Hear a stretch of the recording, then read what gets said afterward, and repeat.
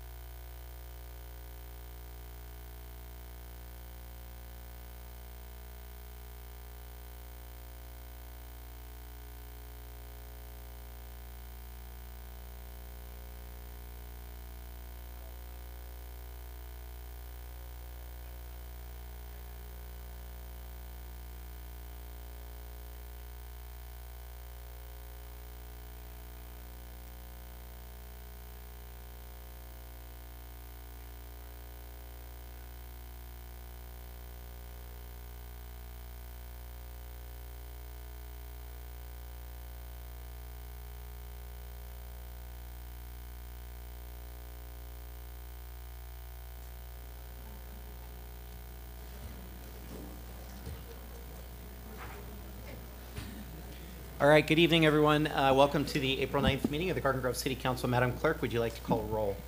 Councilmember Bradigan? Here. Councilmember O'Neill? Here. Councilmember Tu Ho Nguyen? Here. Councilmember Bowie? Here.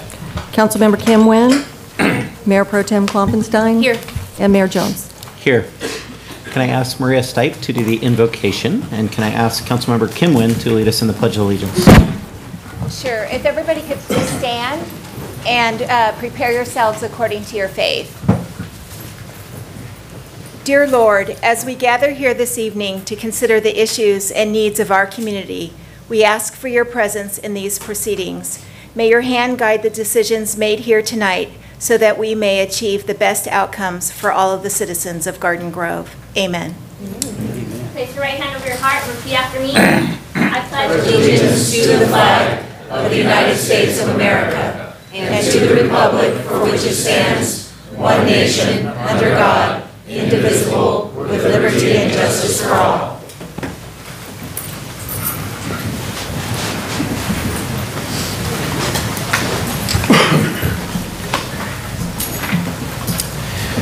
Okay, we go on to presentations, but before we do, I actually want to bring one consent item forward first, as it applies. So can I bring forward item 3A, adoption of a resolution for commendation for Police Chief Todd Elgin. Can I make a motion to approve that at this time? Second. Call the vote.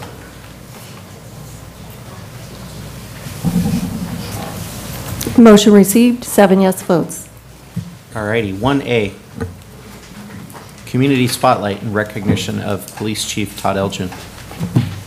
1A is a community spotlight in recognition of Police Chief Todd Elgin on his retirement after 32 years of service to the city of Garden Grove, and Ms. Stipe is here to read the community spotlight.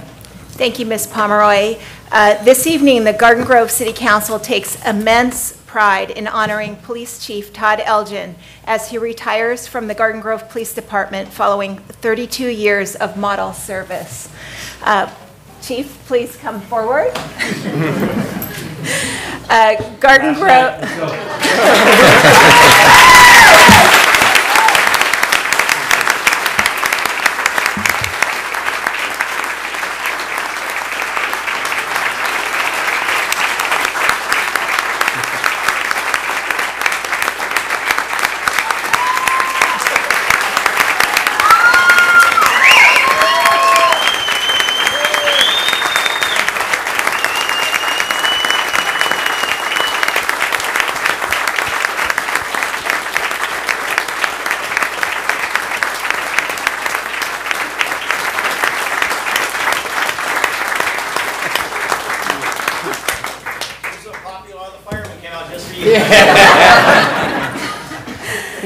Garden Grove's 12th Chief of Police, Todd Elgin, joined the city of Garden Grove on October 9th, 1987 as an eager police recruit, soon after graduating as an honor cadet.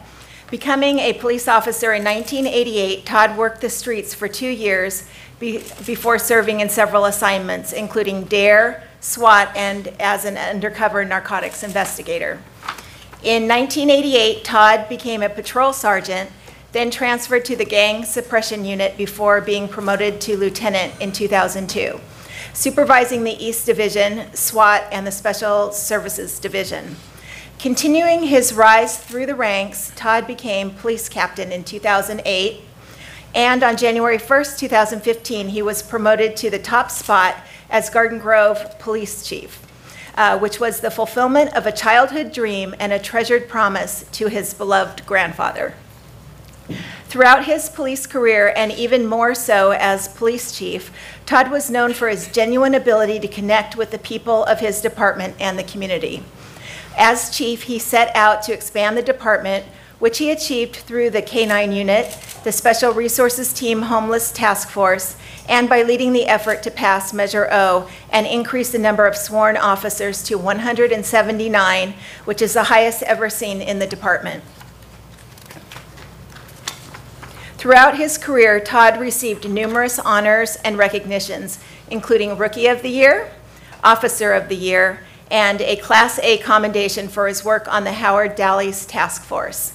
On April 20th, 2019, Police Chief Todd Elgin will retire from the City of Garden Grove following 32 years of illustrious career service to the Garden Grove community and multiple generations of Garden Grove police personnel. Todd's many accomplishments and significant contributions to the future growth and success of the Garden Grove Police Department will be a lasting legacy. Second only to his profound love for the Garden Grove community and the men and women of the Garden Grove Police Department. Chief Todd Elgin stands as one of Garden Grove's most admired and esteemed police chiefs, and the City of Garden Grove now has the immense privilege of thanking and commending. And so at this time, the Garden Grove City Council would like to present Police Chief Todd Elgin with a resolution of commendation for his more than 3 decades of meritorious service to the city and community of Garden Grove.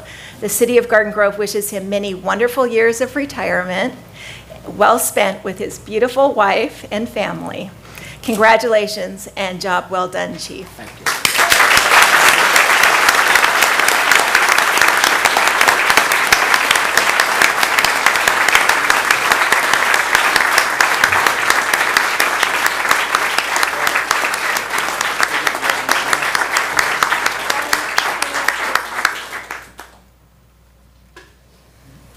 The mayor asked me if I was going to say a few words. Have you ever known me not to say a few words? Mayor Jones, members of the council, I think I'd like to address you first. I just want to thank you for this honor tonight to be standing in front of you. It's been an honor to serve as not only the police chief, but I think as a police officer, and that's really how I see myself, as a police officer in the city of Garden Grove. So I thank you for the honor here tonight and allowing me to speak on behalf of myself and my family.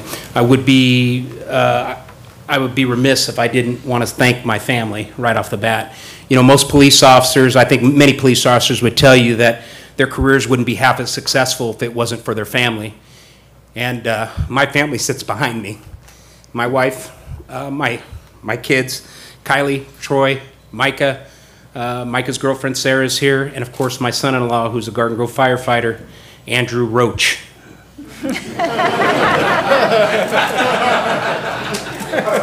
Good job, Roach. I want to thank you, family, for everything that you have done for me. You've allowed me to come here to this place, give my best energy to this place, because we know that most of the time you got scraps when I got home. So I want to thank you for standing by my side, all of you, putting up with the ups and the downs of what it means to be a wife and daughter and son of a police officer. I'm very proud of all of you, and I just want to tell you that I love you, and thank you for being there for me. For my central management team, a lot of them are sitting in that room. A lot of them have come around. Oh, they've come in. Boy, we are a team, huh? It's been such a privilege for me, I think, to be part of this city in this capacity as a police chief, because we really work together. I mean, we really try to work hard together. We don't always agree, but I think we have a mutual love and respect for each other, and I think that extends to the council as well. And I think we have a really unique situation here in the city of Garden Grove, and I think there's been times over the years where it's gotten contentious and we've butted heads, but I do believe that for all of us. We have a mutual respect for each other, and we all have a role that we play in the city. And I think nobody does it better than this central management team that I'm part of. I feel so proud to be part of that team. And again, it extends in with the council as well. To the men and women of the Garden Grove Police Department, I know you're behind me. I can feel your eyes burning into the back of my head. I've told you so many times how I feel about you and what you have meant to me over the years. I've been in this city for over 30 years. I grew up in this city. And, you know, I really feel like I'm the same guy I was when I first started, you know, all those years ago. I'm a little older, a little wiser. I have a different role in the organization. But overall, I still feel like a Garden Grove cop. And I've told you this before, and I'm going to tell you again. And I think the new police chief, who, by the way, I respect a great deal, and I think he's going to do a fantastic job, Chief Tom DeRay and his administration that he's currently got with him. Your future is very bright.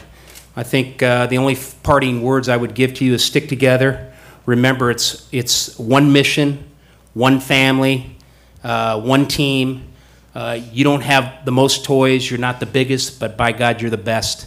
And I think the council needs to understand that. This is the best police department in the county, if not the state of California. I believe that with my whole heart. And we appreciate your support.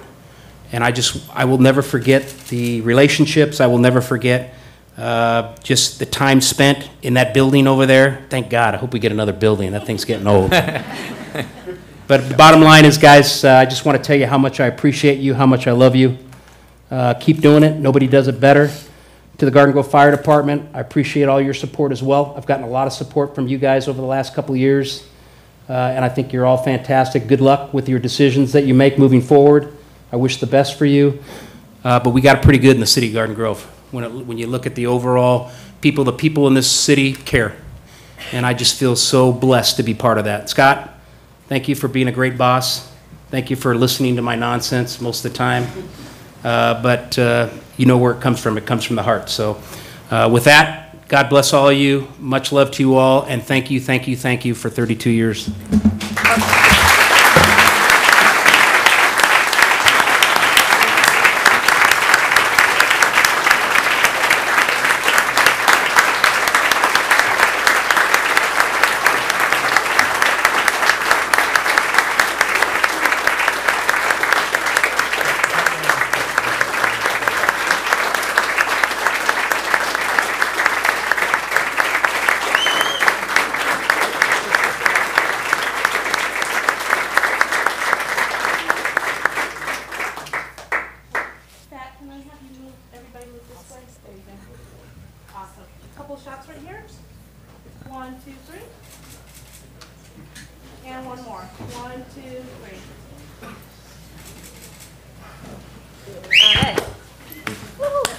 Chief, before you run off, I believe we have another presentation for you.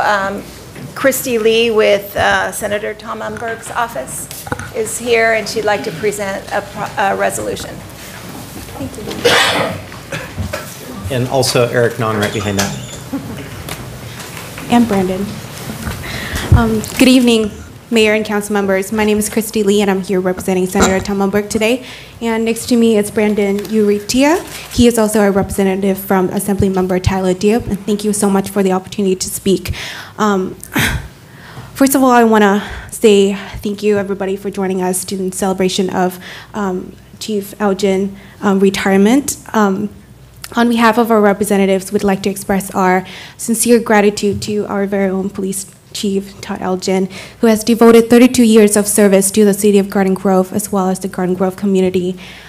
He has definitely led our police department as well as our Garden Grove community with great leadership, integrity, and loyalty. And as a field representative and also as a resident of Garden Grove, it is my privilege and honor to have had the opportunity to work with you and to have you as my police chief. And I'm sure that many residents who are here today, as well as the mayor, council members, and managers, can attest to this. So with that being said, I'd like to present a resolution, a joint resolution from Senator Tom Umberg, as well as Assemblymember Tyler Diop, with my colleague right here, Brandon, to you.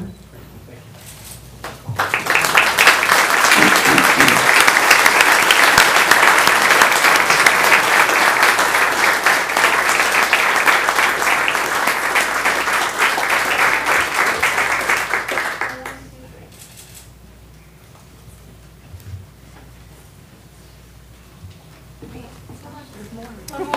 Go ahead. Yeah, Eric, please come forward. Mayor, Garden Grove City Council, Chief Elgin.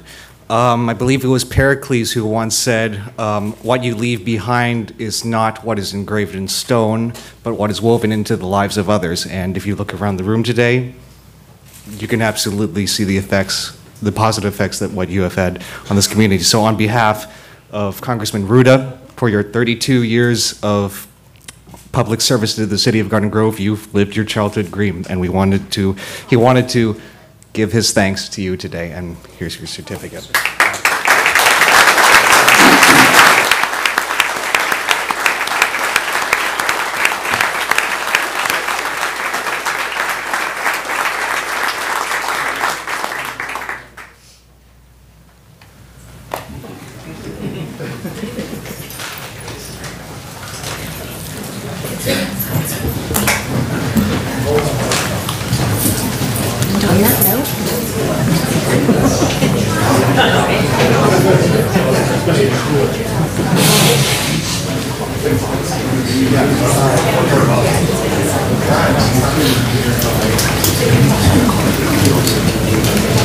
Yes, that would be helpful.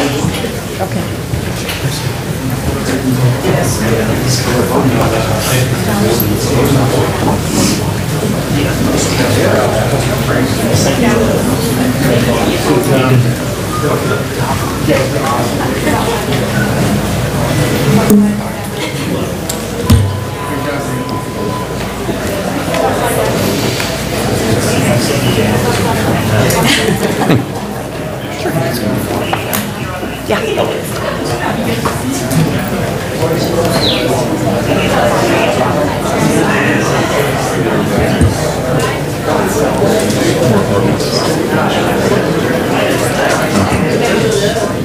That's just general?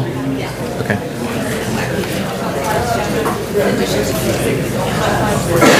He does. Yeah, okay.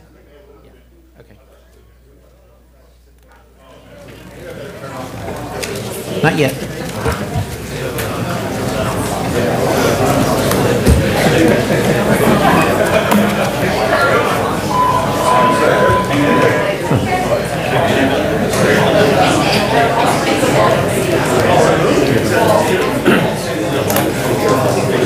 Terry?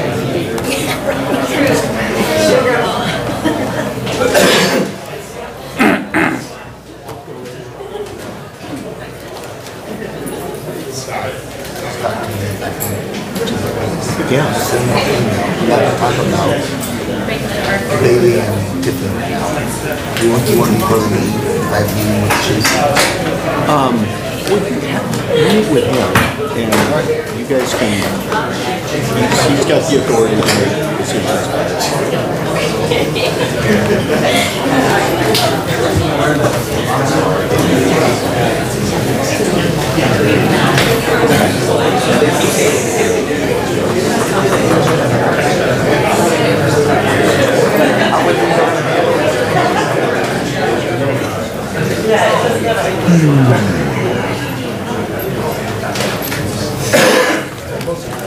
All righty. We shall reconvene. Next, I want to go out of order and I want to bring forward consent item 3C, which is adoption of a proclamation declaring April 2019 as DMV Donate Life California Month. I believe we have Bobby Hemfeld here, is an ambassador with One Legacy and is a donor mom. So she's here to receive the frame proclamation. So I would like to bring 3C forward and move it for vote, if I could get a second. I will second. Call to vote.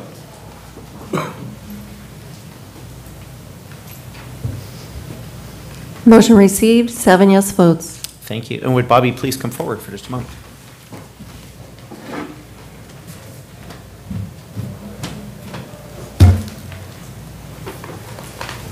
Thank you. Very much. Thank you. It's beautiful. I would. Thank you. Thank you, Mayor Jones, and for all the city council persons for supporting Donate Life California Month. I just want to say a few words. My connection to Donate Life is through my son. He was a very avid proponent of organ tissue donation. We had often had that conversation, as I do encourage all parents to have it with their children. So I definitely knew what his wishes were. He unfortunately was involved in a very tragic accident, and it was a no-brainer as far as what we were to do. He was definitely an organ tissue donor, and it made what was a tragedy turn into a little bit easier process for me, knowing that he was able to pass on the gift of life to somebody else. I do certainly hope that everybody in this room has decided to become an organ tissue donor. You can certainly do that by either registering on the DMV or go online to donatelife.org, donatelife.california.org. Sorry. There's too many Donate Life things in my head. So I really would appreciate it if everybody could do that. There are 115,000 people nationwide that are on the waiting list, and unfortunately 1 out of 3 of those people don't make it to the stage where they do receive an organ, so there's a desperate need for that. So thank you for listening. And I do appreciate receiving this proclamation, and I do invite everybody to come to our annual run walk in Fullerton on April 27th, and I've put some information in this little goodie bag I have here to leave with you, and also some little goodie bags for each person. Okay? Thank you very much. We appreciate it. And could I get a picture with you? Thank you, very much. Yeah. Should we do it now? You want to go now? Oh, yeah, please. Yeah.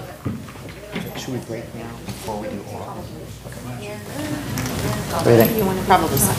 We have oral and we have other agencies and then we have consent. Then yeah, so, then yep. It's up to you guys. Huh? Sure. Other related duties as Put that on your resume, Scott. Well, let's see how good the is off first. On the count of 3, 1, 2, 3. Okay. Thank you so much. One more. One more. Count of 3, 1, 2, 3. Okay. Yay. Cool. Thank you, buddy.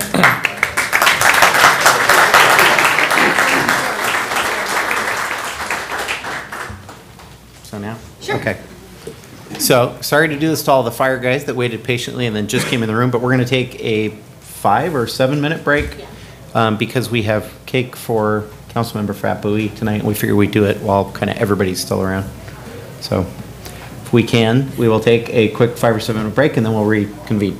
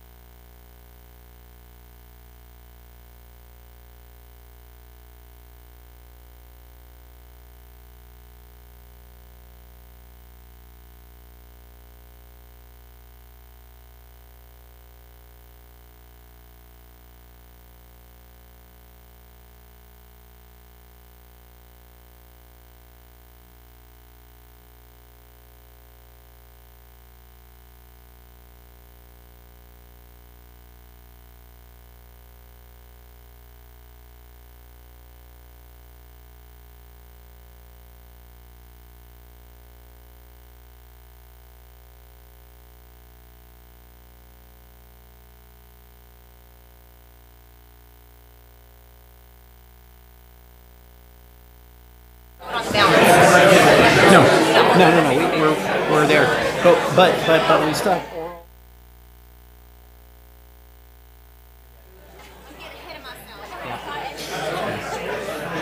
I need to pull everyone else. What's that? I'm going to pull everyone else because we have a so light.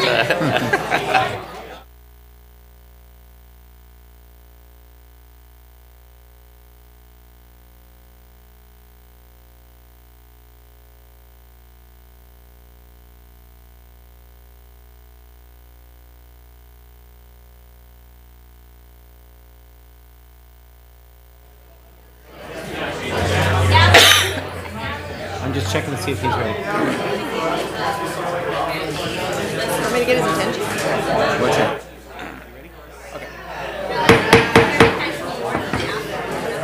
Alrighty, we will reconvene. Thank you for allowing us to take a quick break. Next up is oral communications. I do have a few cards, starting with Tom Raber. Thank you, Mayor. Thank you, council people. We are family. I'm going to say a couple numbers here. 1874.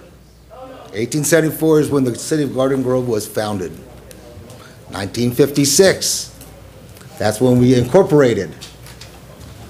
There are roughly 180,000 residents here in the city of Garden Grove. I'm here to discuss the transition of the Garden Grove Fire Department to the Orange County Fire Authority. I'm 58. I've seen a lot of companies that go contract. It never works out. I really don't want 2019 to be a time that the 7 people tonight are going to be voting on we're going to regret. I've had the pleasure of going through the Garden Grove website, reading all the minutes from the 60s, 70s, and 80s. And those 5 people loved the city and loved the residents of the city on the laws that they have passed. I would like to leave this discussion that I do not accept the transition to the fire authority due to the fact that it will cost the city more money at the end. Thank you. Thank you. Nick Dibbs.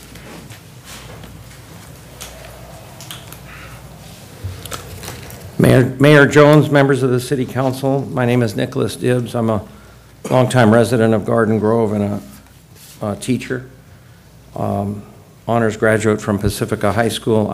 First off, I want to thank Mayor Jones and the staff for putting together. It was about a little over a few months ago, I came to the council and asked that the City of Garden Grove support an assembly bill that would help facilitate reopening Community Hospital Long Beach, where I happen to have been born many years ago.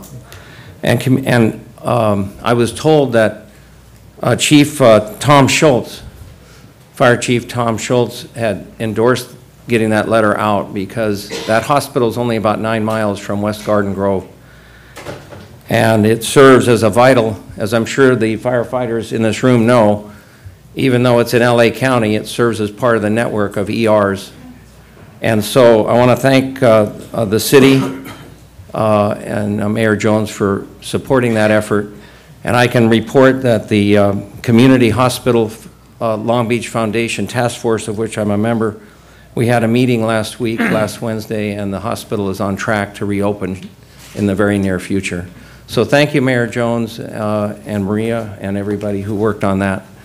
Now, with regard to the Citizens Oversight Committee, as you know, that the Oversight Committee is only going to have maybe up to 4 meetings a year. Let's not rush into this. I recommended back on February 20, at the February 26th council meeting, that you take the applicants that are qualified or the finalists and invite them to come and meet with the council in a special open session, special city council session, give them each a minute or so to speak, and then ask them questions, so that you have an opportunity not just to look at what's on paper, but to meet them, ask them questions. So I'm just going to reiterate that request, that you consider. If it takes an extra month to do this, so be it, but that you interview those that you feel are the good finalists to consider. Now, with regard to the proposal from the Fire Authority, there are pluses and minuses. And I was given a financial analysis that the city did back in September and November, but I've been told tonight that there were subsequent analyses, which I don't have a copy of. But the two I do have a copy of show that the city is going to lose money, but the other ones maybe show it different. All I can say to you is that you have two choices. One, either approve it or don't approve it, or put it to the voters for a vote. If you don't want to send it to the voters for a vote, then just ask yourself, is this the best thing for the citizens of Garden Grove? And if that's how you feel, then go ahead and vote yes. And if you feel that there's some things that should be worked out, then vote no. Thank you for listening. Thank you, Nick. Lala Trong. Here.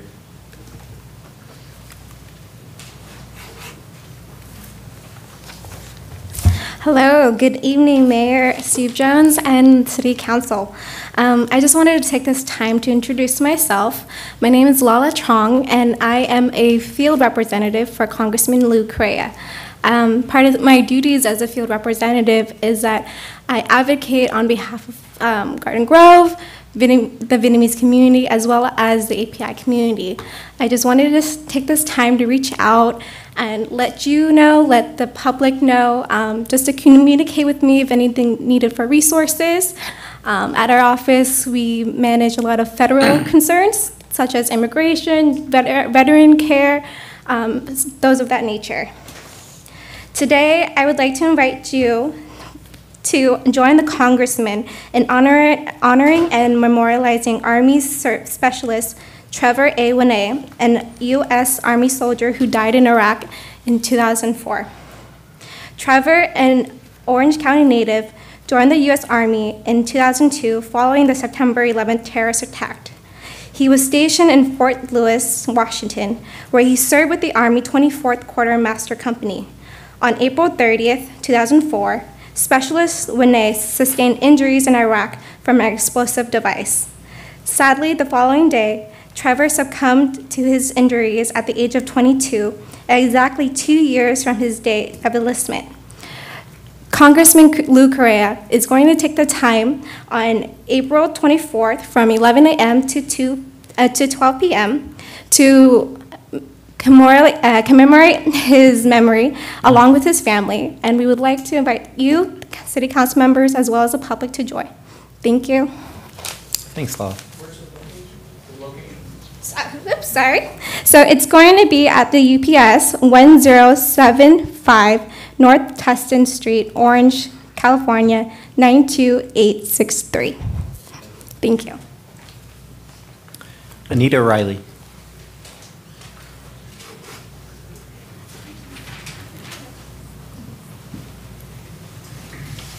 Hello, Mayor, Councilman, staff. I've lived in Garden Grove for almost 50 years. I've never come and talked to you guys. I always thought you were doing a good job. I think you need my help now. And, well, you know, I'm retired. We got ideas. The thing that I'm upset about, or would like to point out to you, you've taken the Duck Pond parking lot for the city employees. I don't think you've thought this out very well, because city employees are working all day long. They've taken all the prime spots right next to the pond. And you've got signs everywhere that says no parking, 7 a.m. to 6 p.m. Monday through Friday. Now, it doesn't say every other Friday, because whenever you're off, it says we can't park there anyway. And then on the weekend, you had 20 vehicles there. I counted them. You still have open spots. I think what you should do, since you've given away your parking spots for your employees, is tell them they can't park next to the grass where the pond is. There's still enough room for everybody. And leave that for the public. And change your signs. And I was there, and one of your code guys said I was going to get a ticket if I didn't move, and told me I could park where the library was. I said, well, you can't see the duck pond. And he says, well, that's what you have to do. So I don't think you've thought it out well. I hope that you'll change it. Okay? Thank you. Thank you for that.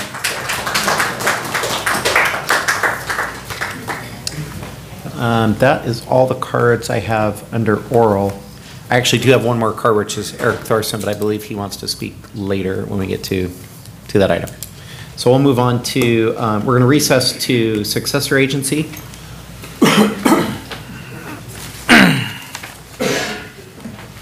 Madam Clerk, would you like to call roll? Member Bridegham? Here. Member O'Neill? Here. Member T. Wynn? Here. Member Klopfenstein? Here. Member K. Wynn? Here. Vice Chair Bowie? Here. And Chair Jones. Here.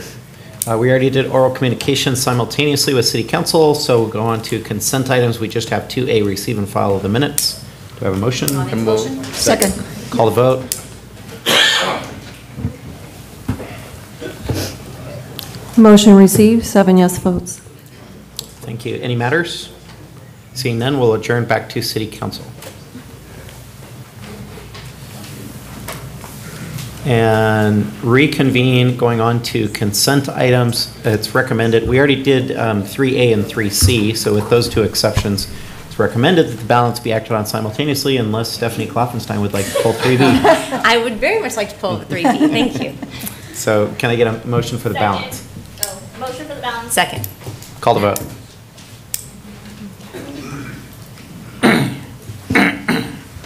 Motion received, 7 yes votes. All right. 3B is actually a very serious matter. It's a proclamation acknowledging April as Child Abuse Prevention Month in Garden Grove. And I won't read the entire proclamation, but I am just going to pick out a few key points that I think are worth noting. Obviously, the beginning talks about Garden Grove. We're a community where our most precious members are our children and where they deserve to grow in a safe, happy, healthy, and stable, caring environment. With that, the City of Garden Grove has some wonderful resources and things that they've been doing in relation to this, one of which is our Garden Grove Police Department School Resource Officers who were recently honored for their efforts in bringing awareness and preventing child abuse and neglect in Garden Grove by the RAISE Foundation, a private nonprofit officially designated as Orange County's Child Abuse Prevention Council at their 25th annual Blue Ribbon Kickoff Ceremony. The City of Garden Grove actively places efforts in raising awareness and preventing child abuse through family support services and events offered by the Magnolia Park Family Resource Center, as well as the Buena Clinton Youth and Family Center, such as the Family Fun Day at Magnolia Park, which this year will be Thursday, April 25th, 2019. And then finally, local activities observing the Blue Ribbon Month include a pinwheel garden planted at the Garden Grove Chapman Library to raise awareness and memorialize children who died in this past year from abuse or neglect. So with that, I'd like to motion that April be known for Child Abuse Prevention Month in Garden Grove. Second. Call the vote. Motion received, 7 yes votes. Alrighty, that takes us on to items for consideration. Item 4A, approval to use grant funding to develop the Garden Grove Active Downtown Plan. Item 4A is approval to use grant funding to develop the Garden Grove Active Downtown Plan. Approval to appropriate grant funds in fiscal year 2018-19 and award a contract to KOA Corporation for a professional service agreement to develop and coordinate the Garden Grove Active Downtown Plan. And Ms. Chang is here to give the report. Thank you, Ms. Palmer. Good evening, Honorable Mayor and Council members. In 2017, staff applied for and awarded a Caltrans Sustainable Communities Grant to propose developing a plan that will identify the needs and mobility strategies that will make a vibrant, walkable downtown that is attractive to businesses and inviting the visitors and residents. The idea was to accomplish this using 3 core items. 1, an extensive community outreach process engaging disadvantaged communities that may not be able to participate in traditional planning processes. 2, improving safety for pedestrians and increasing connectivity. And 3, exploring new modes to improve efficiency of existing roads by moving people in the same amount of space. Last year, the City Council adopted a resolution to enter into an agreement with Caltrans to accept funds in the amount of $340,000. Later, staff released an RFP and proceeded through an evaluation process. KOA Corporation was ranked the highest and selected as the consulting firm to assist the city in performing the scope of work tasks. What's important about this plan is that it will have the data and research in one place and will lead to future implementation of active transportation projects and allow the city to be eligible to apply for additional grant funding opportunities. Some of the key outreach milestones in the timeline include forming an advisory committee with important stakeholders, including pop-up events that will provide great publicity for the downtown area and connect the community to support future open streets events. The potential multimodal improvements for this plan can also help expand the area for other events beyond the downtown area. These events will make it easier for people to learn and provide input by bringing a mobile workshop to them instead of expecting people to attend conventional public meetings. Also, the use of online interactive mapping tools to allow users to place pins on barriers that they see. A few of the technical inventory analysis tasks include reviewing relevant plans, including the general plan and the newly adopted bike and pedestrian master plan, a walk audit and tours of the neighborhood and access existing conditions and traffic analysis. And existing conditions data will include information such as land uses, population, census, employment. Physical environment will be mapped out, including curb widths, ground utilities, signal equipment, street lights, and all of this will be recorded in an aerial map to discuss all outreach events, including open streets. The milestones in this plan will happen concurrently and overlap with other grant programming projects. For example, the BCIP grant project will fund 15 miles of bike lanes on the west corridor along Chapman between Valley View and the city limit. The ATP Cycle 2 grant project will fund the first mile paving the bike and pedestrian trail along the PE right-of-way. The Bike Safe Trailer grant program will add bike education and events for students at various schools citywide. CAL FIRE Urban Forestry grant to fund trees, landscaping, irrigation along the PE right-of-way. SCAG grant for Safe Routes to School in collaboration with the Garden Grove School District. Target schools citywide, making neighborhoods safer for students to walk to school. And this active downtown plan is a plan to collect data with all the other projects and overlapping goals. Finally, the event part is the Open Streets event that invites the community to celebrate and experience the results of all the projects combined in one. Currently, staff is working hard to pull all the moving pieces together for our next Open Streets event in 2020. All of the grant programming is administered by various city departments, including Public Works, Police, Community Services, and Community and Economic Development Department. And there is no impact to the general fund. It is recommended that City Council approve the Caltrans Sustainable Communities Garden Grove Active Downtown Plan, approve the appropriation of funds in the amount of $340,000 for fiscal year 18-19, award a contract to KOA Corporation to develop and coordinate the downtown plan, and authorize the city manager to execute the contract with KOA on behalf of the city and to make minor modifications. That concludes my report, and I am available for questions, and our consultant, Frank Barrera from KOA, is also available to answer any questions you may have. Thank you. Thank you, Elena. Any questions of staff or the consultant? Go ahead, Kim. I just wanted to ask you a question regarding the advisory committee, as I had a resident reach out to me about wanting to get more involved with this particular project. So could you talk a little bit about what that advisory committee will do and what the process will be to select the advisory committee? Typically in the past, the advisory committee is usually put together by, composed of community and business owners, key stakeholders, any stakeholders who want to volunteer. or even community members that are interested. And in the scope of work, it calls out that they need to attend up to 6 advisory committee meetings. Every task that's completed will typically be reviewed by the advisory committee, and then we invite their feedback and their input, and they will also review the draft plan and also help with the strategies and I guess giving advice or what they would like to see. And I imagine that will be made public so that residents, if they choose, they will be able to apply to participate? Yes. Thank you. Any other questions? Yes, I think this is a really good project, and I would like to commend staff for working hard to get the funding so that we don't have to spend general fund for this kind of project.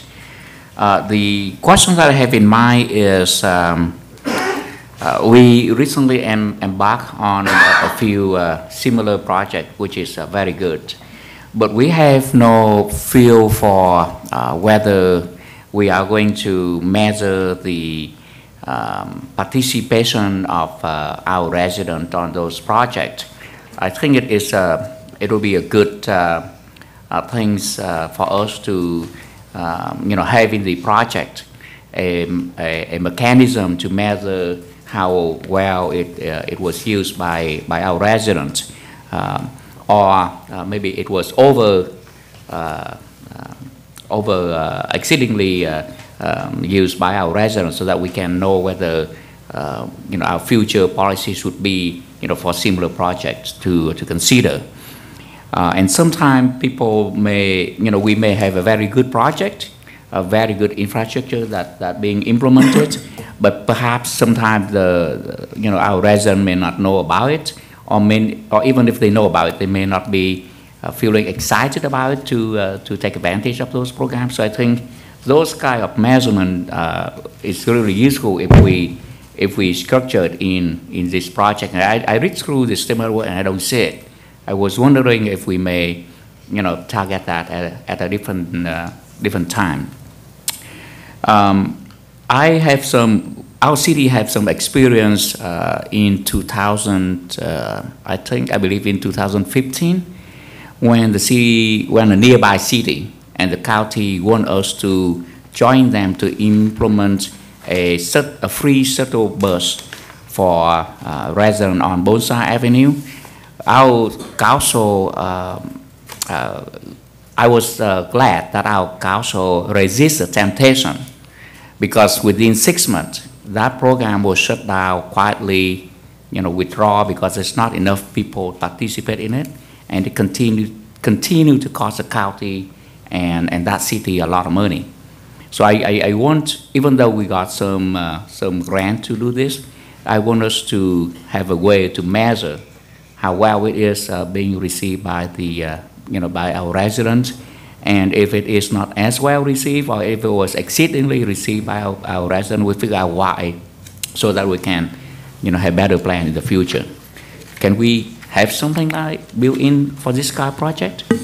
Yeah, Councilman Bowie, if I could just chime in real quickly on this. I know we had a real good conversation even yesterday with yourself, Councilmember Nguyen, Councilmember Brightigam. We talked a little bit about putting together some grant transparency around that. So we're working on that through Sean Park in our office. We're going to put some templates together that list out all the grants we've received in each department, and try to come up with some measurements that would say what the grant is, when it was applied for, when it was received, what some of the outcomes were, that sort of thing. So I think your comments are well made. Councilmember Nguyen has also made some comments to us about that too. So we're trying to work through that a little bit, and I think we can add that to our open government webpage so citizens can see exactly, what's out there, what we've applied for, what we're receiving, and then it's incumbent upon us, as you indicated, to try and get some measurable outcomes that we can track some of this stuff, and that you can feel good about the grants, the grant money we're accepting. And in this case, it's good because there's no matching money that we're putting towards this grant, but it's So from that standpoint, it's good, but nevertheless, it's still money that needs to be measurable, and we get good outcomes from it, so. Okay. Thank you. Any other questions? If not, I would like to move the recommended actions. Second. Call the vote. Take your pick.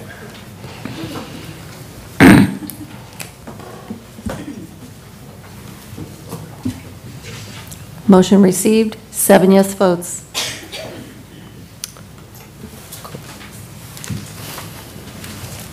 All right, next up is item 4B. Item 4B is a consideration of a contract with the Orange County Fire Authority to provide city fire and emergency medical services for the city of Garden Grove, and Mr. Stiles would like to comment on this. Mayor, as you know, my office represents the OCFA and has general counsel capacity, so I'm recusing myself on this one, and you do have special counsel to advise you on this.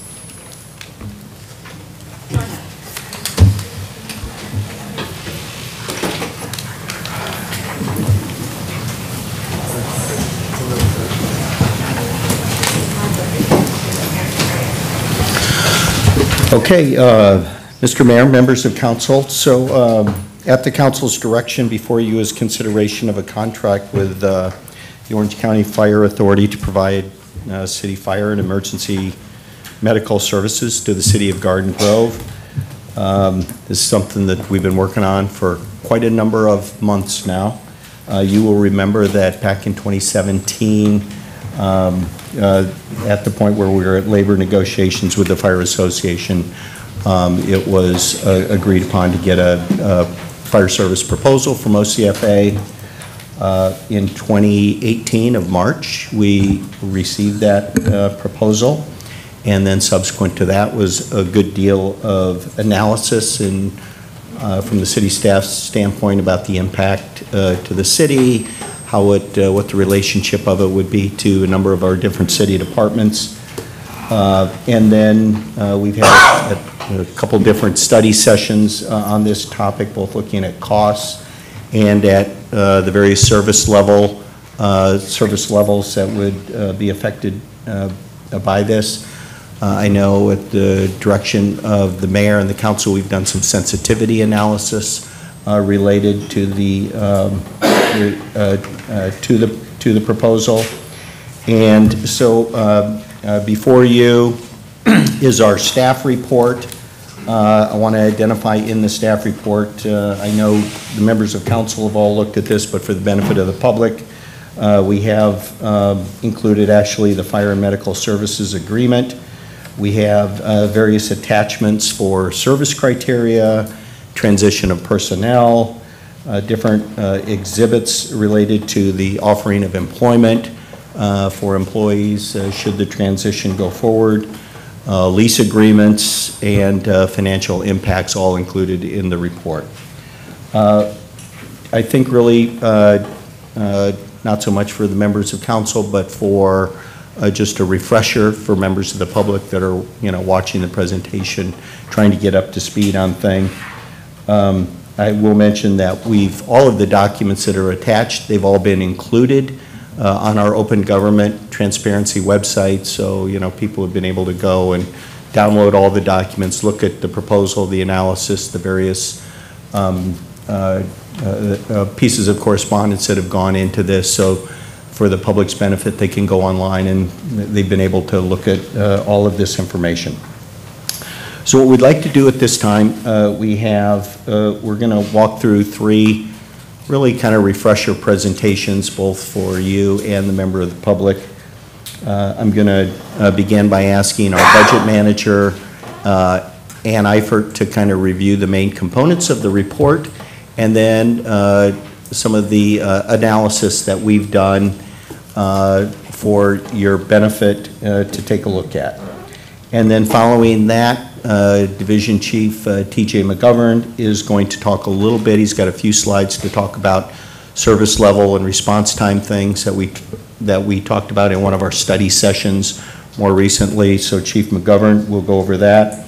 And then finally, our attorney, Daphne Anit, who I know you all know with the with the firm of Brown, Williams, and Sorensen will kind of give us an update just on the components of what's in the fire service agreement and some of the discussions that we've had with the various employee groups that are affected by that, and that includes both the Fire Association, Fire Management Association, the Orange County Employees Association. There's a small number of OCEA employees that are affected by that.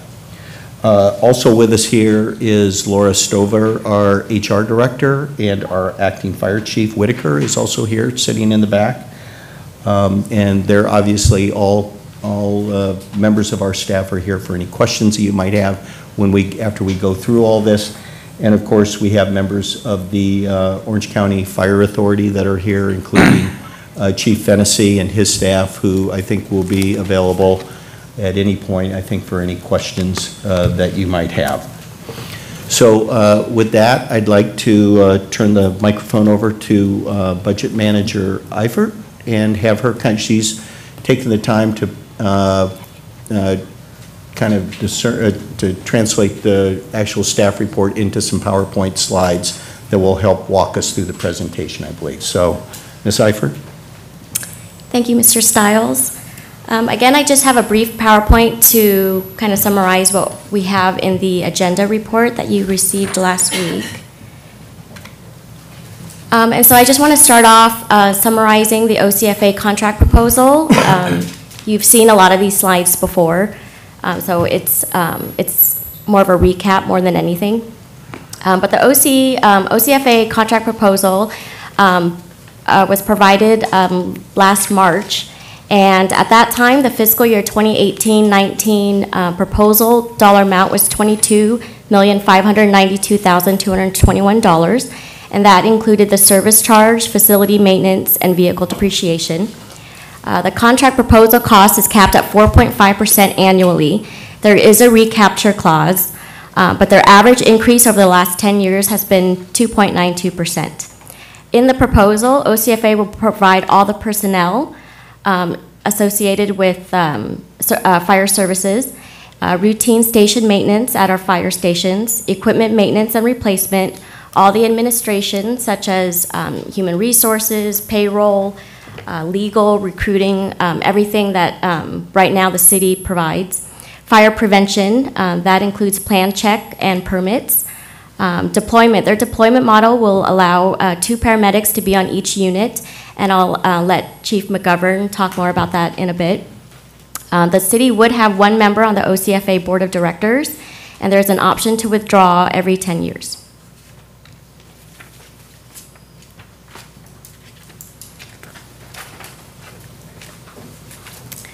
So the personnel, all sworn employees currently employed here at the city will be offered positions. They will have to go through a pre-employment check, a medical physical examination, live scan, California DMV check, and the city is responsible for any employees who do not pass the pre-employment. There are 5 non-sworn employees currently working for the fire department. 3 of those employees have been offered positions with OCFA. As for the facilities, there is a lease agreement as part of the service contract. OCFA will be leasing all our 7 fire stations for $1 per year per each facility. They will take on normal daily operations, maintenance operations, and they will take over the payment of utilities. The city does remain responsible for a revolving facility account, which is about $15,000 per station per year. In that account, any repairs over $1,000 would be deducted from that account. It's to be replenished annually. The city is responsible for any capital improvements over $15,000 and any hazard issues that we have at the facilities. The only thing we can think of is some of the fuel tanks that are there. As far as equipment goes, OCFA will be taking over 6 Type 1 engines, 1 battalion chief vehicle, a battalion utility vehicle, a truck company, an air light unit. OCFA will provide all the maintenance for these vehicles, including the fuel, and the contract includes the cost of vehicle replacement. There are additional costs in addition to the contract service, and these additional costs includes a one-time asbestos certification of approximately $21,000 and startup costs in the amount of $2,136,225, I'm sorry. And this payment can be made over 10 years. These one-time startup costs includes basically all the costs that OCFA has to take on in order to transition Garden Grove to OCFA. It's service center improvements, personnel costs. Those are the background, the cost of all the background and medical checks. Some fleet upgrades, communications, IT, facilities, and emergency medical services. And again, that is spread out over 10 years. There are ongoing city costs for the city. First and foremost is the pension obligation that we have to PERS. These pension obligations for the unfunded pension liability exist whether we go to OCFA or stay. Same with the retired medical premium contribution. It ranges, it's about $95,000 for fiscal year 1920. This is the medical payments we make for retirees. And again, this stays as a cost to the city whether we stay or go. We will be still responsible for workers' compensation claims, records management, weed abatement, hazardous materials cleanup.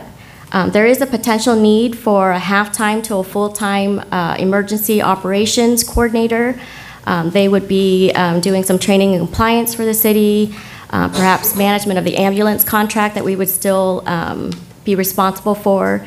There would be some records requests that they can take care of. And the one thing that came up during our talks with OCFA for these last couple of months is hydrant maintenance. Hydrant maintenance wasn't discussed about in our previous presentations. It was just one of those things that we overlooked, and as we were having those discussions with OCFA, we realized that our fire department currently provides some hydrant maintenance, and this would have to be taken over by our water department. And they project that cost to be about $130,000 a year. That's basically the cost of a truck and a full-time employee. However, there are other savings. We will have some savings in regards to facility maintenance, daily facility maintenance. Right now, our Public Works Department takes care of day-to-day repairs. OCFA will take that over. They will also take over payments of utilities. We do have some savings in regards to insurance premiums. If we don't have a fire department, we can save on general liability insurance and workers' compensation insurance. There is some impact on city services. Building plan check services, obviously, developers and contractors will just come here to Garden Grove. OCFA can explain this a little bit more, but they could either go to OCFA to their headquarters to get their plan checks. There could be some discussion where they can drop off their plans here, and then OCFA would come pick them up, drop them off. That's still left to be decided. There will be an increase in fees for plan check permits and fire inspections. OCFA achieves 50 to 100% cost recovery. The city currently, right now, our fee structure does not.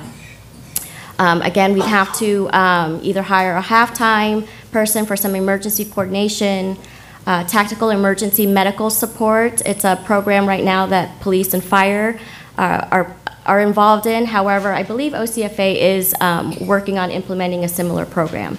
And then the Citizen Emergency Response Team, the CERT program, our fire department currently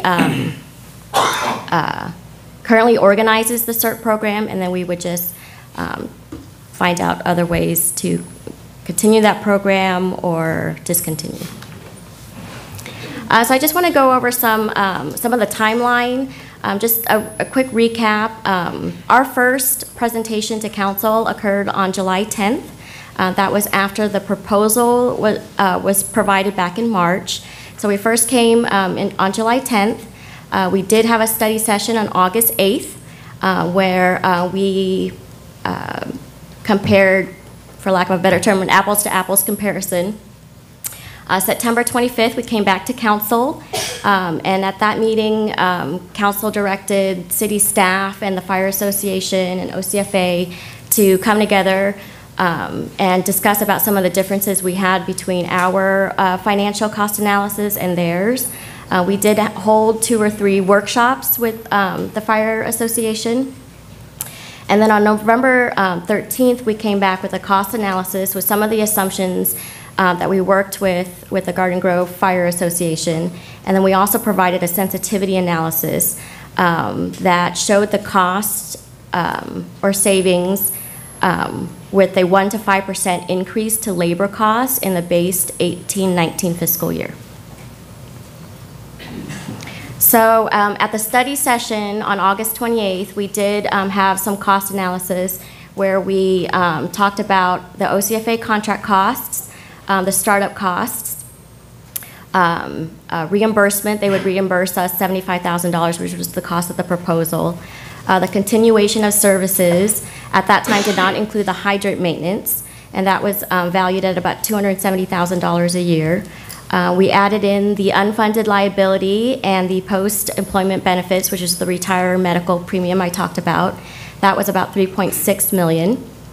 And then we also lessed the savings. That's the savings from facility maintenance, from utilities, and a one-time savings of some vehicle costs. So if we go to OCFA, we'll be freeing up some dollars that we have put aside in the fleet management fund to replace our vehicles at a future date. But since OCFA will be taking that over, we did include that in the cost analysis where that money would be freed up. At that time, we determined the total cost to OCFA for the first year would be $23.5 million or $27.5 million in fiscal year 1920 once you take away all those one-time savings. We compared it with our city budget, which was about $24.8 million. The city does receive about $150,000 in revenue from plan checks and permit fees a year. So the net cost of the city was $24.7 million. And then we estimated a the first year savings of about $1,174,509. However, in the subsequent years, once you take away the one time, it would cost about $1.6 million. And then we took that out for about 10 years and estimated, depending on the cost factor that we used, of either 2.92%, which was the average increase for OCFA, or a 4.5-year increase, which is the max that OCFA can increase our service charges by. We estimated at that time it would cost an additional $14.5 to $15.4 million over 10 years. So again, that was at the study session back in August 28th.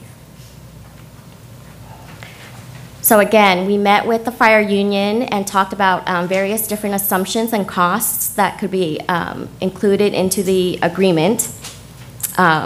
So if we stayed, we would incur some one-time paramedic training costs.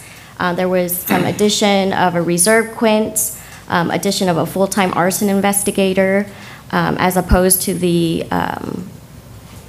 part-time investigators that we have right now.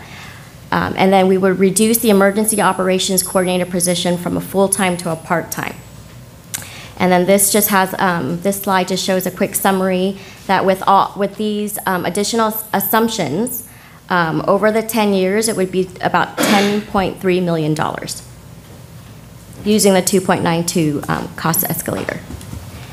And then that's when we also did the sensitivity analysis.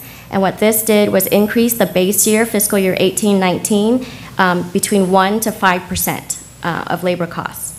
And under these assumptions, the total 10-year cost of the city would be anywhere between $272,000 to $356,000 over the 10 years. So this brings us to a cost update. So since we last met in November, we do have some additional cost updates. OCFA provided us with the cost for fiscal year 1920. If the contract was approved today, it would take about 120 days to transition. And that would make the start date being August 16th. And so that would be in fiscal year 1920. And that 1920 fiscal year cost is 22, I'm sorry, hold on one second.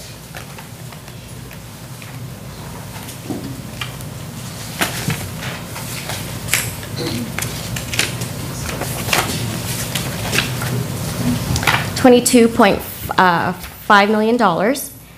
There was an increase of, that was an increase about 3.06%. The estimated city fiscal year 1920 budget numbers, which we have right now, is about $26,047,397. In the next slide, I'll show you, we did update the one-time fleet management cash availability. At the study session in previous cost analysis, it was about 2.5 million. We increased that to about 2.7 because more time has passed, so more money has been saved. We did add the hydrant maintenance cost of about $130,000 a year.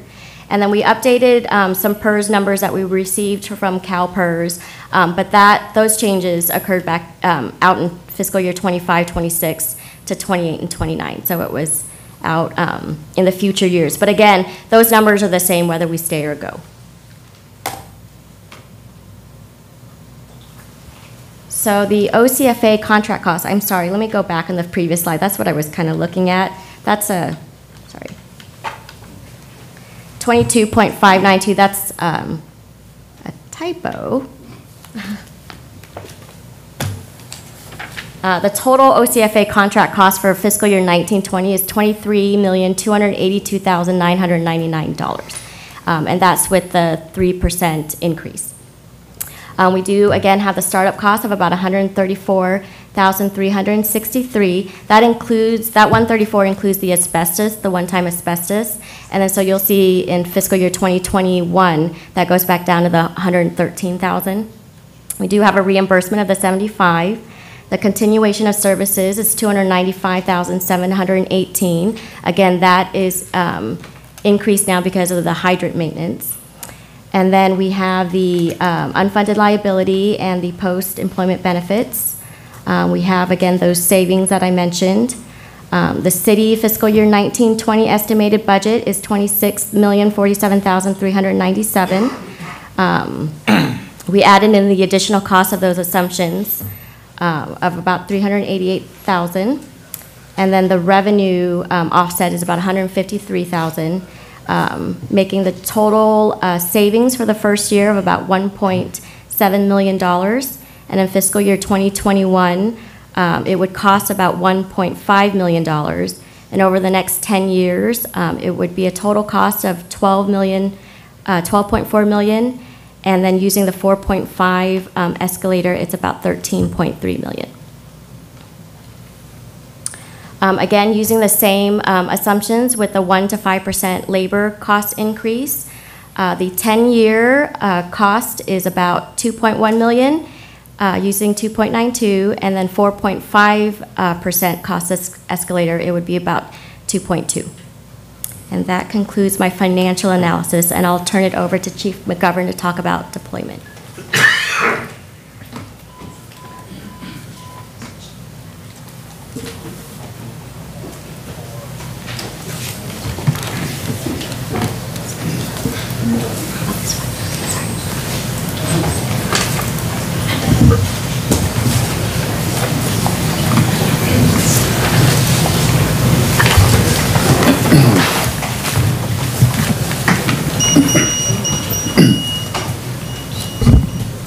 Thank you, Ann. Good evening, Mayor and Council.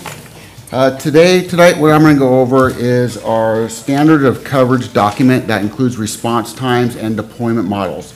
You guys have all seen this in the past on the March 4th study session we had, but what I've done is I've condensed it a little bit, and I took some of your questions you guys had, and I kind of put it so it's more reader friendly and we can read it better. And the biggest thing that I did, I made everything 80% fractile measurement, so we're not comparing 90 to 80. So that will hopefully walk us through it a little bit quicker here.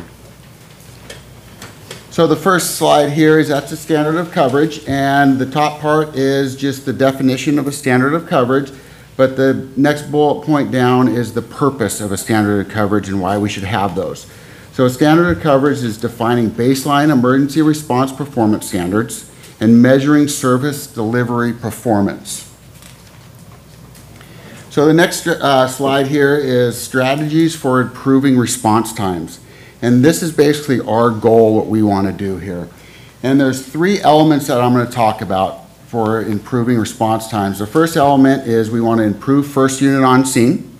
The next one is to improve effective EMS force. And the third and final is to improve effective fire force. So I'll break those down for you guys a little bit more. So in order to improve first unit on scene, the only way to do that is increase the number of fire stations in the city. The next bullet here down is to improve effective EMS force. The way to do that is all apparatus should have 2 paramedics assigned to it. And lastly, to improve effective fire force, all apparatus is staffed with 4O personnel, and that basically means that's 4 personnel on the fire engine or the truck. Moving on, you guys have all seen these 3 boxes many times in the past, so I'll just review them. I took away some of the response times below because we talked about last time how those were legacy numbers, and I'll show you some updated ones here momentarily. So box 1 on the left, that shows our current Garden Grove Fire Department deployment model. The middle box, box 2 and 3, are the same nomenclature in there. They mimic each other. So box 2 is basically, if we were to retain fire services in the city, that's the deployment model we would look at. And box 3 is the proposed OCFA deployment model. So box 2 and 3 are absolutely the same. There's a couple points that I want to bring out here. On all 3 boxes, we all stay with 7 fire stations. We're not subtracting and we're not adding any fire stations on any of these models. Now I want you to bring you down to the very last line here where it talks about the paramedics. Currently today, we have 10 certified paramedics on duty per shift. With deployment model 2 and 3, that's going to be increased to 14 certified paramedics per day per shift. So those are the biggest changes between the 2, box 2 and 3. There's a couple other little things. The number of engines and trucks change a little bit, but the biggest things here, the fire stations stay the same, and the increase in certified paramedics is the biggest ones we're looking at here. So the next slide here is, in the past, we all heard about the 6 minutes response times, and on that last study session, we kind of talked about why those are legacy times and they weren't best practices. So here's the current urban best practice time metrics. This was pulled with Chief Gary from Citygate when he did his, referring to NFP 1710. So what I'm going to talk about here, so the first bullet point is call processing or dispatching. And that is basically from when the dispatcher picks up the phone, hello 911, what's your emergency? They take that. NFPA, the recommendation is 90 seconds. The crew turnout time, NFPA shows it at 80 seconds, but then there's another one, Citygate shows it at 2 minutes. So I'm going to talk about that discrepancy a little bit. So basically, the discrepancy is twofold. There's a fluctuation because if you get an incident in the middle of the day, you're dressed, you're ready to go, your time to get to the apparatus is quicker than at 3 o'clock in the morning when you kind of got to wake up, put yourself together, and then get to the apparatus. So that's why there's a fluctuation, because the time of the day, that's kind of what Chief Gary was talking about with one of the fluctuations. And the other thing is the level of PPE, personal protective gear, that you need to put on. If you need to go just on a medical aid, you're going to go in uniform, but if you need to go into a structure fire, you need to suit up and turn out. So that's why you see that Citygate recommends the 2-minute time. And lastly, the first due travel time is 4 minutes, and that was on the last, that we talked about last time, so that's stayed. So total response time, what we're looking at today, is 7 minutes and 30 seconds. And if you're doing the math here, it's the 90, the 2 minutes, and the 4 minutes. It's how you're getting 7 minutes and 30 seconds. So once again, that 6-minute time that we talked about in the past, that was a legacy time, and it's no longer best practice. So this next slide here is when we talked about the study session, you saw a study at a 1-year response data and a 3-year response data. So after that study session, I was asked to do a current study on deployment models, about 18 months. So I was asked to take from October 1st, 2017 through March 6th, 2019, so just about a month ago. And these are the most current update response times we have. So first unit on scene, this is our current Garden Grove deployment model, what we're doing today. First unit on scene, and this is for medical calls, and this is not a paramedic unit. We will have a fire engine, non-paramedic unit, 80% of the time in 7 minutes and 24 seconds. Now, if we go to our affected EMS force, which means we're going to have 2 paramedics there, we will have 2 paramedics at the doorstep, 80% of the time, 9 minutes. So I want you to focus on that 9 minutes for a second. Now, at the very bottom with the proposed OCFA deployment proposal, the first unit on scene and the affected EMS force will be the same because their deployment model calls for 2 paramedics on every piece of apparatus. So for them, for their medical aids to get a paramedic on scene, 80% fractile measurement, they will be there in 7 minutes and 20 seconds. Now that 7 minutes and 20 seconds was from their standard of coverage document that was in the fire service proposal that we all got. So I'm utilizing their information from their current document.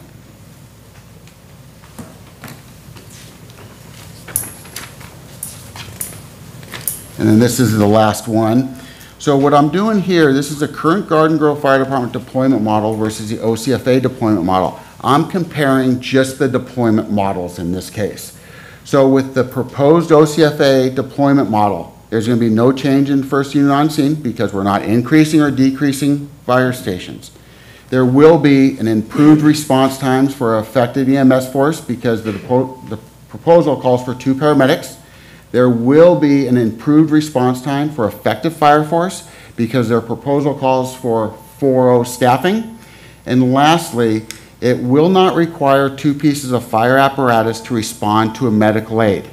And because currently, when 5 of our 7 engines go today to an advanced life support engine, or advanced life support call, an ALS call, it requires another piece of apparatus to come and join them to make that paramedic component. And what that does in hindsight, that second unit that has to come, that leaves that district open and that rig is unavailable. So it's taking basically 5 of the 7 stations here, 2 pieces of apparatus to form up that component.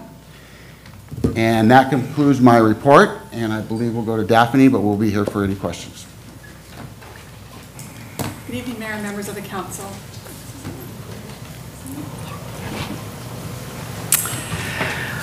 Contracting fire services is a complex process. And as you all know, over the course of many months, there have been a number of parties involved in the process. Right? Your council authorized your city staff to negotiate with the team from the Orange County Fire Authority. And through those discussions and negotiations, your council has before it all of the elements of what is required for there to be an effective agreement. And Ms. Eifert reviewed those for you, but I think it's important for everyone to understand the components, the legal aspects of the process.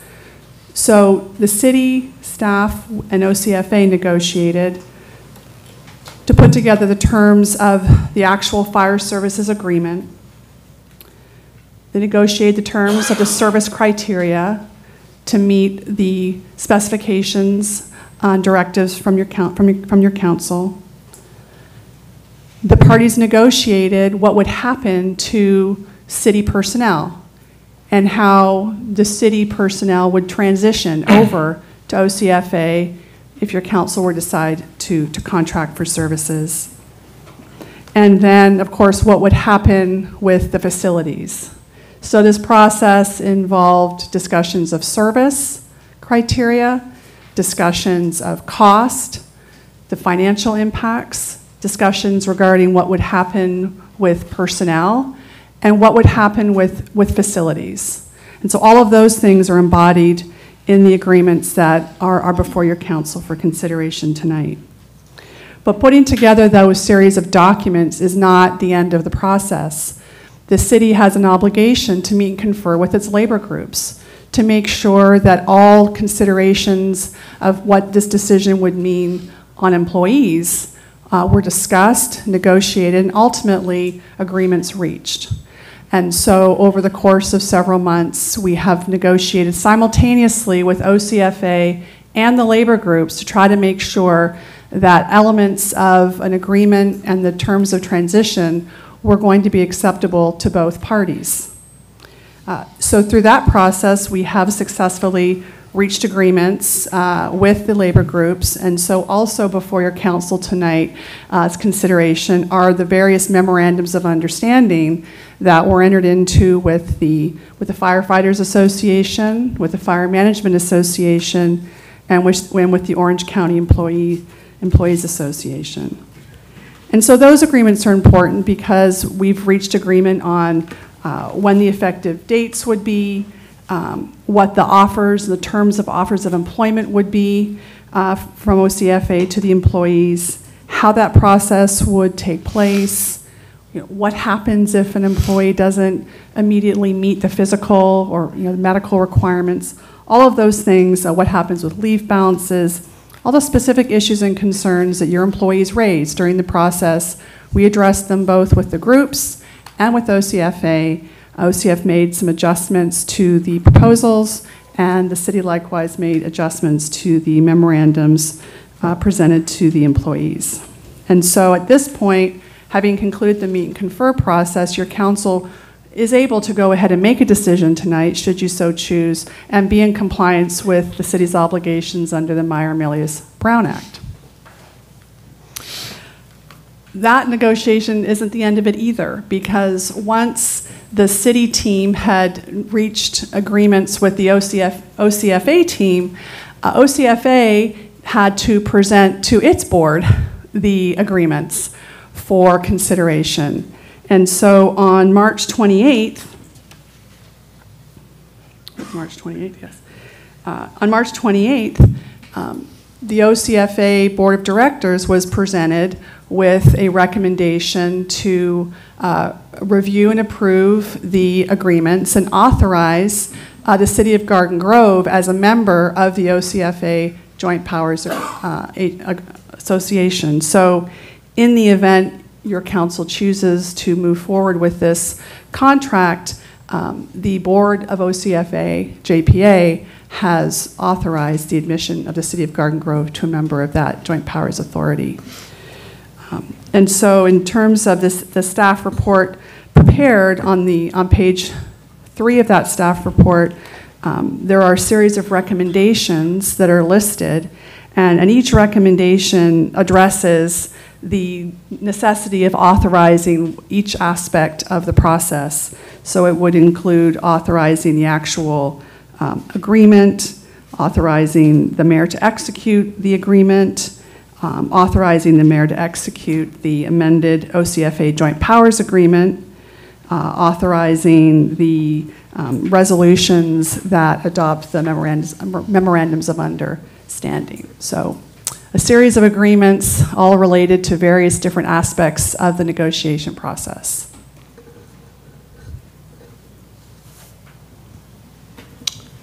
Thank you. Do we have any other presentations? That's it. Okay, Mr. Mayor, members of council, that concludes the remarks from the administration. I want to thank all the members of our city administrative team.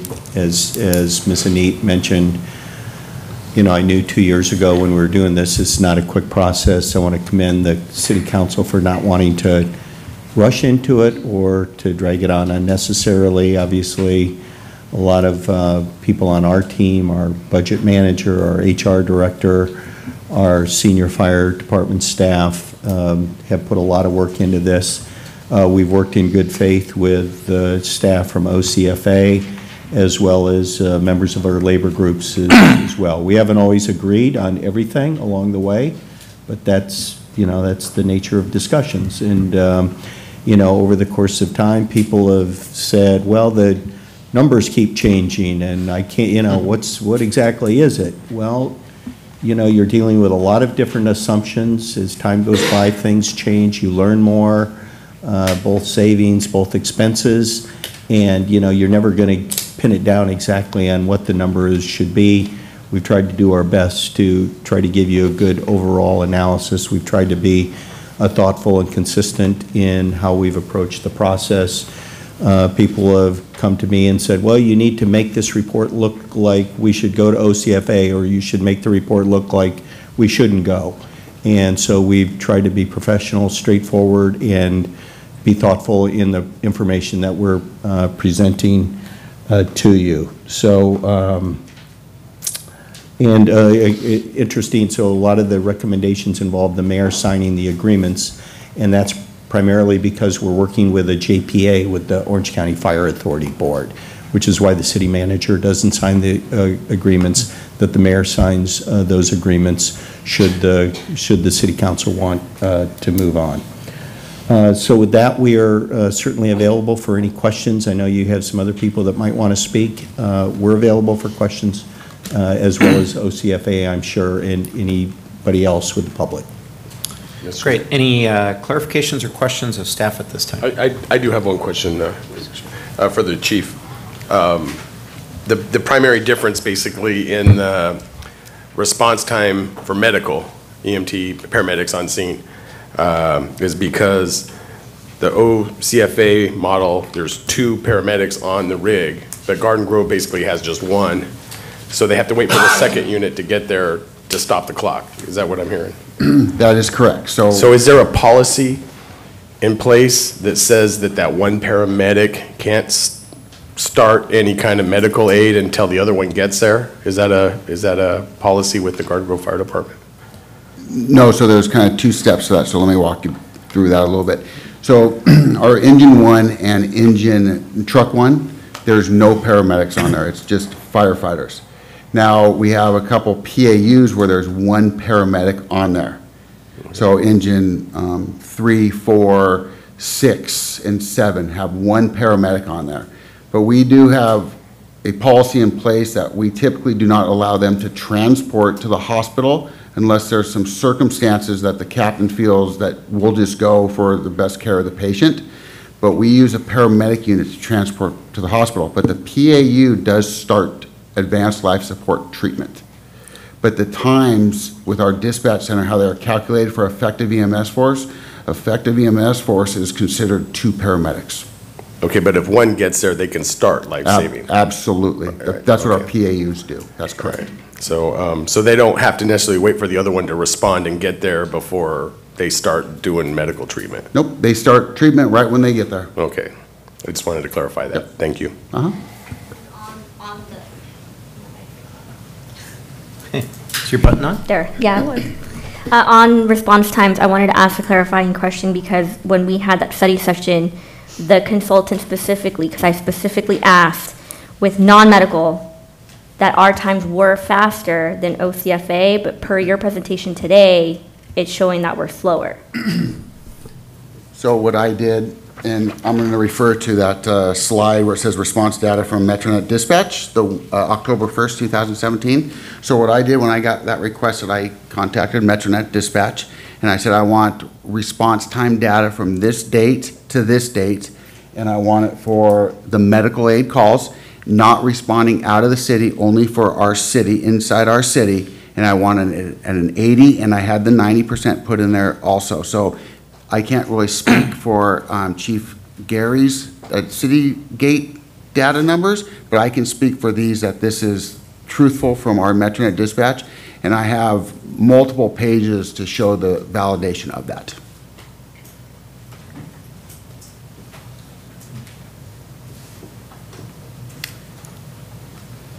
Any other clarifications or questions of staff or consultants this time? Questions on the financial Excel sheet by Ann. Can you put that back up? Because I need that in order to ask you the question. On page number, I believe on page number 14.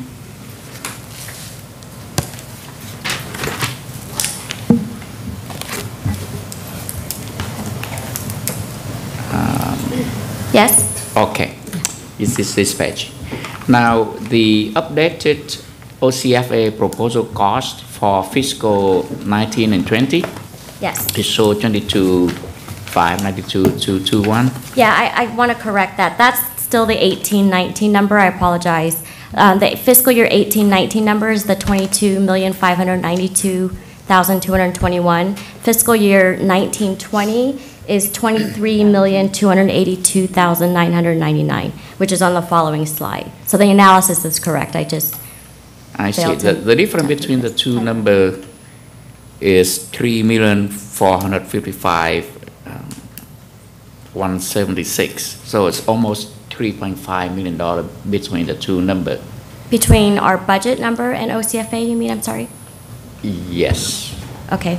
Can you, why is our number is $3.5 million, something higher than this OCFA proposal? The OCFA proposal does not include our unfunded pension liability. And our budgeted fiscal year 19-20 at the $26 million number does include our pension liability. Okay. So for any OCFA cost, we have to add in our unfunded liability, but for our budgeted numbers, it's already built in. I see. Second question is, you mentioned that, well, let me, you mentioned that there is some other costs that have been, should have been adjusted, or at least identified. But there's also some other saving that should be identified, but you didn't mention, if there is any estimate on what that is. For example, you slightly touch on the hydrant maintenance that we didn't include in the previous analysis. That would be a additional cost to the city. Correct. And you mentioned it's roughly about $100,000 additional cost for the city if we keep the service in-house. You also mentioned about facility maintenance saving, but you didn't give us any indication. Maybe we don't have the number. And lastly, you talk about there might be some insurance saving if we move to OCFA in the area of general liability. Now we don't have the service in-house, so we would have less general liability and worker compensation saving. Is those saving reflected on your page number 15? Yes. The less savings, if you look at the middle number, kind of in the middle of the slide, the 3,273,474. That includes savings to our facility maintenance savings, which we estimated about $105,000. That hasn't changed from our previous analysis. Utilities of about $90,652. That also hasn't changed. We also have the insurance premiums of about $110,000 for fiscal year 19-20. And then we have a one-time sell-off of fire equipment of $190,000. That was also on all the previous cost analysis. And then again, I mentioned the one-time fleet management cash availability. In our previous analysis, we had estimated that availability to be about $2.5 million. And in this scenario, once we have updated numbers, we increased that to about $2.7 million. So all that added up was $3,273,474. And then the continuation of services, the $295,718, that includes the hydrant maintenance. So I did this as a summary because I know because it could actually look like this. The famous worksheet, right? Famous end worksheet. Can you move back to the fiscal years 2018 and 19 budget? Okay. Please, probably a couple slides before this one.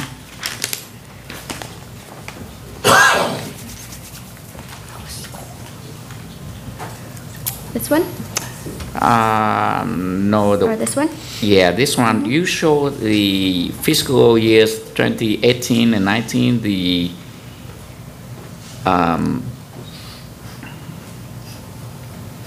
The total cost is 25.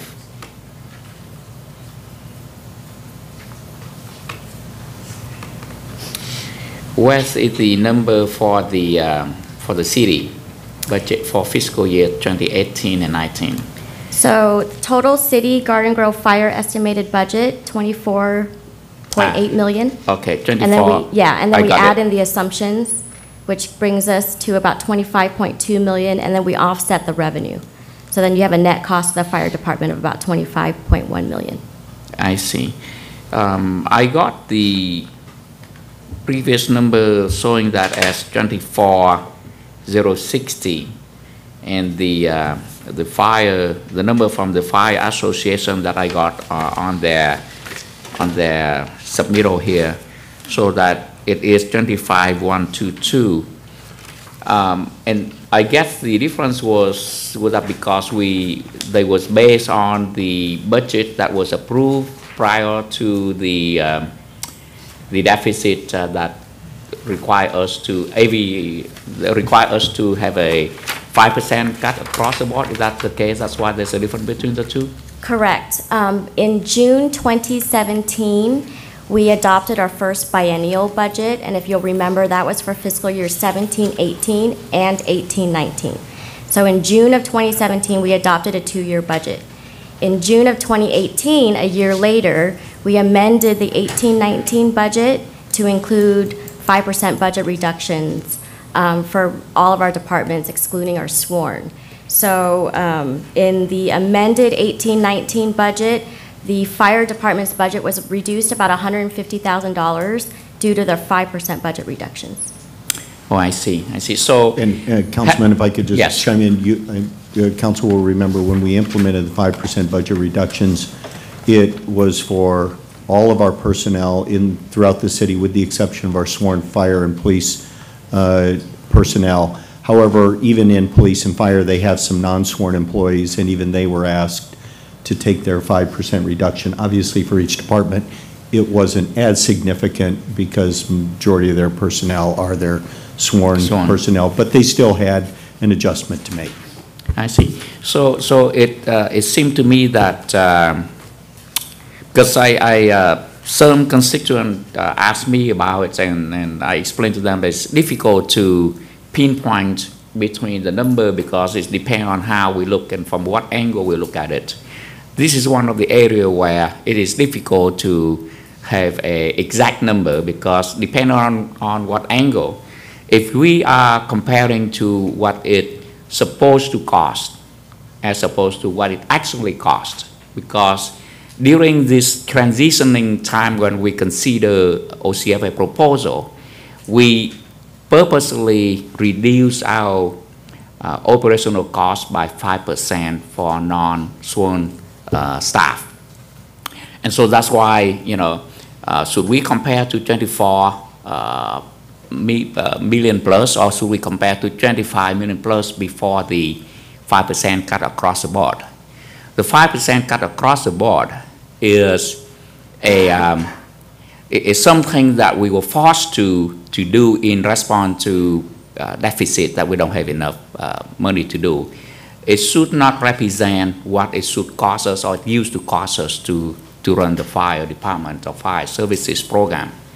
And so that is where you see some of the number keep moving up or down and adjustment as we the city council try to scrutinize the number and hope that we do in the best analysis that we can so that we can put our arms around it. The other thing that make it very difficult for us to pinpoint whether it have more saving or more cost to the city when we move one way or the other, and that is the pension liability. I asked our former finance chief, Mr. Kingsley, and he said, "Fat, you asked me a question that I cannot answer," and I challenged him. You cannot give me an answer like that. You have to give me an answer. You cannot just say I cannot answer your question, because we have to make our decision based on certain assumptions, and we need to make the best educated assumption. But so that's why it's very difficult, and that's why the public don't have a straight answer whether it saves us more or saves us less. I just want to put this in perspective so that the public and my colleague know how difficult it is, and it's very subjective, not objective. I hope we can have an objective decision or answer, but this is the case where we can only have a subjective view of this this animal, as it's nice way to skin the cat. I'm done with my question. Thank you. Kim. My turn. You guys ready? Okay. Anne, can you go to your last slide really quick, please? The timeline slide, I mean. I don't know if that was the last one. Sorry.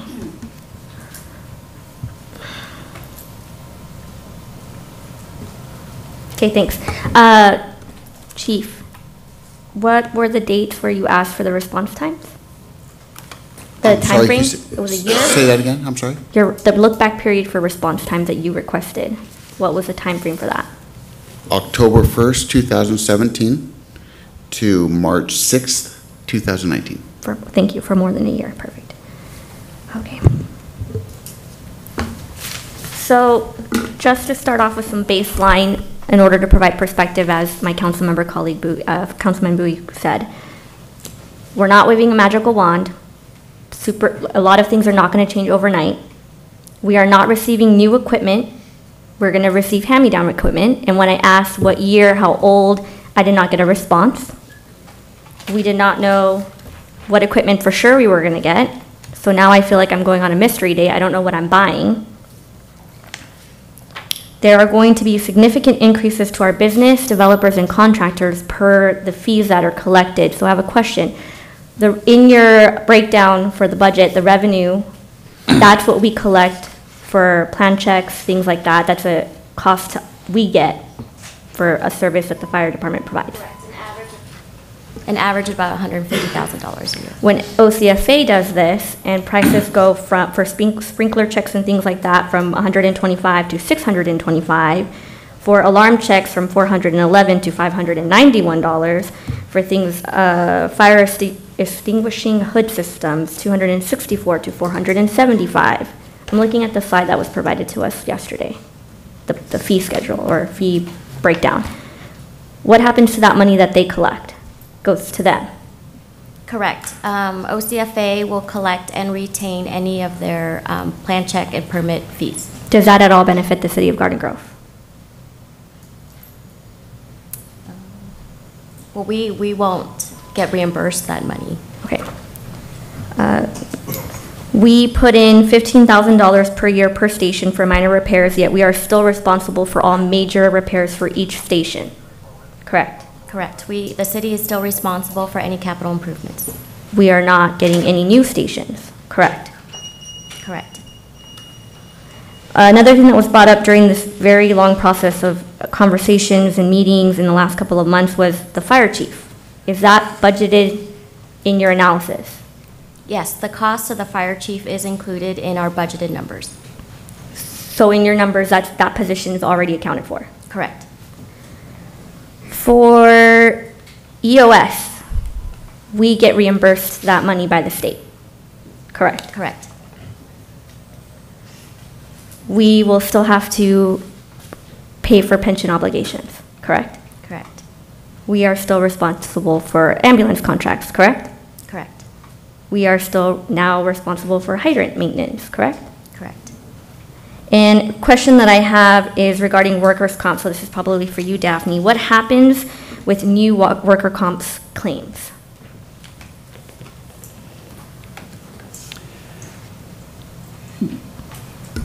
The workers' comp claims moving forward, when the employees are at OCFA, it's covered by OCFA, with the caveat that if there is an injury that is a continuous injury, so for example, if an employee sustained a back injury while an employee of Garden Grove, and then it was re-triggered at OCFA, through the medical analysis, the liability for workers' comp would be shared sort of in proportion to how much time was the injury based on Garden Grove employment versus OCFA employment. So that's not necessarily a good thing for the city of Garden Grove. Does everybody kind of have a good feel for that? I see some kind of Can you wrinkled faces. I kind of not sure if I will be in agreement with her explanation, because I sit through quite a few worker compensation lawsuit in closed session with our attorney Omar, and in that he explained in some of the worker claim, he explained that why that person had been working for the other city. I think I remember that was the city of Stanton or some city in LA. Even though he worked for that city for 10 plus years, but the injured, even though we believe that the injured came from that years when he was with the previous former city that he worked for, but the way the worker comp works. And this is not with the firefighter that in that case, but just an city employee. It's the city that he currently work on that is liable for that worker compensation. Unfortunately, Omar cannot be here because of his conflict, so he can explain to me. But that's what I remember sitting through quite a few, worker comp case that. In closed session. Can you clarify that with me? Because maybe I misunderstood it, and I'm not the legal expert here. So hold on. So this is why I asked that question, because if we all received the contract ahead of time. If you turn to page 7 of the contract, it has a whole section on workers' comp, and when you read through each section, you're following one train of thought, and then you're like, wait a minute, that didn't make sense because now we're going backwards. So why I asked that question was because I knew you were going to give that response, and then I knew we were all going to have faces like, wait, what did she just say? So I want you to explain this in a way where we can fully comprehend what that repercussion for the city of Garden Grove is. The reason I wanted to make sure everybody was on the same page with us, because it depends, we're going to have a lot of employees, former employees, that will be working for OCFA. And 5 years from now, something could happen to them on the job. And so when that happens, none of us here are medical doctors, I don't think. And so when those injuries happen 5 years from now, there'll be some discussions about whether those injuries are cumulative from 20 years ago, or did they just happen? And then we'll have to sort those situations out. Now, Daphne will have to advise me if I'm really explaining this unclearly, but I think you'll have to take those on a case-by-case basis. And of course, if somebody has a cumulative injury, presumably that would have been something we would have had to deal with, whether they go or not. I'd like to make a point, and maybe the attorney can correct me if I'm wrong. We don't make those determinations. Workers' comp makes those determinations, and it doesn't matter if you're the janitor or the fireman or the policeman. When the medical determination is made, the state of California, the workers' comp will pay proportionately no matter what we do, whether we contract or we stay or whatever, wherever that person goes, that injury will go with them. Am I wrong on that, or? So the workers' comp provision is a contractual provision. Okay, so this is a discussion that actually your city staff raised during our negotiations, and we talked about this provision because of the way it is currently offered. It provides that if there is a situation of continuous trauma, then the parties are going to share liability based on the proportion of time that employee was at Garden Grove versus OCFA. Right. But if there was no pre-existing condition when they went over, it would fall fully on the other party, correct? Unless it was determined by a medical professional that it happened at an earlier time. And like I said before, that determination is not made by us or anyone in this room. It's made by medical professionals, and then the Workman's Comp Board would address it accordingly. Okay, but to be clear, one of the proposals of the city was that OCFA would take Garden Grove employees as they found them. Right. And they would become the liability of Okay. OCFA. Well, That was a proposal that was rejected. Right, and I understand why it was rejected. And your HR director was concerned about that, and that was a discussion point. Yeah, that's a good point. But so to reiterate my point, if and when we move to OCFA, there are no longer Garden Grove employees. True or not? They're not employed by us. You're talking about firefighters? Yes. Well, presumably, all the firefighters, it will depend, because if you have a firefighter that is currently out on some kind of medical leave, if you have a firefighter that is going through some discipline process, I mean, right now, as it stands, as you sit here today, it looks like all your firefighters, assuming that they pass medical, physical exams, will be going over. If they don't pass, then they will, if they have a workers' comp claim pending, they will go through the city process. They will serve out their 4850 time, they will exhaust all their leaves, and then at the end of that period, they'll have the option to, once again, try to qualify, and they have a year to get into a physical shape that they can, a medical condition that will pass with OCFA. If they don't, at the end of that whole process, then they would be separated from employment with the city. So that brings up two questions. So one, I just wonder, if they pass and they move on to OCFA, they are no longer city employees of the city of Garden Grove. So my question is, why are we still liable for workers' comp? Number two, if they don't pass and they stay Garden Grove until they are able to pass within the year, are we still paying them? Well, those employees have rights under current agreements, under current law, in terms of leave time, 4850 time, whatever accrued leaves they have on the books with the city. So they have the right to stay as an employee of the city until all of those leaves are exhausted. And then at that point, it becomes a question of, has that employee rehabilitated and is now employable by OCFA? Or if not, it would be the same circumstance here where they would be a disability retirement. It would be separated from employment one way or the other.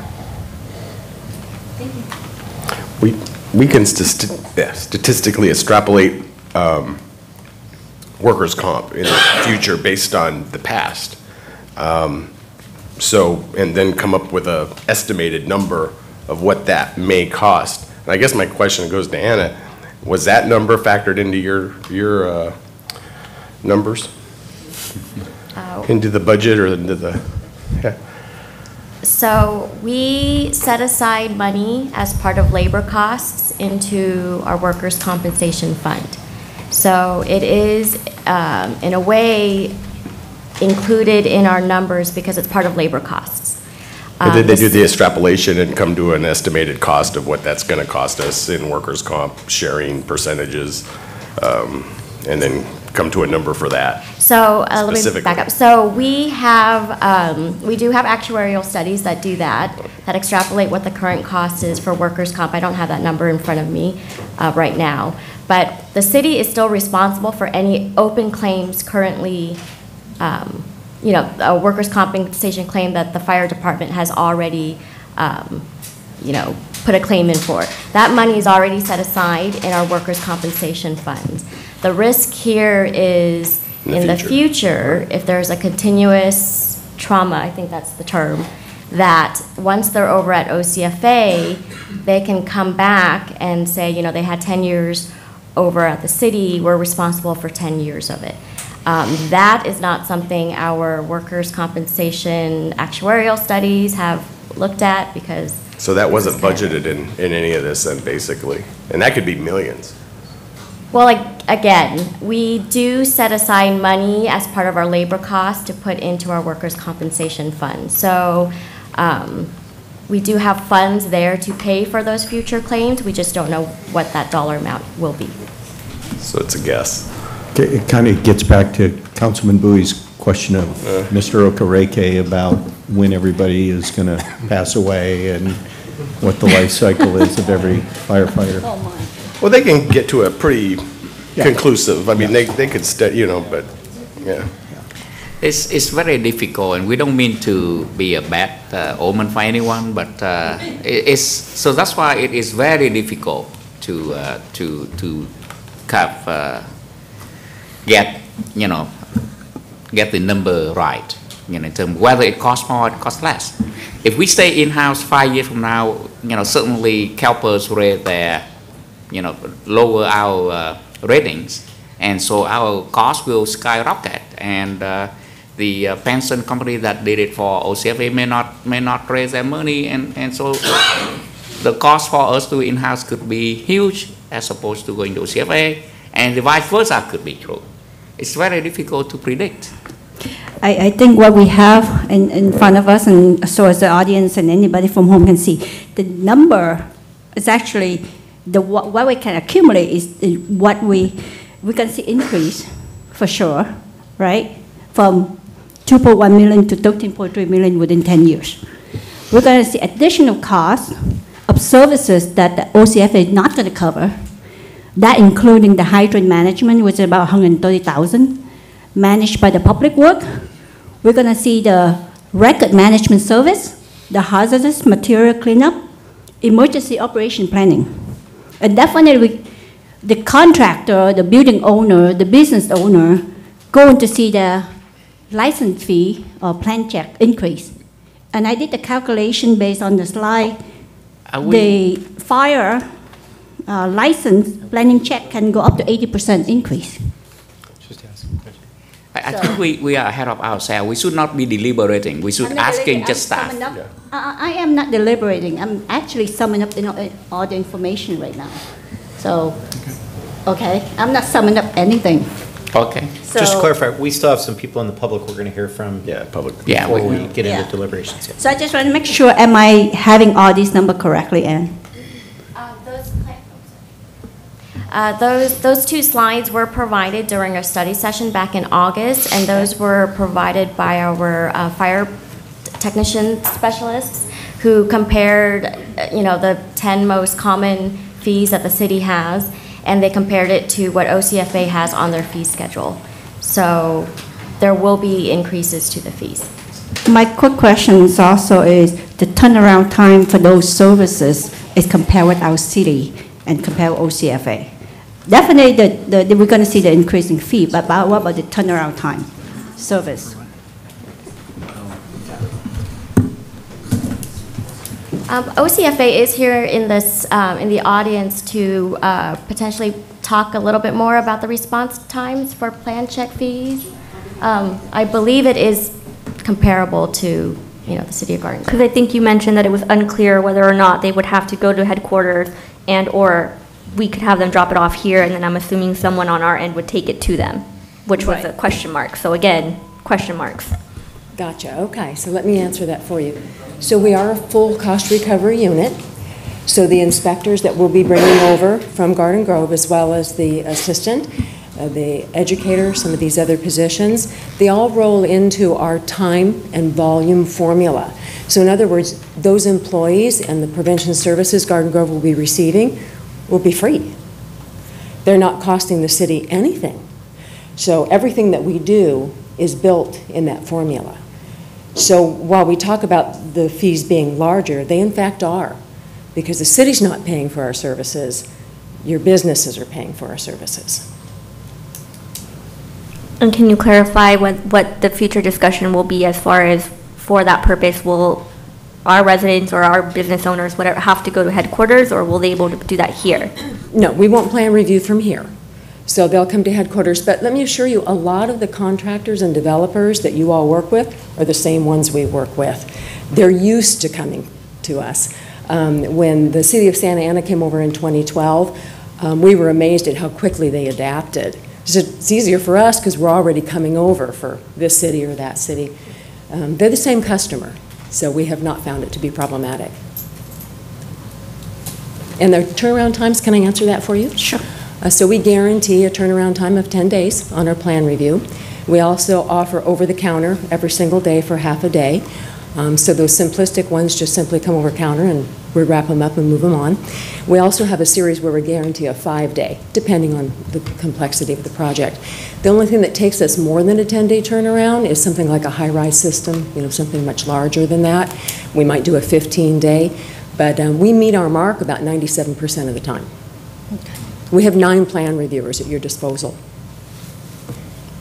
So you say average of 10 days, right?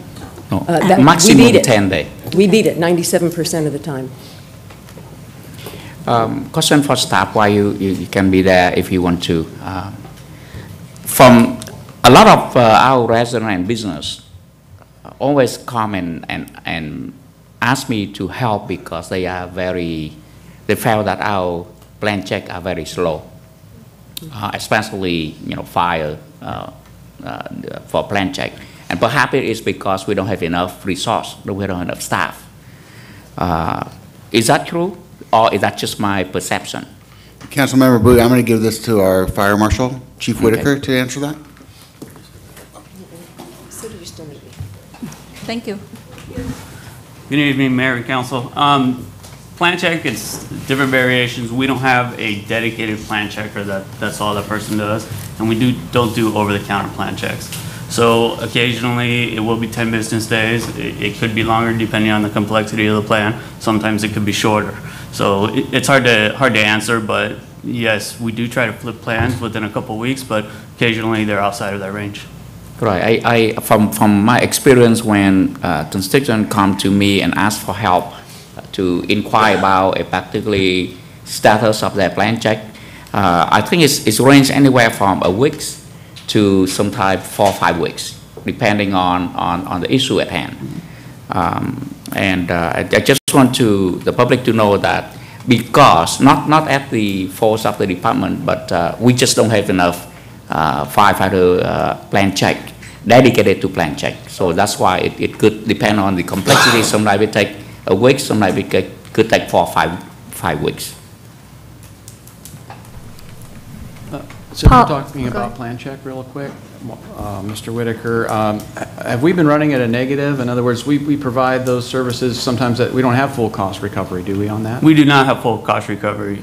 Typically our Prevention Bureau, our cost recovery is around 15%. It's been recommended in the past, about a year ago, we recommended to council that we do full cost recovery for our prevention. Right, in this day and age. And then while I'm asking questions, the hydrant issue, how much maintenance do we actually do as a firefighter? I know you're out there operating hydrants, obviously when you have a fire or you're in the area, maybe when there's water issues, cleaning out the line or what have you.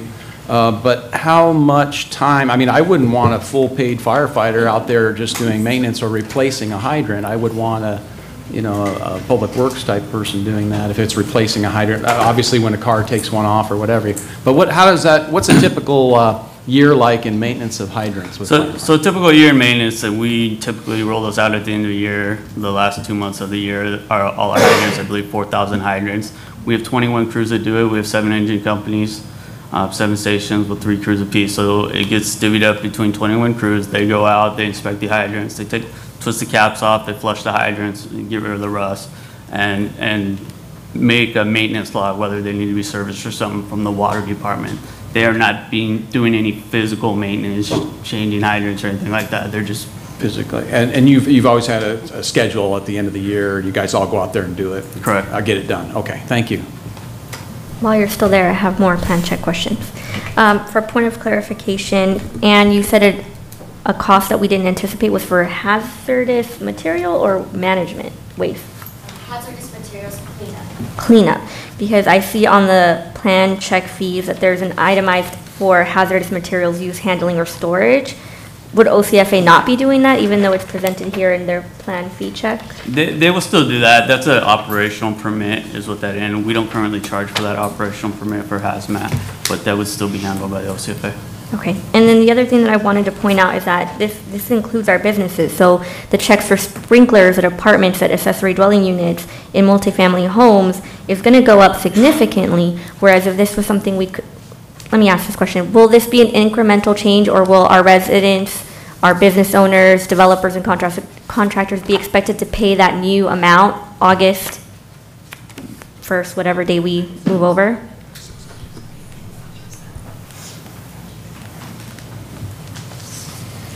So, Councilmember, you're talking about the new ancillary buildings and accessory buildings? I'm just asking, all of In these general. fee increases? Yes. It'll be an immediate, next day implemented, no incremental phasing in and letting our business? That's correct. So let me clarify a couple of things about the way that we conduct inspections and what we do. Maybe it'll ease your mind a little bit. We run a risk analysis. So we'll take a look at your data. We don't inspect everything. So we don't have to inspect everything. I'll give you some examples. Like a tax office or a beauty parlor or a barber shop or those types of what we call business facilities would not fall in our normal inspection rotation. It would be your more extreme businesses that require operational permits, such as assemblies, theaters, hotel, motel, of course, all the state mandates that you guys would normally expect that we would do. We would get into your hazardous materials locations, into your auto repairs, into your high pile storage facilities, any of that sort of major manufacturing, big box stores, that kind of thing. Your small mom and pop businesses don't fall within our risk analysis. We call those they're a low consequence, right? So we don't have a need to inspect them from year to year. So the little guys aren't going to get hit. A question for you regarding that. I noticed the city of Westminster, the city of Santa Ana, the city of Irvine are all under OCFA. Yes, Do sir. they follow similar plan check fee schedule? It's exactly the same. It's Exactly all, the same? Yeah, it's all the And same. it's not a problem for small business or big business in Westminster or in Irvine or in Santa Ana? No, now, when we did the Santa Ana transition, yes, it was a little bit of a culture shock. We were, much like Chief Whitaker had said, we weren't full cost recovery, and the city of Santa Ana was willingly not, We were headed in I worked there, we were headed in the same direction there, where I was being asked as their fire marshal in Santa Ana to begin to prepare full cost recovery.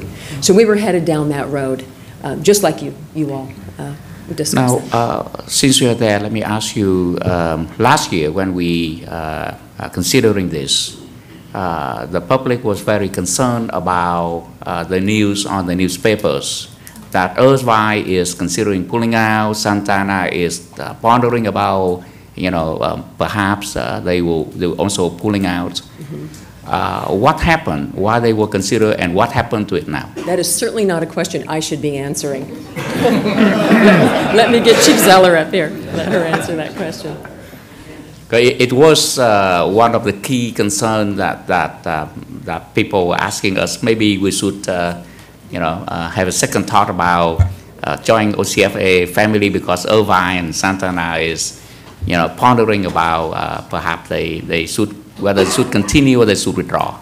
Right. So Irvine is a completely different discussion, and it was just resolved tonight. You might have heard that we did have an agreement that was approved by the Irvine Council, that was approved on March 28th unanimously by our board, approved by the Irvine City Council unanimously tonight, so that has been resolved. In the case of Irvine, they're a city that's funded by property tax dollars, where your city will be what we call a cash contract city, which is the same as Santa Ana. Think under California property tax system, where the revenue is driven by the values of the homes and the development in the area. We don't have control over the property tax value or how much flows from the property tax roll. Irvine has grown a lot. The amount of revenue flowing out of their jurisdiction grew a lot. And so they were interested in some additional things that could be done to achieve a little bit better equity in the finances. And we were able to do that through some added pension security, some service enhancements, and things that are going to benefit all of the jurisdiction, all of OCFA, as well as the city of Irvine. So it's a very good solution, and we're happy to have that done. What about Santa Ana? Santa Ana was, they're a cash contract city, and in their case, it actually wasn't even so much about money. It was about how they can participate in the selection of personnel that are serving in their city, and that sort of discussion. And we did have dialogue with the board. We were able to reach a agreed go-forward process for how we would do that, and that has calmed as well. So based on that, for Irvine, comparing Irvine to Garden Grove is not a real match. It's more like a different model.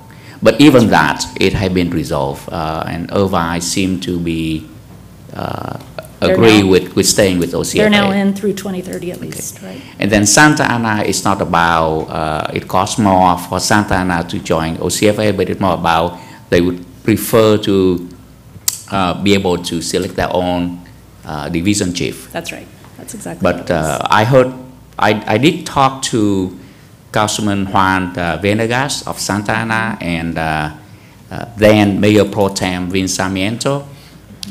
They indicate that for Santa Ana case, it's saving Santa Ana a lot of money joining with OCFA. And I didn't mean to say that Garden Grove will be the same, because we don't know whether it saves a lot more or costs a lot more. But I believe it saves a lot more because of the model, like I mentioned, it depends on how you look at it, what assumption you base on to arrive at one number or the others.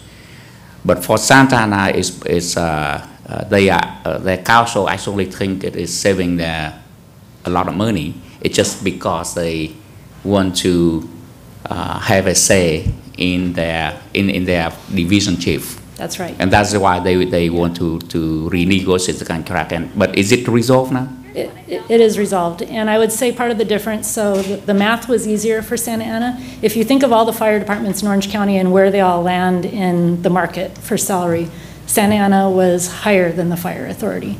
So coming over to us and changing some service configuration, it was definitely a savings for them. In the case of Garden Grove, they're lower on the salary scale in Orange County and compared to the fire authority, so the math doesn't play out in the exact same way when you do that mathematical comparison. So it wasn't as easy. The calculating the savings here is different than it was when you made that transition.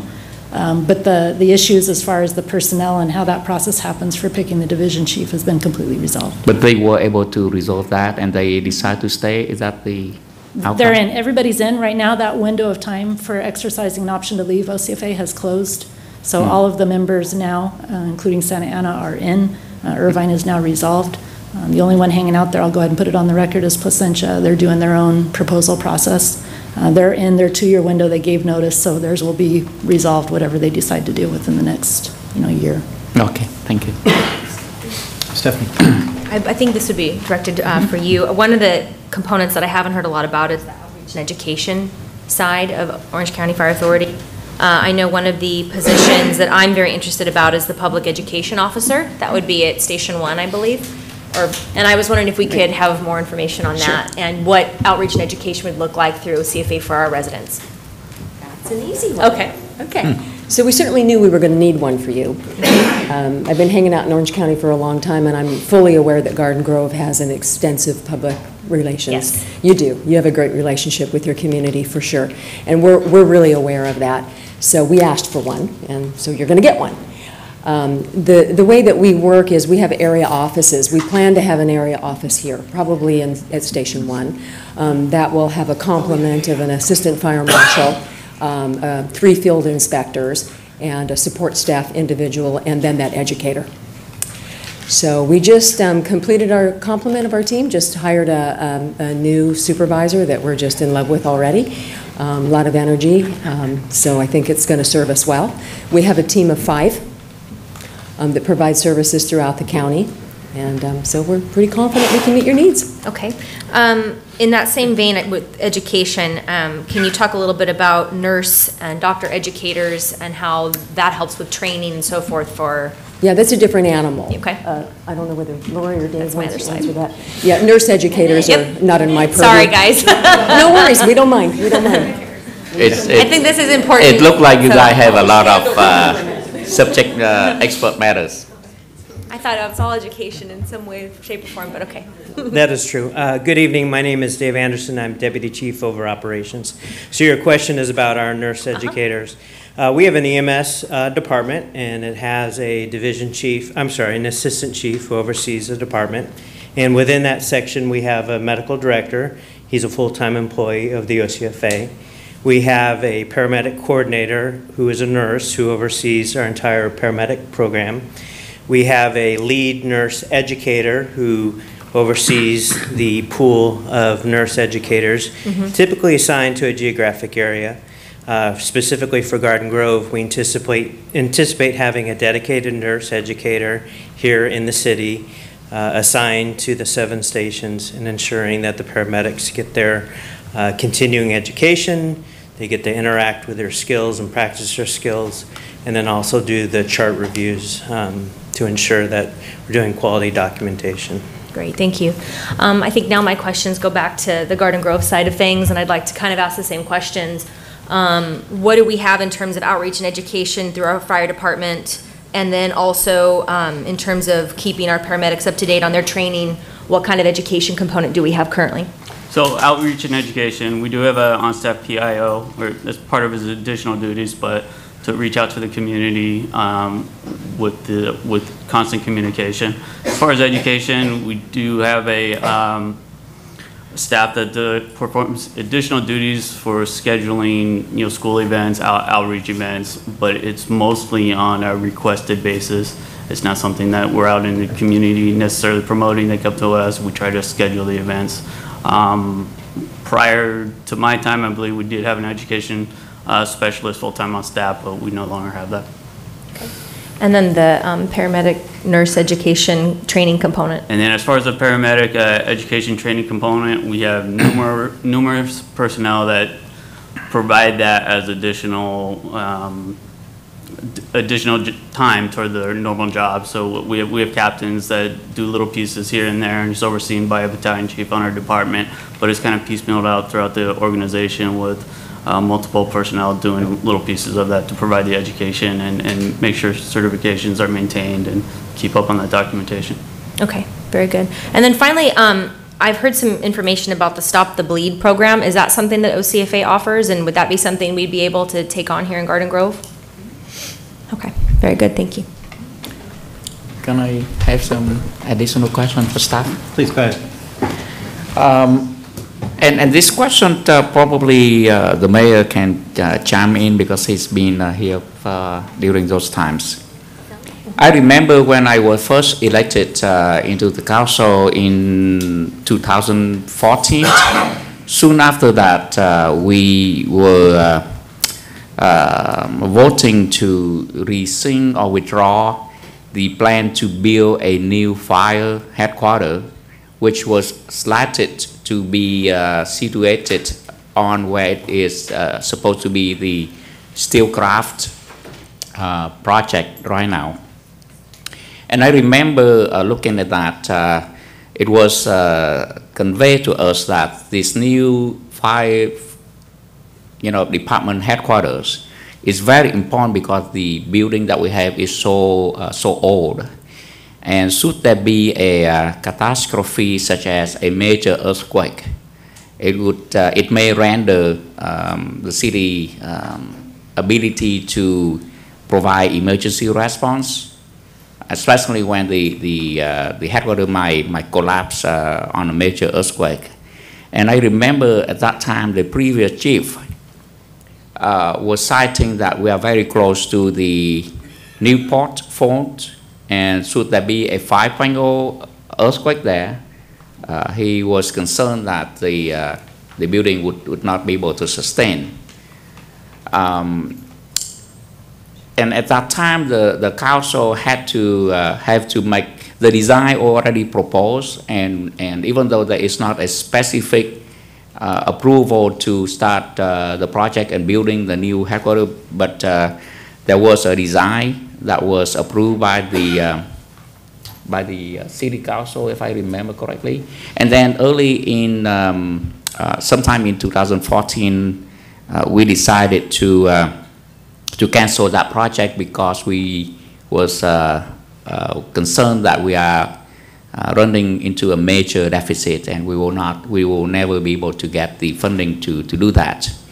So the question is, if that was the case, and if we are going to do it in-house, if we keep the fire services in-house, and with the Measure O funding, should we be seriously looking at replacing the headquarters as the previous city council had adopted to move in that direction? That might be a question for you or for... I think I can give a little perspective to that, Councilman, and the answer is yes, we should be seriously taking a look at that. I will say that when I went back and looked at some of the history of it, when they had some original discussions about building a major full-service public safety building, and then we kind of repivoted a little bit on some of our safety needs based on what we thought we could afford. And I think around that time, there was a decision made to at least build our first new fire station in 50 years. And so at Fire Station 6, right? 6. I always get the numbers a little bit confused. So we, that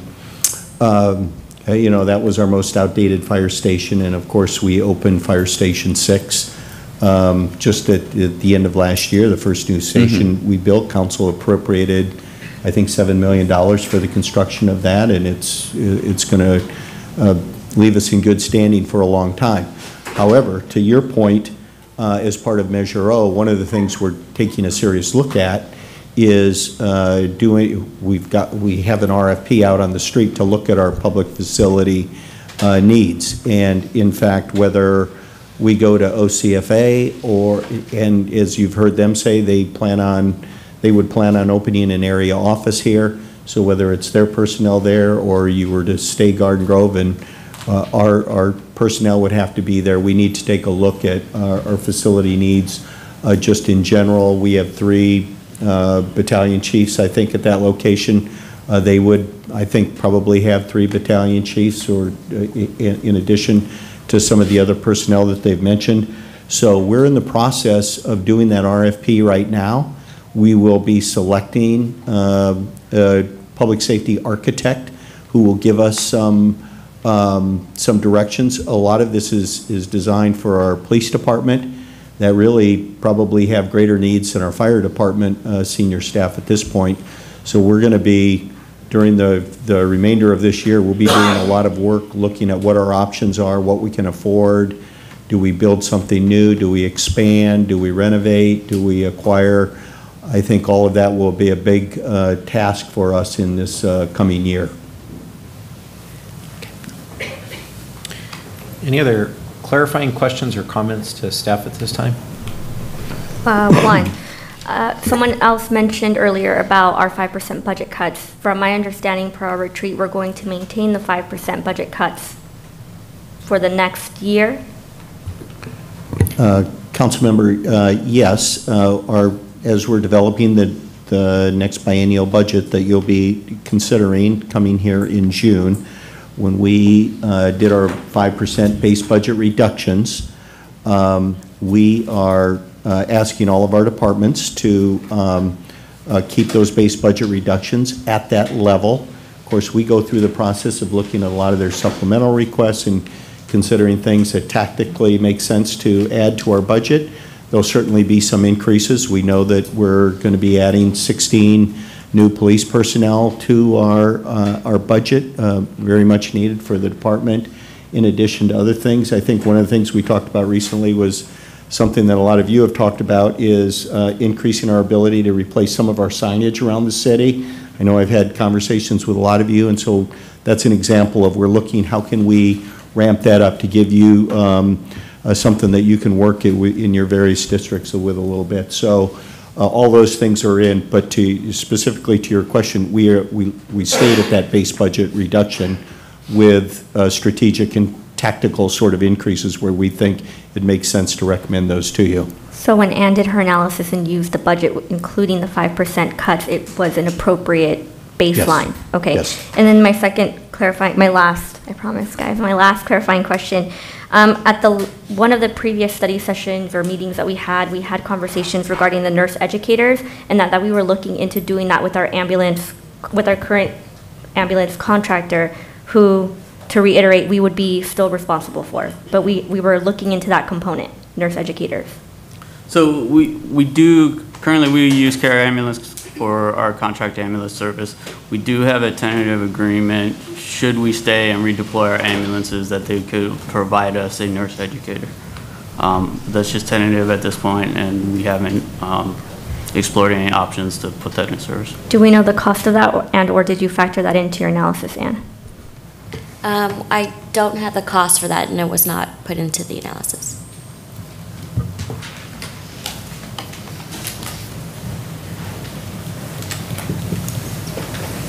Okay.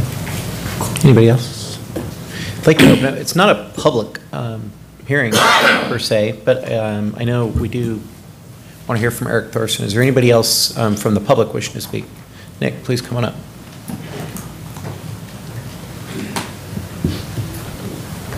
My name is Nicholas Dibbs, and it's been informative listening to the wonderful questions that each of you have been asking, and the staff, and to hear from the Orange County Fire Authority people. What I do want to say is a couple of things. Number one, part of what is going on is the pension issue.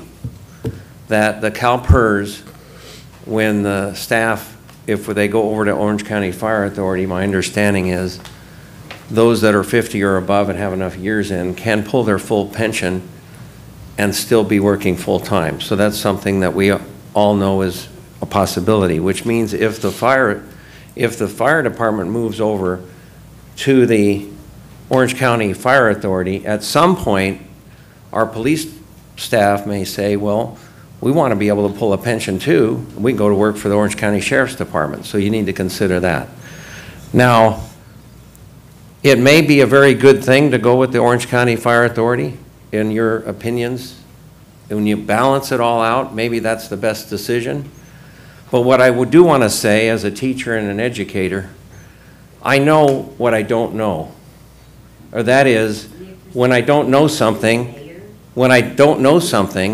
if I need more information, I know I need more information. So what I want to give the advice to this council and to Mayor Jones is, if you feel that you need more time on this, because once you make a decision, you're locked in, or the city is locked in for 10 years. So if you feel you need more time, then take an extra month or two and we'll just move everything back a couple of months. If you feel you need more time. I don't want any of you to feel you're under pressure that it has to be done tonight. I will say that when the Orange County had a bankruptcy, there were only 3 cities that were not part of the general stuff that was going on, and Garden Grove was one of them. So it seems like perhaps a good thing to go with Orange County Fire Authority in some aspects, and in other aspects it may not. I don't know. I haven't taken all the time that each of you have done to look at all of this. So my core advice to each of you is, if you feel as a group that it would be helpful to have another month or two to look at this before you make that final decision, then take the extra month or two and push everything back a couple of months forward. If you feel comfortable that this is the best thing for the citizens of Garden Grove, and you feel comfortable about making that decision tonight, then make it. So in what I've looked at, what I was given by city staff in the budgets, is this is going to have a net cost to the city. What I'm looking at in here in the budget analysis that was presented up here, and what I have, is there is going to be an increase in cost to the city to go with Orange County Fire Authority. However, is that extra money that it's going to cost the city going to benefit the city? If you feel it's a benefit to go with having Orange County Fire Authority, fine. But if in the final analysis you feel you need a little more time, then take it. Don't be afraid to say, okay, let's push it out another month or two. I don't see why that couldn't be done when this important vote is going to lock us in for 10 years. So I'm on the fence on it because I don't have all the information. And I know I don't have all the information. So that's why I'm giving you the advice I am. Thank you for listening. Thank you. Anyone else wishing to speak? I think I missed the format. There's some pink cards over here or something. It's not technically a public hearing item, but it's a very important item, and I wanted to extend the courtesy of hearing from people. I think we missed the format. Who are taking time out of their lives to be here tonight. Some other folks had turned some cards in. But anyway, I wanted to first thank everybody for giving so much time to this. It hasn't been an easy process. It's been a year, probably longer. I appreciate all the effort that everybody has put in. What I am here to do is to support the move to OCFA from the Garden Grove Fire Department. I have many reasons, and all of them are very simple. I can't speak as a mathematician or financial actuary. I'm not a labor negotiation. I'm a common man, well, woman. I sent this email out earlier. When the topic of OCFA first came to the city, my first reaction was no. Well, basically it was hell no, because I thought if they want to go, I want to keep them. I've been paying attention to the politics in the city for 30 years. I would say that we've had a difficult relationship with our city between the fire union and, you could fill in the blanks, ex-mayor, ex-city manager, POAs, fire chiefs, etc. I wasn't in the mood to give the fire union what they wanted, especially if it was to move to OCFA. But I did my due diligence, unlike some, and went to city council meetings, special study sessions, spoke with OCFA representatives, persons in the know in OCF cities, like Santa Ana. I toured the OCFA facility. We hosted a meet on Main with the fire union so that they had an opportunity to speak directly with residents without an intermediary. It wasn't staged, Don Taylor. We spoke to the residents, members, city council members, and yeah, the union reps. My knee-jerk reaction was overturned. I support the move. More than support, I'm actually excited about the move. Again, it's simple stuff. Paramedics, 2 paramedics per call. I'm in the healthcare business. 1 person treats, 1 person calls ahead for care. That's a no-brainer. Cost, I'm in favor of the fixed costs. No labor negotiations and the tensions that it entails. Pension, no new pension obligations. Resource support. Everyone has a role to play has been a motto of mine for a long time. It stands to reason if a fire gets put out and an investigation team takes over, the firefighters are free to go back and fight more fires. Again, no-brainer, an opportunity.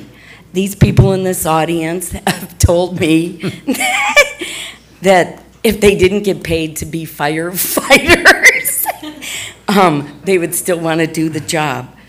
So no one wants to be stagnant in their job. A happy employee is a productive employee.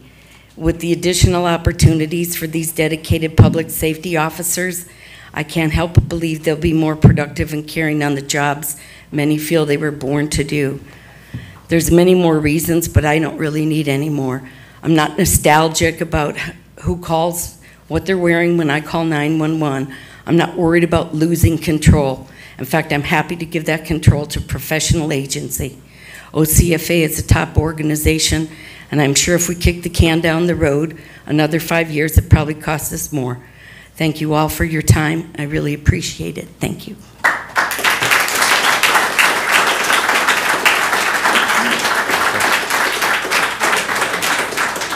I don't have eloquent comments all created here. It's been a long night. This has been very I loved all the information more than I had already seen.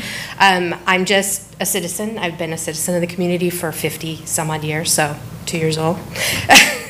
And I speak from the things that I've heard about the resources that will be coming to us that we haven't had.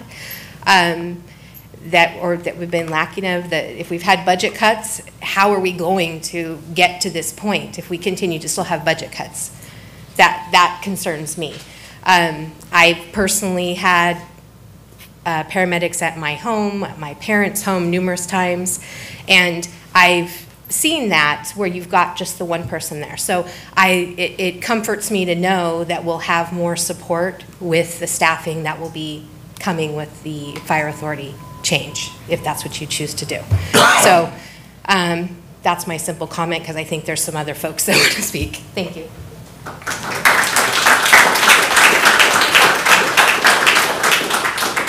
Thank you. Anybody else? See none. Eric Thorson.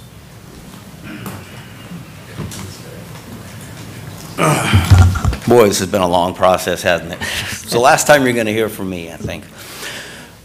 Mr. Mayor, members of the City Council, city staff, my fellow firefighters. My name's Eric Thorson. I'm a board member with Local 2005. And I'm here to talk to you tonight. I want to recap why we're here. And I'm speaking to you, but I'm talking to the residents and the citizens of Garden Grove. We're here tonight to decide between the Garden Grove Fire Department and the Orange County Fire Authority. I want you to know that exceptional accomplishments are born from great opportunities. And that's what you have here tonight as a council.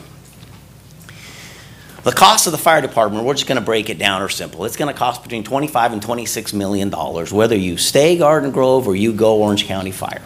The fact of the matter is, the $2 million to $13 million range, if you gave us a contractual sensitivity study at 5%, it's $200,000 a year more to go to Orange County Fire Authority. Now let's ask ourselves, what are we getting for $200,000 a year? Well, we're getting 4-person engine companies with 2 paramedics on it on day 1 of the Orange County Fire Authority takeover. We're getting 2 4-person truck companies with 2 paramedics on it on day 1.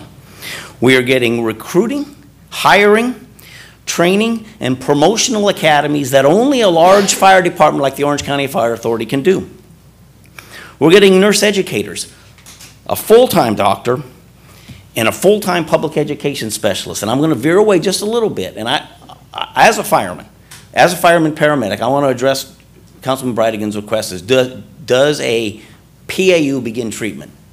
I've been doing this job for 31 years, George. Yes, I begin treatment. But let me tell you how difficult it is to manage an airway, conduct cardiac monitoring, establish IV access, and give drug therapy on a 4-year-old SIDS patient when I'm by myself. And you shake your head, I had that call 4 months ago. I'm telling you, from someone whose boots are on the ground, 4 people with 2 paramedics was better than 3 people with 1 paramedic. That's indisputable. With regards to education, and I'm going to take a little umbrage with Chief Whitaker, do you know how we get educated in Garden Grove? Right here, on my phone. Target Safety, it's an online application.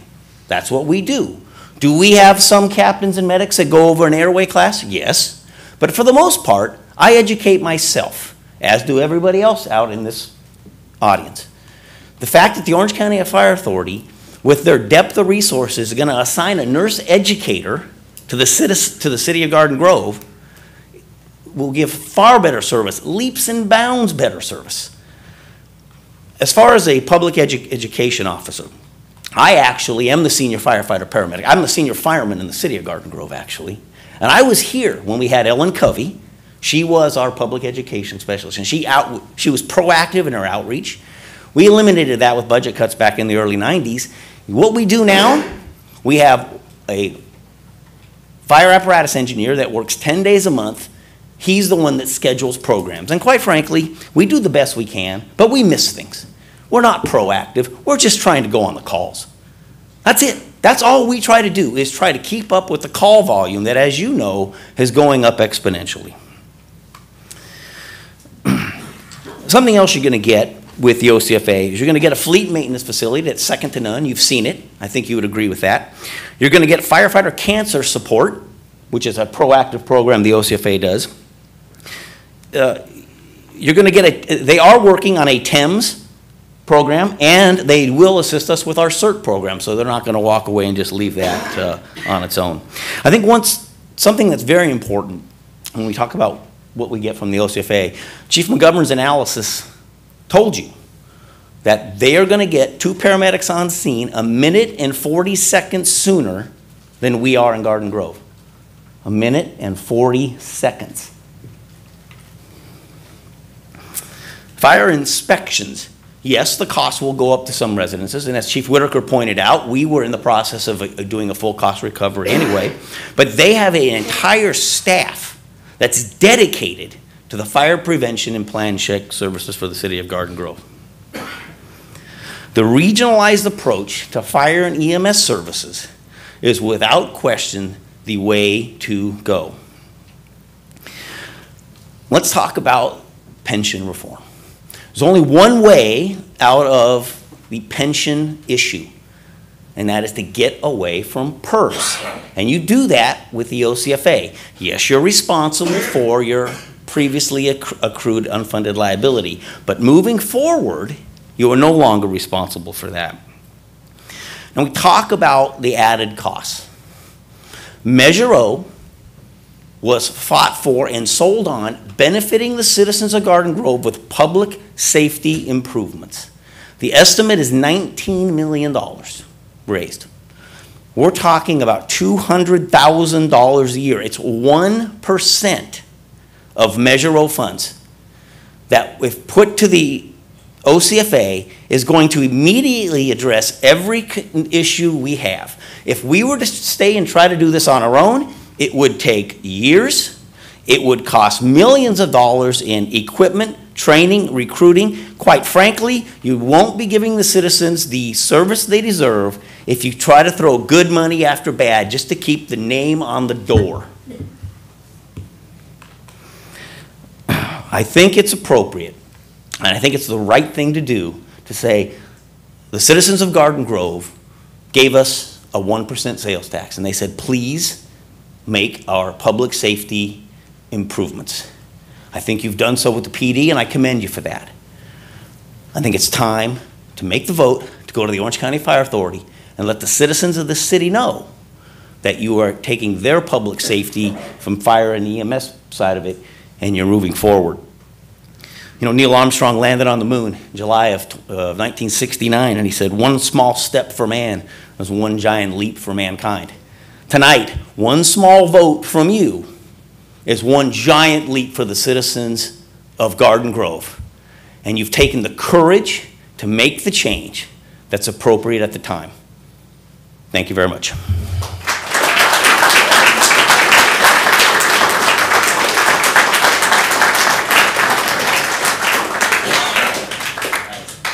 Thank you. Anyone else wishing to speak? Okay, with that, we will kind of formally close and go to any other questions my colleagues may have or deliberations.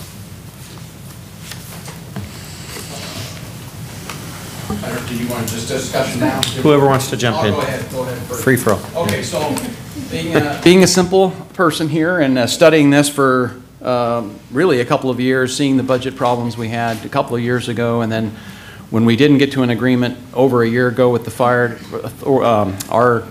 our association, when we agreed to get the request for the proposal. It's been a long time coming, and a lot has been, everybody up here has done their due diligence over the last year studying all of these numbers. But I just want to give the public a little perspective of where I'm at in a simple form. Okay, status of the Garden Grove Fire Department, which has been said by other people here. Sadly, we lost our fire chief, Tom Schultz, this year, kind of suddenly from cancer.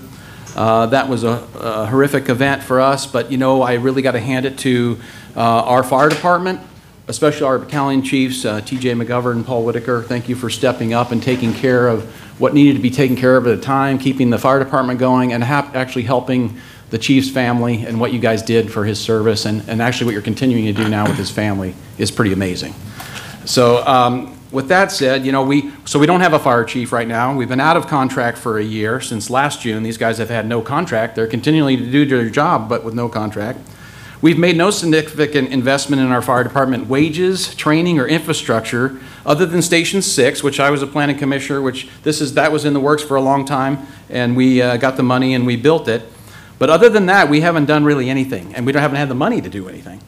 And as a matter of fact, you know, we've talked about the 5% cuts to the administrative part of it. We are the 5th largest city in Orange County. Our fire department has probably ranked 8th or 9th in the county in the last decade or even more. And that can be debatable on how you manipulate numbers. Oh, excuse me, sorry, just killed the mic. You know, and for the public out there, so the station close to you, we have 7 stations. The big one here, number 1, and then everybody, and throughout the region here. If you're near a station, there's 3 people on duty, a captain, an engineer, and a paramedic. Captain's in charge of the crew, the engineer's driving the truck or the engine, making sure it's okay when he gets there. You got 1 paramedic, like Eric was saying, all those things he has to do when he gets to a medical treatment. As was mentioned earlier tonight, if it's a medical run, we have to send another truck out there to meet them to finish that call, and we're leaving places open. So this is fact. This is stuff that I've educated myself on in the last 4 years, visiting fire stations, visiting our firefighters, getting involved in the budget. You know, the protocol called for that extra paramedic, which we would do whether we stay or go, right? If we stay or go in the coming years, obviously we're going to have to rebuild fire stations. We're either going to have to do major remodels or a total rebuild is what I would like to do on a couple of those for sure right off the bat if we could afford to do it. If we stay Garden Grove, currently we've budgeted about $27 million for the 2021 budget, okay? Keep that in mind. I'm going to come back to that in just a second. That $27 million is without addressing any of the issues I just mentioned that we need to improve upon: training, wages, infrastructure. Now, going to the OCFA. That's a 24 agency, as far as I know, it's a 24 agency, has 24 agencies that supply to it. Just surrounding Garden Grove for the residents, you know, Santa Ana, Westminster, Stanton, Buena Park, Cypress, Los Alamitos, Seal Beach. We're kind of surrounded. This would only improve that, in my opinion. OCFA has over 1,500 firefighters, as far as I know. They have over 200 engines and trucks. They have 4 helicopters, 3 air support vehicles, 4 aircraft rescue units, 1 mass casualty unit, 6 relief trucks, 13 patrol vehicles, and that's not even all of it. I didn't even list it all. Their board,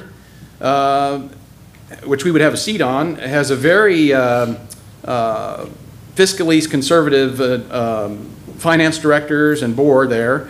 They've actually managed to pay down their unfunded liability on their pension, and if we go there, we'll have unfunded liability over there, but we'll only incur it as we begin, and if we ever exit it. If we exited, I actually printed it out. The actuary, an independent actuary, reported that the OCFA portion of the OSER's pension has saved $11.5 million in interest, making additional payments to its unfunded liability just in recent years. They've put in tens of millions of dollars to pay down that unfunded liability to save them millions of dollars. That pension will be 85% funded by December 31st, 2020, and 100% funded by December 31st, 2027. I don't have that faith in CalPERS, to be honest with you, and I think this would be a good move for us, for the folks of Garden Grove, not to have to pay further on pension unfunded liability to CalPERS. So that's part of that. And then if you go to, you know, if you start our contract, there's been a lot of talk about the numbers, and you can get a lot of misinformation on numbers or information on numbers from whoever you're talking to. And then it's also, like Councilman Bowie said, it's a point in time where you're looking at a certain point in time, the numbers could change. And that's just an honest perspective. But what I like about the agreement I have in black and white, it's an MOU, it's a contract. We know what the authority is responsible to do, and we know what our responsibility is to pay for that service.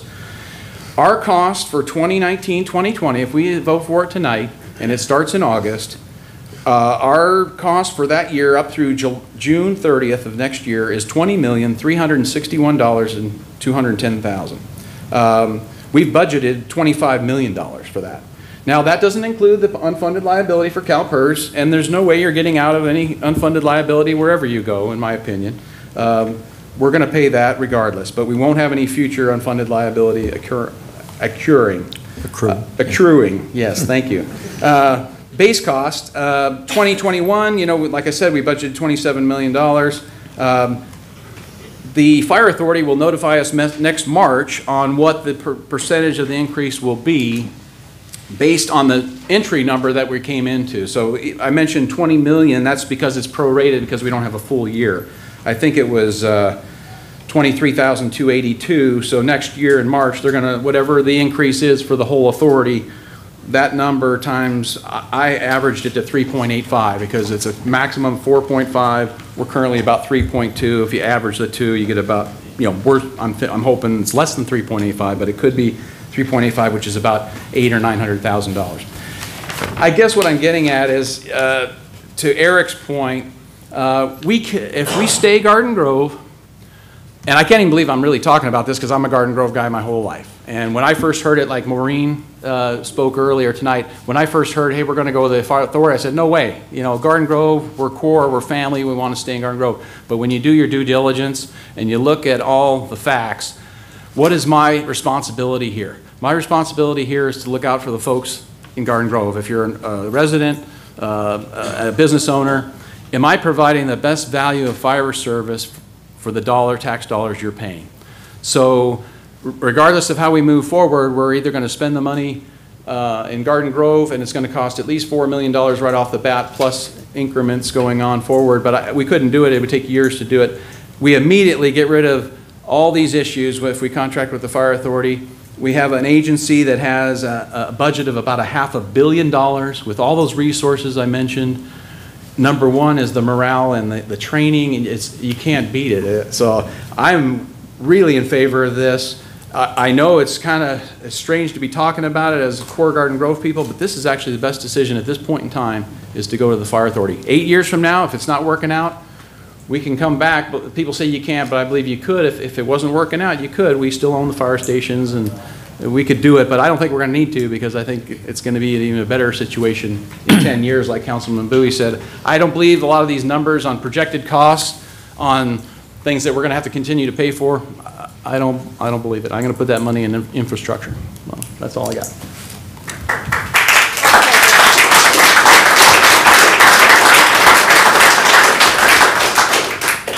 And you said you are tired and it's late in the evening, and you can still say that well. Can't believe it. I don't know.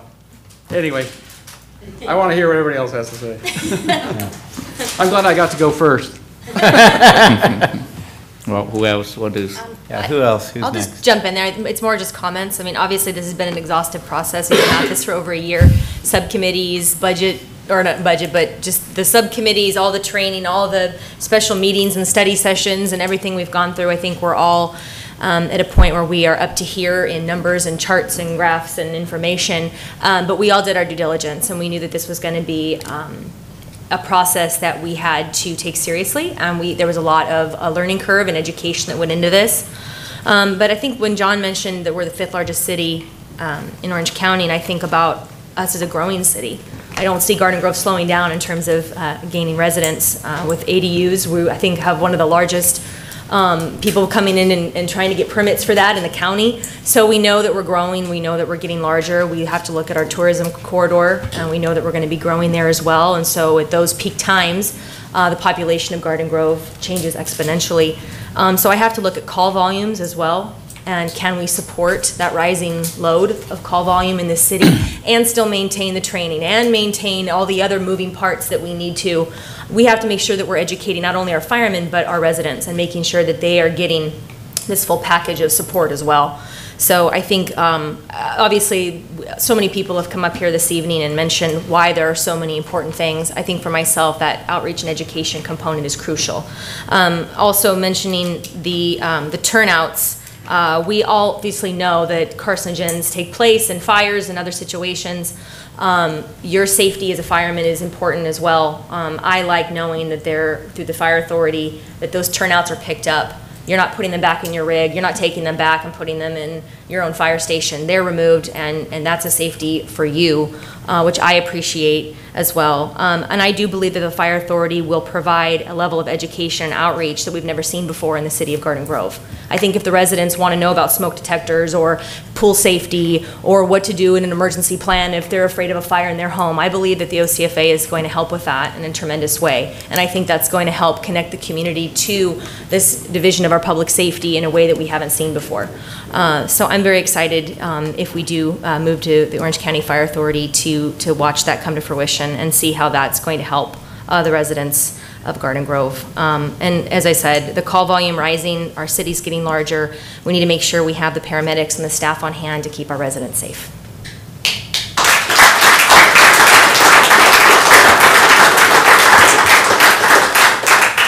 Well, I'll step up here. I honestly think this will probably be one of the most important decisions we reach, as this body will ever reach. Any of us will probably make. It's probably one of the most important things that's going to affect the community for probably decades, one way or the other. Garden Grove Fire Department has probably been a whipping boy, for lack of a better term, for the last 25 years. For 25 years, I've been coming to city council meetings, promoting hiring, training, equipment for our FD and our PD. And in all that time, I've seen very little improvement, very little going back. So I get it. I get why they want to go. And I get that OCFA is the Cadillac of fire departments. Truly is. They've got equipment you can't believe. We went down there. Their facilities are, their main facility is just beyond belief. Beautiful buildings. They've got helicopters. They've got all these different rigs. The way to change things out when they need supplies, it's just immediate. It's definitely the Cadillac, for lack of a better term. But does Garden Grove need a Cadillac? Does a Chevrolet fit our needs? That's the question we have to really debate here.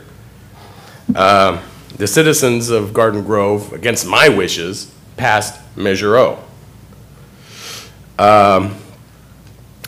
They wanted us to improve our public safety, and we take that at face value. But along with that, they want us to be fiscally responsible about it and not just flush money down the toilet. Everybody wants to get funny with the numbers. Numbers are numbers. They're not confusing people. They're not, okay? Fat likes to say, oh, this is confusing, this is they're not. They're numbers. We can project these things, okay? Staff did an outstanding job with the numbers, okay, from what we know. And the numbers aren't lying. We can choose to believe the numbers or not believe them. That's a personal opinion. But the reality is that's where the numbers are. $15 million flushed down the toilet should we do this. Literally, flush down the toilet. We could do so much for our fire department with $15 million. We could fix everything. Our community tasked us with Measure O to be fiscally responsible, not flush money down the toilet. And that's what this is. We don't need a Cadillac. All right, we can do fine with a Chevrolet. We're going to see no noticeable changes in response time, period. We just heard that. That's what the community cares about. They call 911 and the fire department comes. There's a fire, there's a medical emergency, whatever the case may be, they want someone there as quickly as possible. We are going to see zero change in response time. No noticeable change. I think 3 seconds was, okay, 1 second. You were going to see no noticeable change in response times. We are basically giving our business owners a new tax up to 80%. That's what it comes down to. A new tax on our businesses. Do we really want to force businesses into more taxes? And I get it's not technically a tax, but that's what it equates to. All right, we're increasing the fees, business permits, fire inspection, and it's getting bumped. Now, granted, we would have to make a decision one way or the other if we're going to do that full cost recovery or not. But that's what's happening. Yeah, that sensitivity study was great, but let's face it, we all know that that was fairy unicorn land stuff. Okay, it was kind of a joke that we even did a sensitivity analysis, okay, because the city staff already projected a cost factor of 4.5% into these numbers. I mean, that's beyond ludicrous. Nobody gets a 4.5% raise every year. And now we've added another 4.5%. So we're saying 9% to get that sensitivity analysis. It's a joke. It's unicorn, it's fairy dust, it's never land. It's not true life, okay? Not to mention the fact that we are going to lose total budgetary control.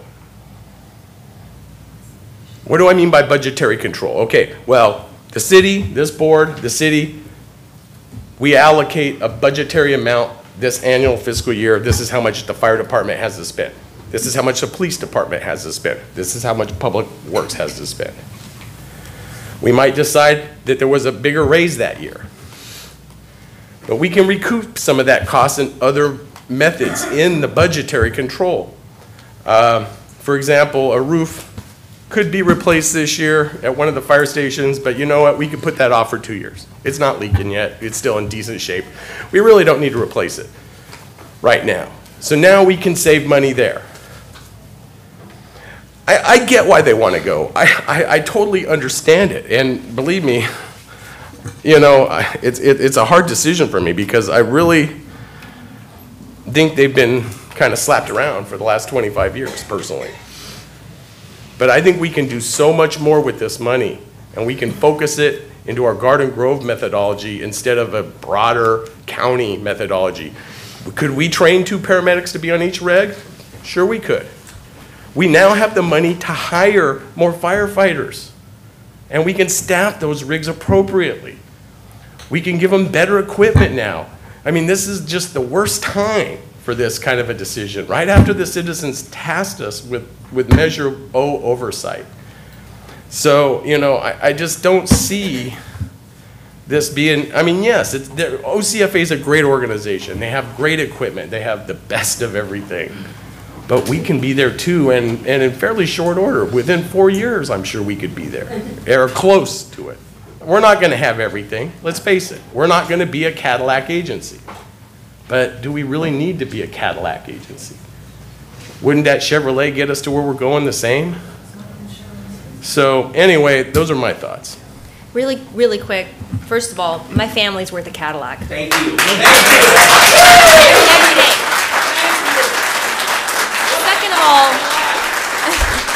Second of all, I have a question about paramedics. So if we move to the OCFA and we have 2 paramedics, isn't there an issue, if we were to stay Garden Grove and we would have to train those paramedics and you have an issue with needing a senior versus, say, a rookie, can you explain how that works, the difference between OCFA on day 1 versus us training and preparing those paramedics to be on shift? Yes, I can. We're a small organization, and it's very difficult to hire more than 6 people at one time, because at 6 people at one time, you put 2 rookies per shift. We cannot hire 14 people at one time because we can't have 3 to 4 rookies per shift. You would just have, that would basically be a rookie on every other unit, and you can't do that. It just doesn't work. What the OCFA can do, because they're such a large organization, they can mix rookie employees with seasoned employees. They can do things we can't do. We might hire 6 at one time. 4 to 5 might make it through the year of probation, then we test again. Unfortunately, we don't have the ability to do their deployment model logistically based on personnel or based on equipment. And I just want to make one quick comment to you, Mr. Bridigan. You're a police officer. You know nothing about the fire department. For you to say that it makes no difference if there's 4 people as opposed to 3, yes, you did. You said, sir, that it makes the response times aren't going to change. The response times are, the paramedic effective, I am being respectful. Order, please. The paramedic response time with 2 paramedics is going to improve by 1 minute and 40 seconds immediately. I respect you, sir. I don't know your business, and quite frankly, I don't know that you know mine. And I'm telling you, 2 paramedics on scene, 1 minute and 40 sooner, will save lives. Point of personal order. Please, go ahead. I just want to address that fact. First of all, I don't claim to know fire business. I never have. I never will. As well as you do, sir. Okay. And I never did make any mention that 4 people was the same as 3. That never came out of my mouth. I never said that once. You can review this tape on YouTube. Okay? I never said that. So I just want to make that perfectly clear. You said response times will not change, and effective paramedic response times will absolutely change. The response times of the first arriving unit, no. But that first arriving unit, let me give you an example, sir. I was on engine. I'm simply, I'm not asking for identification or clarification. I'm simply going by what we were just read here tonight. There is going to be 0 change in non-EMS response time. Okay, well. It's going to be a difference of 3 seconds. No.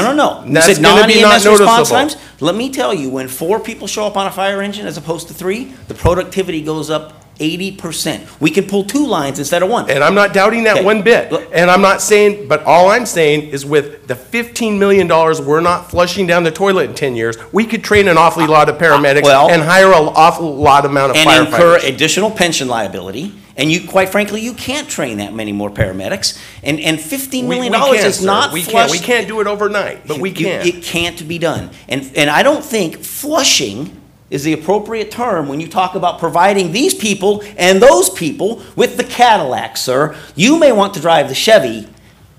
These people want to have a Cadillac.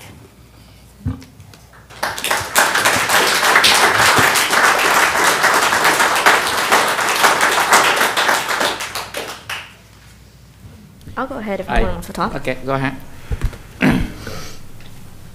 So I've stated from the beginning that I'm very torn on this decision because I don't disagree that OCFA is an exceptional organization and what they do is amazing. They have amazing services. A lot of services we're not going to utilize as a city because we quite frankly don't need them. Helicopters, water rescue. Do we have large bodies of water in Garden Grove? We have channels. We do water rescues. Okay. Thank you. I stand corrected. We are not getting new equipment. We're not getting new stations. We have seen multiple new costs per our staff's reports that we did not anticipate with this proposal. Chief Zeller, when she made her comment, specifically said that it's been tricky for us because of the fact that Garden Grove was not in the same position as Santa Ana. We're not in the financial instability that they currently are or they were when they initially made this decision, which is why we're not seeing the significant cost savings that Santa Ana did or was supposed to see when they moved to OCFA. And that unfortunately sucks because that meant our firefighters were not getting paid to where they should be. During a study session, I asked the question, if we were to move our firefighters higher ranking in the county, not including OCFA because that was a different ballgame, would we still be saving money? And the answer that I received, I believe, was yes. Correct, Dan? If we were to move them up, salary-wise, firefighters, salary. Well, it would depend on anywhere between 0 and 5%, and that's part of what the sensitivity analysis would show. But if we were to move them up, I think you had said on record that we would still save money. It would not be as much as it would be to go to OCFA, because you factored that into some of your calculations. Right, the sensitivity analysis does show that whether you go 0 to 5%, it would still cost more to go to OCFA. No one is denying that we have not put in the money, the time, or the energy, or the resources to our fire department to get them to where they should be. Across the board, I agree 100%. I've done 2 ride-alongs, 2 different stations with our firefighters. I wish I would have done more. I actually asked, I think it was Bill Strom, if I could do an overnight stay so that I could see what that looked like. I just never was able to schedule that. With OCFA, not only did I tour their headquarters, which obviously looks amazing and it's definitely a Cadillac, I toured Westminster, Santa Ana, Irvine, and Orange stations, and they looked exactly like ours. Point is, we're not going to get new stations, we're not going to get new equipment. We're going to get 2 Quints that are used, they're not brand new. We're going to get, I think, 1 battalion chief vehicle, right? Used, not brand new. I've spoken to both non-sworn and sworn firefighters who have told me that they have no desire to go. They want to get paid more. They want to have us pay attention to them and give them the resources that they need to be a better fire department. We've hired or we're going to hire 16 new police officers, but we can't hire more firefighters, more paramedics. We're going to look into fixing the infrastructure for police, but we can't do that for firefighters. We entered this whole concept as to why we even entered this process was to save money. And at every turn, whether we had some fudge numbers or unicorn numbers at 300,000 or larger numbers at 15 million, at the end of the day, we don't save money, which was what we were tasked to do. That was the purpose of initiating this whole process.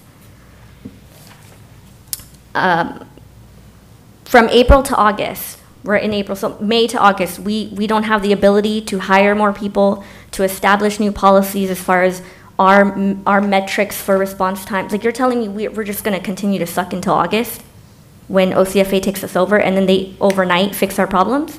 That doesn't seem right to me. That's correct.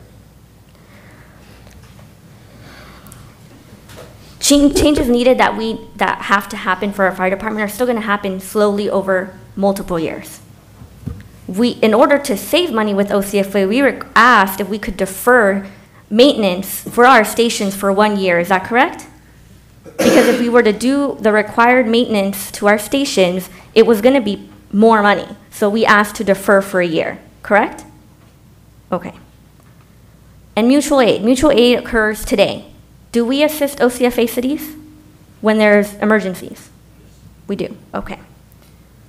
New employees, new firefighters, new police officers, when they come to the city today, do they go into CalPERS or do they go to whatever the other one is? They're still PERS? Okay, that's a problem. I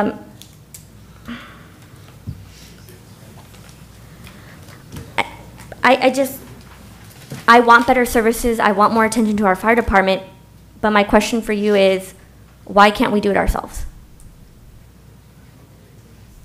And if we do go OCFA, I expect the money that we're allocating for that, because it's the 23 this year, the 27 next year, and up and up and up, plus additional costs that Ann has factored into her slides earlier tonight, that we put that same amount of money, total those two things up, and we do the same thing for our police officers.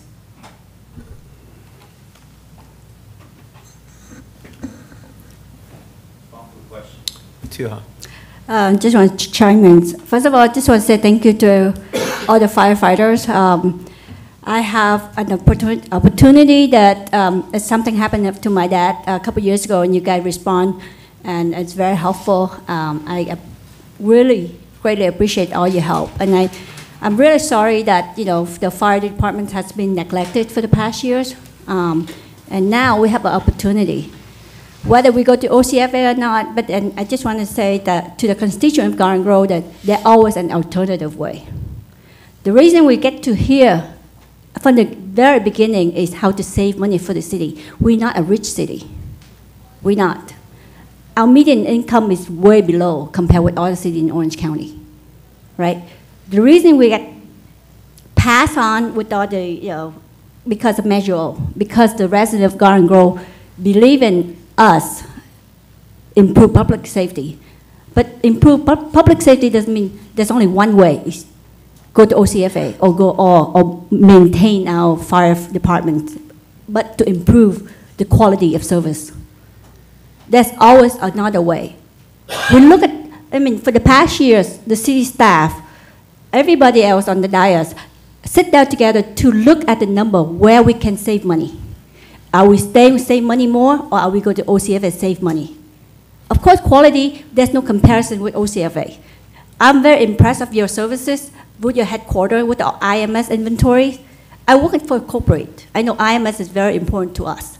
Maintain equipment, top notch. But can we be able to have opportunity to do that as well? Of course, it's going to take some time. It's not happen overnight. But the money we need to manage wisely, spend wisely, because it's not any of us money here. It's 200,000 constituents of Garden Grove pay for it. That's the sales tax that we just passed Measure O to get us pay for all the service. So I just want to make sure whatever decision we make up here is not just our own agenda, but for the service of Garden Grove. And by spending more than we have in our pocket, that's what's going to tell us in the long run for the next few years. We're going to run into the same situation. Are we be able to afford it, or are we going to increase more sales tax to depend on additional funding? That's all my stand right now. And I'm not going to be able to spend more money for no reason. Because that's not just my money, it's your money too. Thank you. Okay.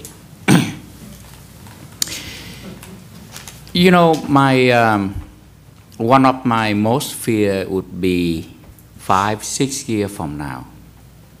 Looking back, I'm pondering, did I make the right decision for staying or going to OCFA? The data isn't very strongly point to one way or the other. But unlike what Mr. Nicolas Deep mentioned earlier, well, if you don't have enough data, then just delay it a few months, or maybe delay it 5 months or years. One of the lessons that I learned when I work on as a business process re-engineering and management consultant for Fortune 1000 and even better for state agency. A lot of the time, executives need to make decisions. They don't have the data that would allow them to clearly make the decision one way or the other. You have to consider the risk. You have to make a decision based on whatever little information that you have, and have the ball to make the decision. That's what leaders are.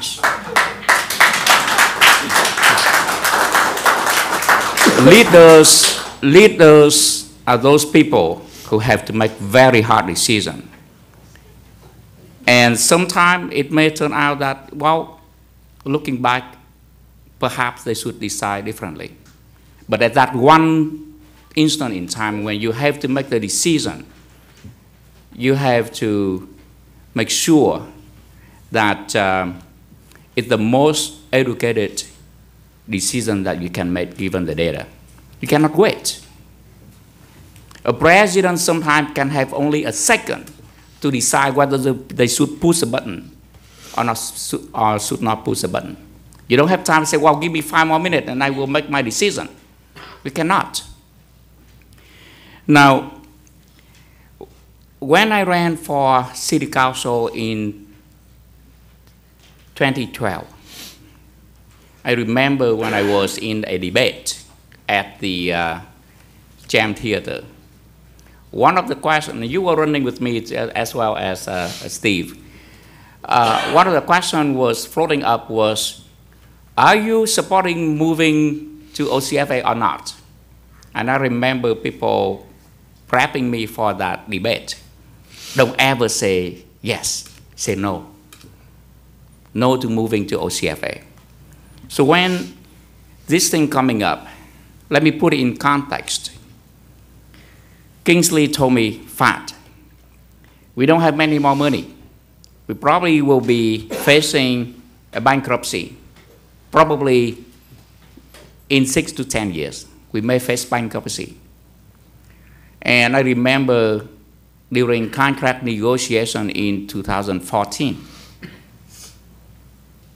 our city management tell the firefighter association, the police association, look, CalPERS just lower our ratings and our pension contribution that we have to pay annually go off the roof. And according to OCFA and other cities, everyone is crying, worrying that we probably will not be able to sustain another round of CalPERS hiking up the fee. This is not the liability, it's just the fee that we have to contribute to the funds. And so people are scared. And so for many, many years, firefighters have resisted from moving to OCFA. But this time they said, we have no other choice. And so that's what started the process. And even then, I was hesitant of supporting a move to OCFA, just like the other speaker, I think it's Mr. Blackburns, that she did not support OCFA. In fact, she indicated that if they want to move to OCFA, I will want them to stay, no matter what. But as I study the numbers, and as I go and visit OCFA headquarters and their resource, one thing that come back to my mind from the time I was business consultant, and that seemed to be very consistent with the new way of doing business. Bigger is cheaper and better. And that's how the Walmart model, the Amazon model, the eBay model have been outcompete the other business such as Macy, JCPenney, long gone, because there's no way they can compete with the giants. Why? Bigger can save more money. They have more resources to compete better than little leagues. That's fundamental truth. And that's what strikes me when I visit the OCFA campus. I look at their inventories. It's 1,000 times more parts, more stuff in there than our firefighter department. Meaning when we need something extra, they have the resource, they have the part to deliver it. I look at their education facility, and it's really strikes me, because I know, and I have wanted to do that so long for our constituents. I would like to educate our constituents about public safety. We cannot do that here. I would like to educate them what little things they can do to save their life. For example, many of our residents now having aging population. So many of us have elderly in our family. Do we know that have a list of medication that they took, posting on a refrigerator may save their parent life? Why?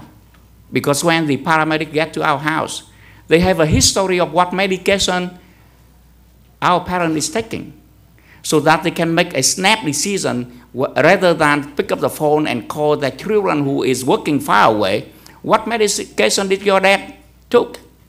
Because if they prescribe the wrong medication that conflict with what they are taking, it could kill them. And if they need 5 more, even if they get there at the same time, if they have to take 5 more minutes to make the decision what medication should they give them, it could kill them. And I see many of my friends die at the age between 40 and 60, many of them, over the last many years. And that's why when I take a look at this, that is my #1 priority, how do I help improve the response time, the quality of services that deliver, and I don't see how we can do that with what we are having today, even with the measure of money. It would take us 4 years. In those 4 years, how many would have died? I see many of my friends die over the last 4 years. Let me look at a few other things that I noticed. There are 30 cities in the OCFA family, not just 4 or 5. They're not joining them. Are we thinking that we are a lot smarter than they? Do they just want to join because they want a Cadillac? Is that notice that we just throw out just for convenience? I don't believe Westminster joined there because they want a Cadillac. They are even poorer or as poor as Garden Grove.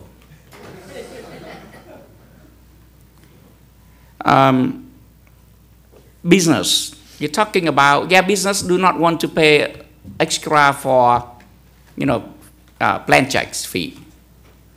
Let me tell you one thing.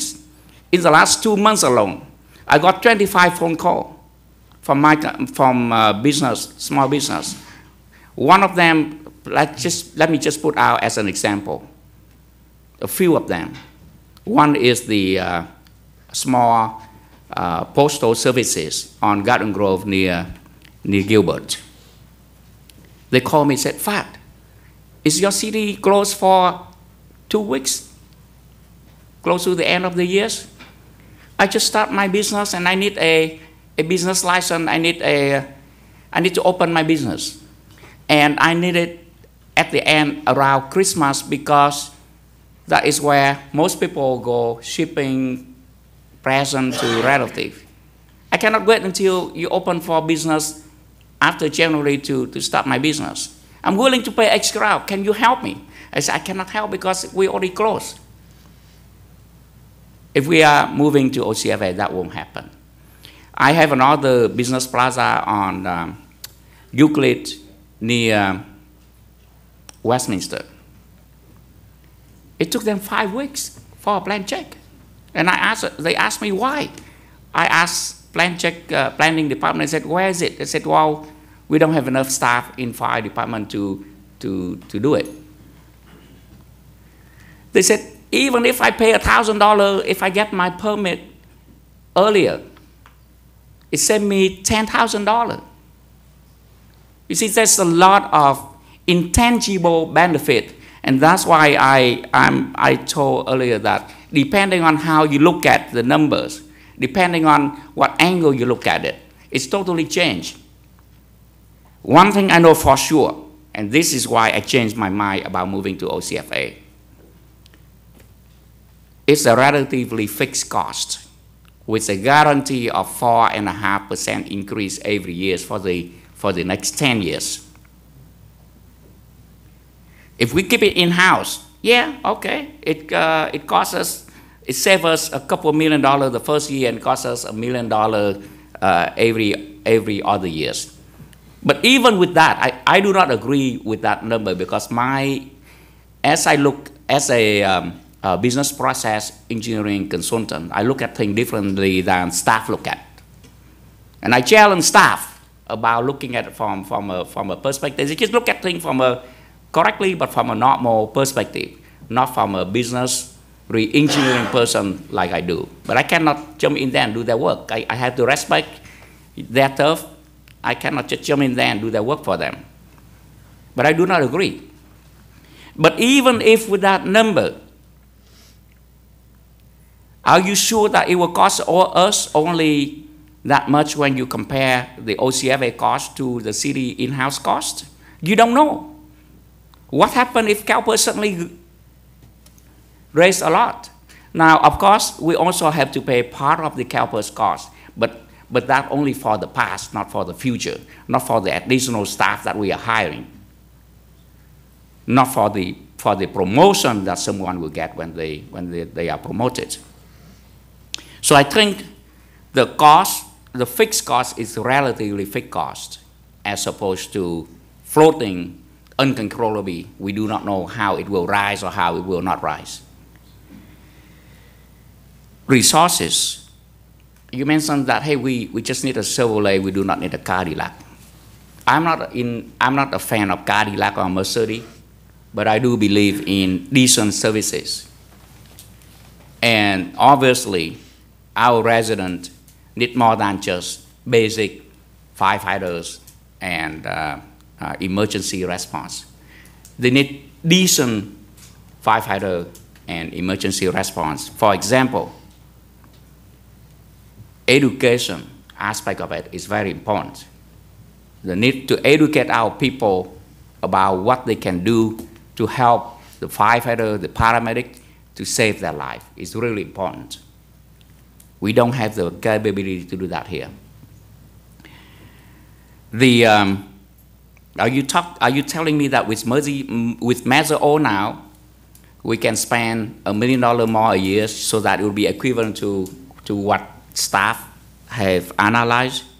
That with that $1 million we can hire, full-time nurse, full-time investigating staff? Because right now our firefighter is double duty as firefighter and as investigator staff. And when they switch hats, they cannot fulfill the other duties. So if we hire all of those things, it will cost us a lot, and it will delay us even further of implementing and delivering quality services. You talk about budgetary control, that if we do in-house, we have budgetary control, we can decide to save money here or delay certain things to a later time.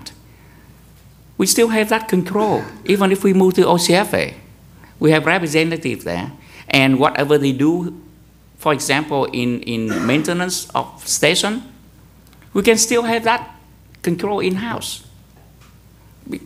So I do not understand why we are lingering and why we are, and I do understand that change are difficult, right? I've been doing business process for state agents, for Fortune 1000 and for state agency, and employee, especially state employee, they are very nervous about changes. They want to stay with the old going because that's where they feel more comfortable. But most of the business process and cultural change that we introduce as state, once it's being done, no one has ever regret. Yeah, we should have moved. We should have done that earlier. Have the courage, make a hard decision, and take the risk in doing the right things.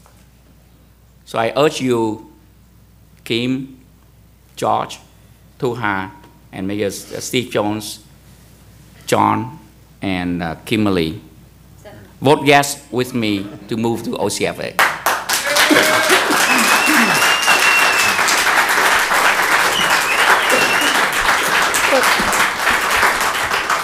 Before the mayor takes on a leadership role and gives his spiel, I just want to go back to the point where, like, I'm really stuck, right? And this is why. We started off at a process thinking we were going to save a lot of money. The numbers came back. Then we were blindsided with it was going to be a huge cost. Now we're talking, we're, as a council, willing to pay more money for better quality, then that's a separate conversation. That's not the conversation we've been having, right? We were not talking about, let's go to OCFA, pay more money to get better quality service. That was not the conversation we've been having. That's not the arguments we've been debating here. It's been, let's save money. We're not saving money. No matter if it's a small amount or a large amount, we're not saving money. We are paying more for quality, which, if that's the conversation we're having, I probably think that that's a good move, especially if we have the money to do so. Where I struggle is, why wouldn't we allow, for instance, when I asked for the contingency plan, when you go out to RFP, you receive back bids, you pick the best one. We've only done this for one. We haven't allowed our staff, our fire department to tell us exactly what they need and how we can fix this. When we started this, no one went to our firefighters and say, what would it take for you to stay? No one went to, yeah, Ray's is right. They want more money. That's not a moot point. That's part of it. I'm not saying that it's all of it, but it is part of it. You want to be paid appropriately for the work that you do, for the ranking you have in Orange County, which is fair. I agree with that. But my point was like, we just jumped on this. We didn't even have a sit down with our staff to say, what do we need to do to keep them is the only option to go. We didn't do any of that, right? That did not occur. And when I asked for a contingency plan, we all said no. Let's see what OCFA comes back with. Part of it, the tensions with the union, not wanting to have to continue through negotiations with them and go through this part for the next 10, 15, 20, 30 years, however long this goes. That's not a reason to go to OCFA because we don't want to deal with them. That's not a justifiable reason. If the reason is we're going to pay more money for better quality, that's separate, and that's not the conversation we've been having.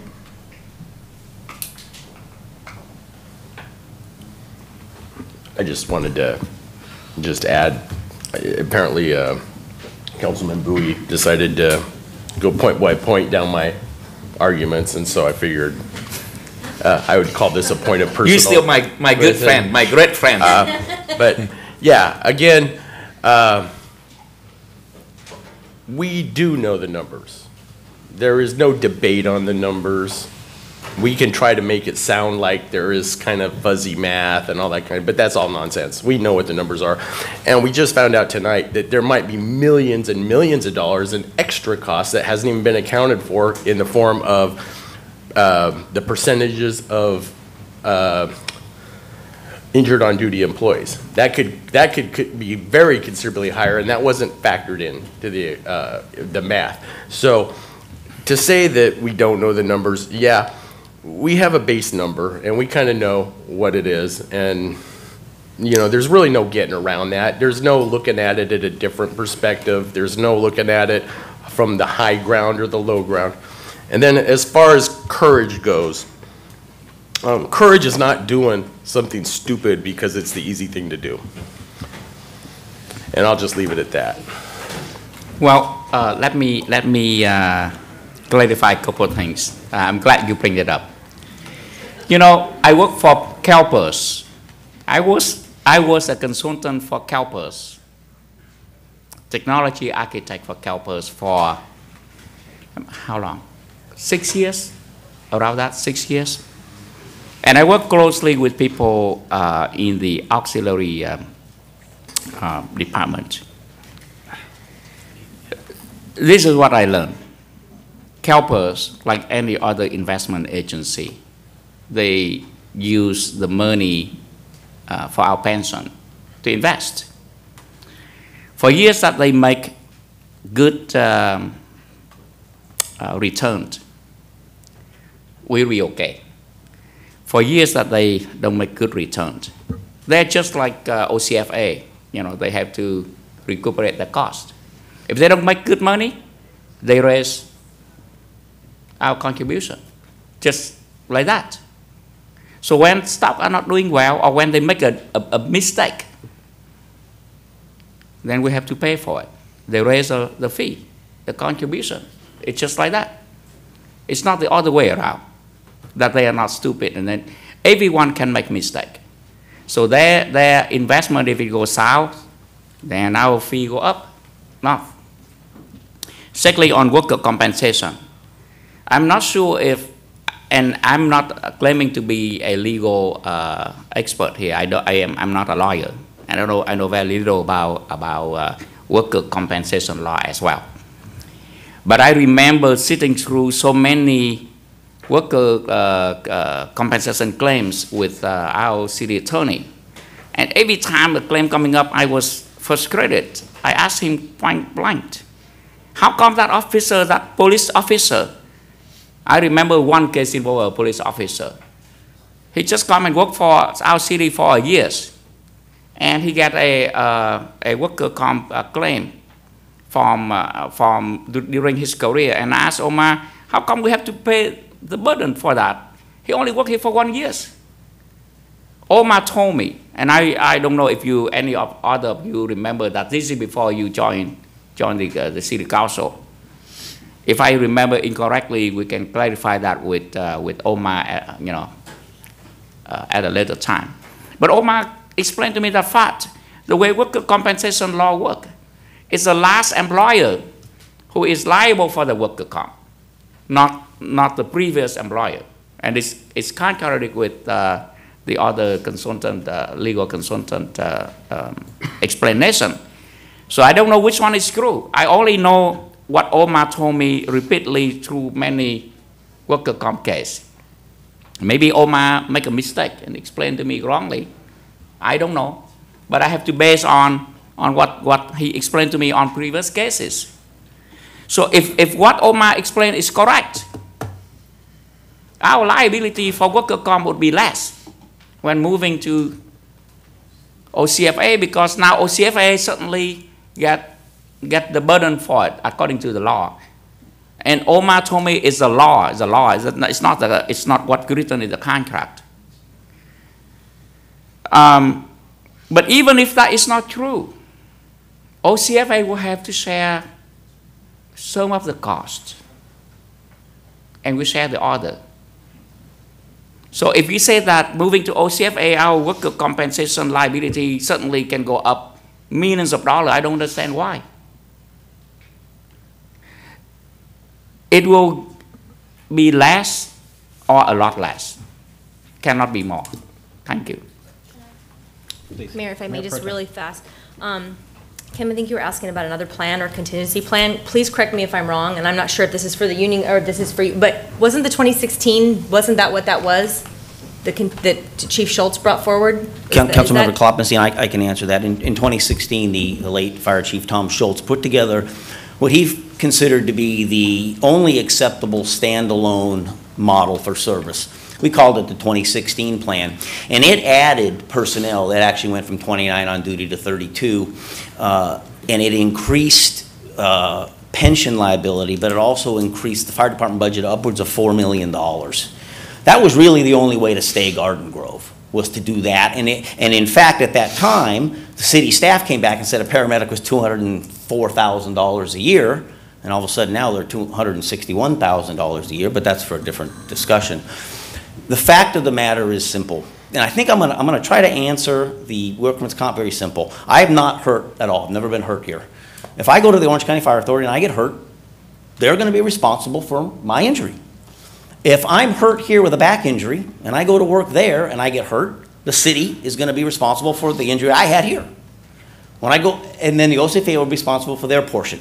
Nobody is going to go work for the Orange County Fire Authority, get hurt over there without a previous history in Garden Grove, and go back to Garden Grove and say, you owe me X amount of dollars.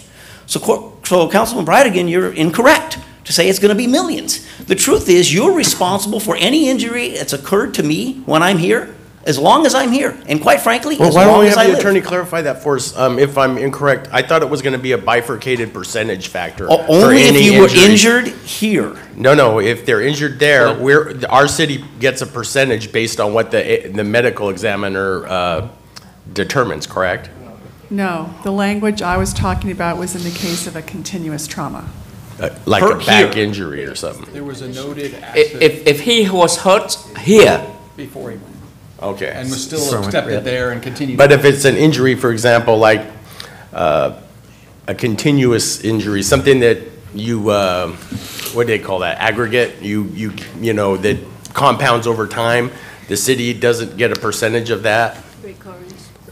Not, well, maybe not a reoccurrence, but something that, you know, I forget the term. This is what Omar explained to me, and Because that's what they said during the meeting we had, Dave. what Omar explained to me. Let her answer. I'm going to read, because the contract provides how this is going to be resolved, the language. And the language says, for any continuous trauma claim brought under the California Workers' Compensation Law against OCFA by former employees of the city fire department, the parties shall share liability in proportion to the period of time So I wasn't the wrong. former Thank you. employee was employed by each agency. Thank you. So I wasn't wrong. I just wanted to make that clear because he was saying I was wrong and you just clarified that I was in fact correct. And we had many discussions with Chief Zeller about this, so. It's exactly correct. A brand-new injury that occurs, or even frankly, if there's some sort of underlying injury that already exists, but it's never been recognized in your workers' comp system, and it's first recognized on OCFA, we're paying for it. A continuous trauma to something that's already underway, already recorded under your system, you're presumably already setting aside funding for that. That injury's already occurred, it's already on your books, and you're going to have to continue to pay for that share of that injury. The attorney and negotiating consultant, I forgot your name, Miss. Daphne. Huh? Daphne. Daphne. Okay. Here's what Omar. Let me, and hope you can clarify that for me so that I can better understand it. But this is what Omar explained to me and how I understand and how I remember it. I might be wrong, so I need you to explain it to me what I believe Omar explained to me. This is a case of a police officer. He fired a worker. He just came and worked for Garden Grove for a few months or years. And he filed worker, he feel hurt, and he filed worker compensation claim. And the medical examiner determined that it may have caused from the time that he worked before he joined Garden Grove. It may, right? because the nature of the incident. But he never filed a complaint. He never felt that pain while he was working at the previous agency. He only feel pain after he joined Garden Grove.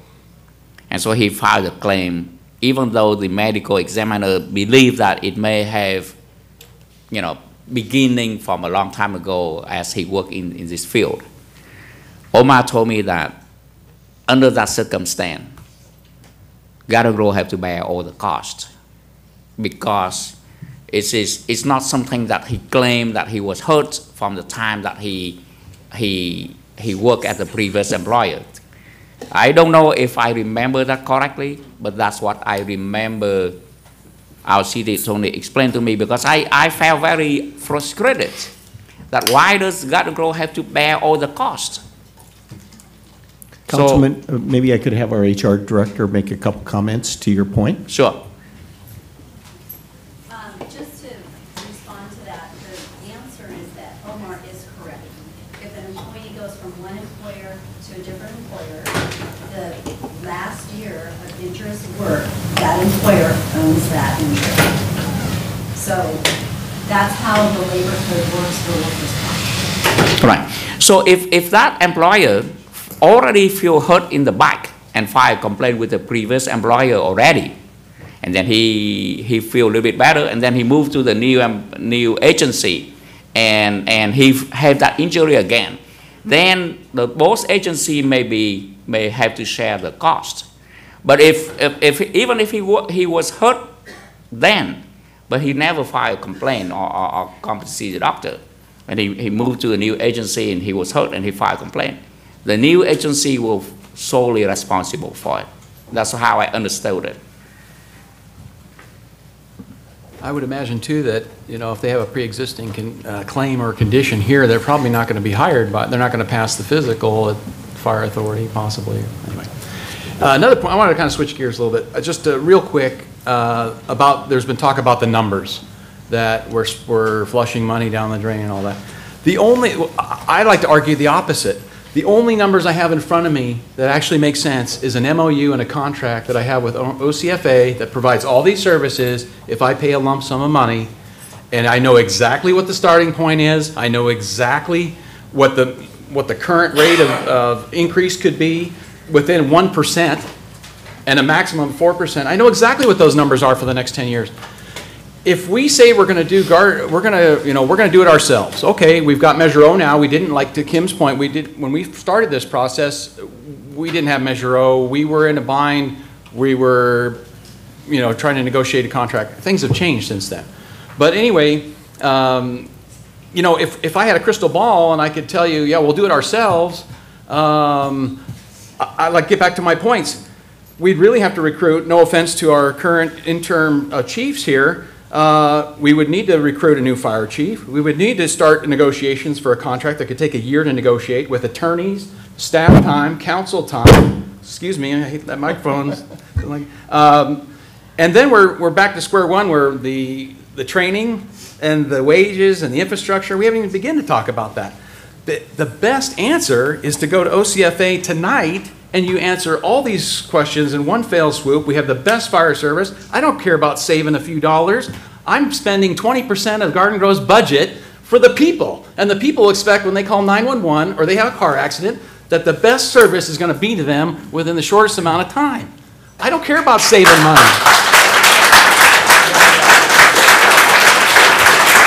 I'm not here to save money. I'm here to be a fiduciary and spend the people's money in the best way possible, and the best decision tonight is to go to the Orange County Fire Authority. If in 8 years from now it doesn't work out, we can get out of it. It's a contract. I'm sorry, I got a little excited. Well, just want to chime in on that one a little bit. Boys, for the beginning, we actually reach out to the community and say we try to save money. We explore options. Okay? Don't forget that. Wait, okay, I'm not done yet. Thank you. That was the original. That was what we up here for. That was we spend most of our time, staff time, when we reach out community, that's when we deliver our message to get support, to get understanding. I would admit that when By this saving whole- money, this- now you come back and say, it's okay, I'm willing to spend your money for 20%. I mean, if we go back to the same, Yeah, but- the message that we deliver, say, it's okay if we pay for the better service, then that's what we talking about now. And I would admit to that But we're going back two to- years ago, we didn't have Measure O, we didn't have the resources. We just that- started last year, not 2 years ago. Well, we've been, when We just when start most last of year. us negotiated a one-year contract with the fire authority, That was last year. I'm talking about the year before that. So that's what we been deliver that message, right? Okay, but yeah, I understand that, but we're in a whole different position now. We have Measure O, we have money, we could do it ourselves, and I admit, we could do it. When we say we, who's gonna do it? We've got to hire somebody to do it. We've got to consult, we got to negotiate, we got to, is the council gonna do it? Who's on the staff's gonna do it? Who's gonna pay for that? That's gonna cost us money. There's no doubt. There's no doubt about the services of OCFA. There's no doubt. With education, with the services they provide, there's no doubt about it. But we are going back to our own word where we promised our constituents a year ago that we would explore the options to save our city money, whether Measure O is there or not there. Now we're going back to our own word. That's what. But my See, argument. our constituents, not just here, our constituents is out there too, who sometimes watching us, or sometimes they actually just reading the news the next day and see what's going on. I'm just saying that I could argue that this is saving us money, because to do it on our own would cost us more. It would cost us more to do it ourselves. We could never get to that level. And at the funding, the contract that we have, we would have to spend at least twice as much in Garden Grove to do what for fire authority. Now, I would like to say to point out two things. With all due respect for you, my friend, my dear friend George. George. I do agree with you that the number is right there, black and white, right? Staff number show that it costs us, every year it costs us $1 million more. With the exception of the first year, it saves us like close to $2 million. That's staff number, and it's right there on the paper. So no argue about it. Number is number, and I agree with you. But my perspective is different. When I look at things at the decision about cost comparison, and I mentioned about comparing apple to apple, because I have been having a lot of experience with business process re-engineering. This is a part of business process re-engineering as well. I look at things differently than just pure current process. I look at many other factors involved in the business. And so I do not agree that that is the right number. When I look at risk and consider risk into the equation, I believe that the cost to do in-house would be a lot higher than that. You may disagree with me, and I respect your opinion on that. But to say that that is the truth according to a certain formula, a certain assumption, and a certain perspective. Well, I'm not sure. It's bad from certain point of view, but it may not be bad from the other. So to say that this is the absolute truth, this is absolute number, that's just one perspective. Secondly, Kim talked about alternative plan. Let me share with you the thought of the ex-chief, our chief, Tom Scholes. Just around November, after the election and Measure O passed, I pulled Chief Scholes out after the council meeting, and I asked him, Chief, be honest with me. What do you think? I do want to know what you think, not a political answer, because I will have to make a very hard decision. I know what I think, but I want to know what you think. Please advise me. The chief told me, Fat, with all respect, I don't have time to go that here with me, but perhaps I can explore that with you, at a later times.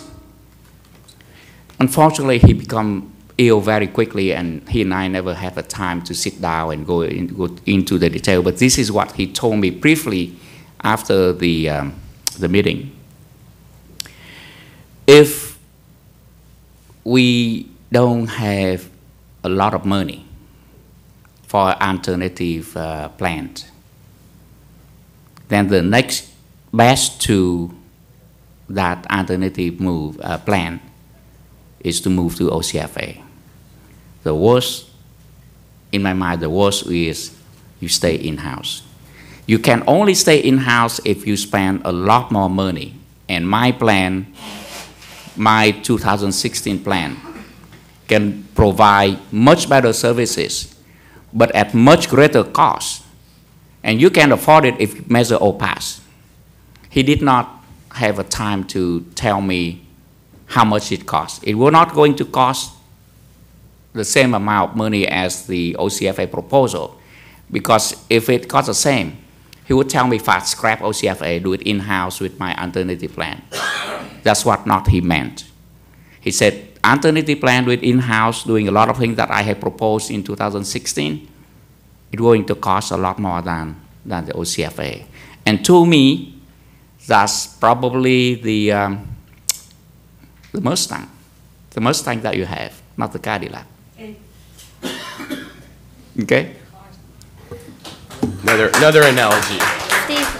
And you're right, Pat, when it comes to that. I just think we're being a little disingenuous on the whole point of why we're here tonight. Kim has said it, Tuha has said it, you said it yourself, the mayor has said it, Councilman Beard before me said it. The whole point of this exploration was cost savings. And now we're saying, well, it's costing more, but we're getting more product. And that's fine if that's the road we want to go down. But that's not where we, that's not, but let me finish. Okay. But that's where it started, and we're at a whole different place now. Measure O has passed during this process. We're being a little disingenuous. I mean, the whole point of us being here was as an exploratory cost savings, not as how can we spend more money. And, that's where we're at. So, Just to throw this out here, Measure O, the residents were willing to pay more in taxes for better public safety. So I don't know if that has anything to do with cost savings or not. Right. Personally, to me, I feel that the residents are saying, we want better and we're willing to pay for it. But then we should have done the study. I mean, we should have gone down that road and had apples to apples comparison. Well, what the slide said, we don't have that. We do have that 16 plan. Really quick point of order. I love, and I've been playing this really, really loose because I genuinely want everybody to air it all out and get it out there, and I appreciate that we've had a very healthy debate. Let's just be respectful. Let people finish their thoughts and instead of cutting in and cutting each other off, because there's been several incidences of that from each other and from the crowd. So just let somebody finish it out, and then you're welcome to speak and rebut. I love my colleagues. It's been a very healthy and very good deliberation. Sometimes we see things differently, but I love this comparing to other cities where I see things differently. But you guys are terrific, and I love you guys. We just passionately argue, but we are not beating each other up. The difference is we air it in public, so everybody can see it. Public servant. George, so let me ask you. I'm trying to convince you to be on my side here, right? And you can convince me on your side as well. Really? Let me ask you this. So you are in agreement with me that the OCFA proposal probably it's a good thing.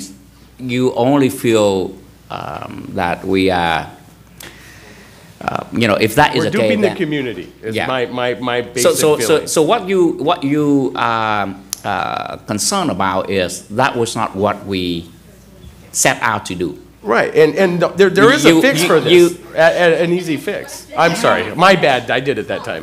Yeah. Because we are friends, right? We talk back, it's not Right. intentional. And I did the same, right?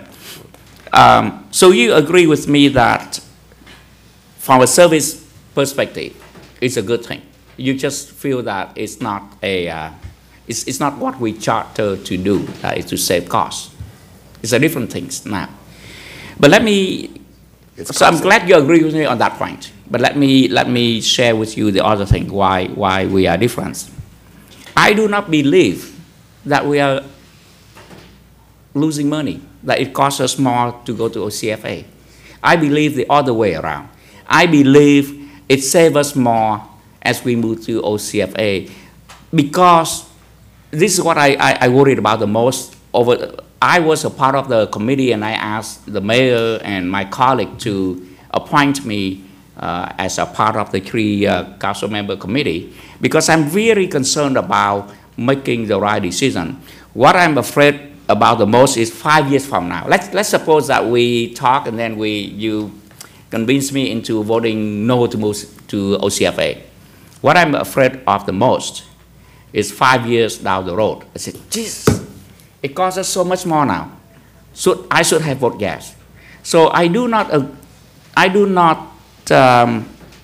believe that at this number that staff have been working out, because I believe that it's not that they did not do a good job. I believe they do, but they put out this number based on certain assumption, and I challenged them a lot during the last few months when in 2018, because I see a lot of things that they didn't consider, and that's why the sensitivity thing coming up, and there's a lot in it, not just the race. So I think we maybe disagree, but I believe that going to OCFA save us money, as well as provide better services. And the reason I believe it saves us money, because there is a lot of intangible costs that we didn't consider in that bottom line. And you may disagree with me, and I respect you for that, but saying that it costs us more, I don't believe it.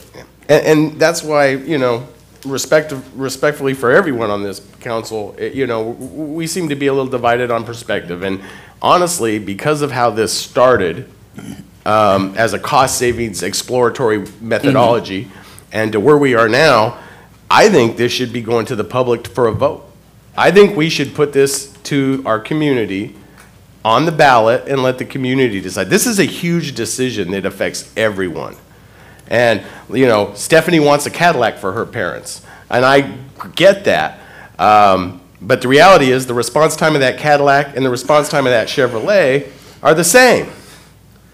So we can, have those philosophical debates, but honestly, I think this needs to go to the vote. Let the people decide if we want a Cadillac or if we want a Chevrolet, and if we need to spend millions of dollars in this venue.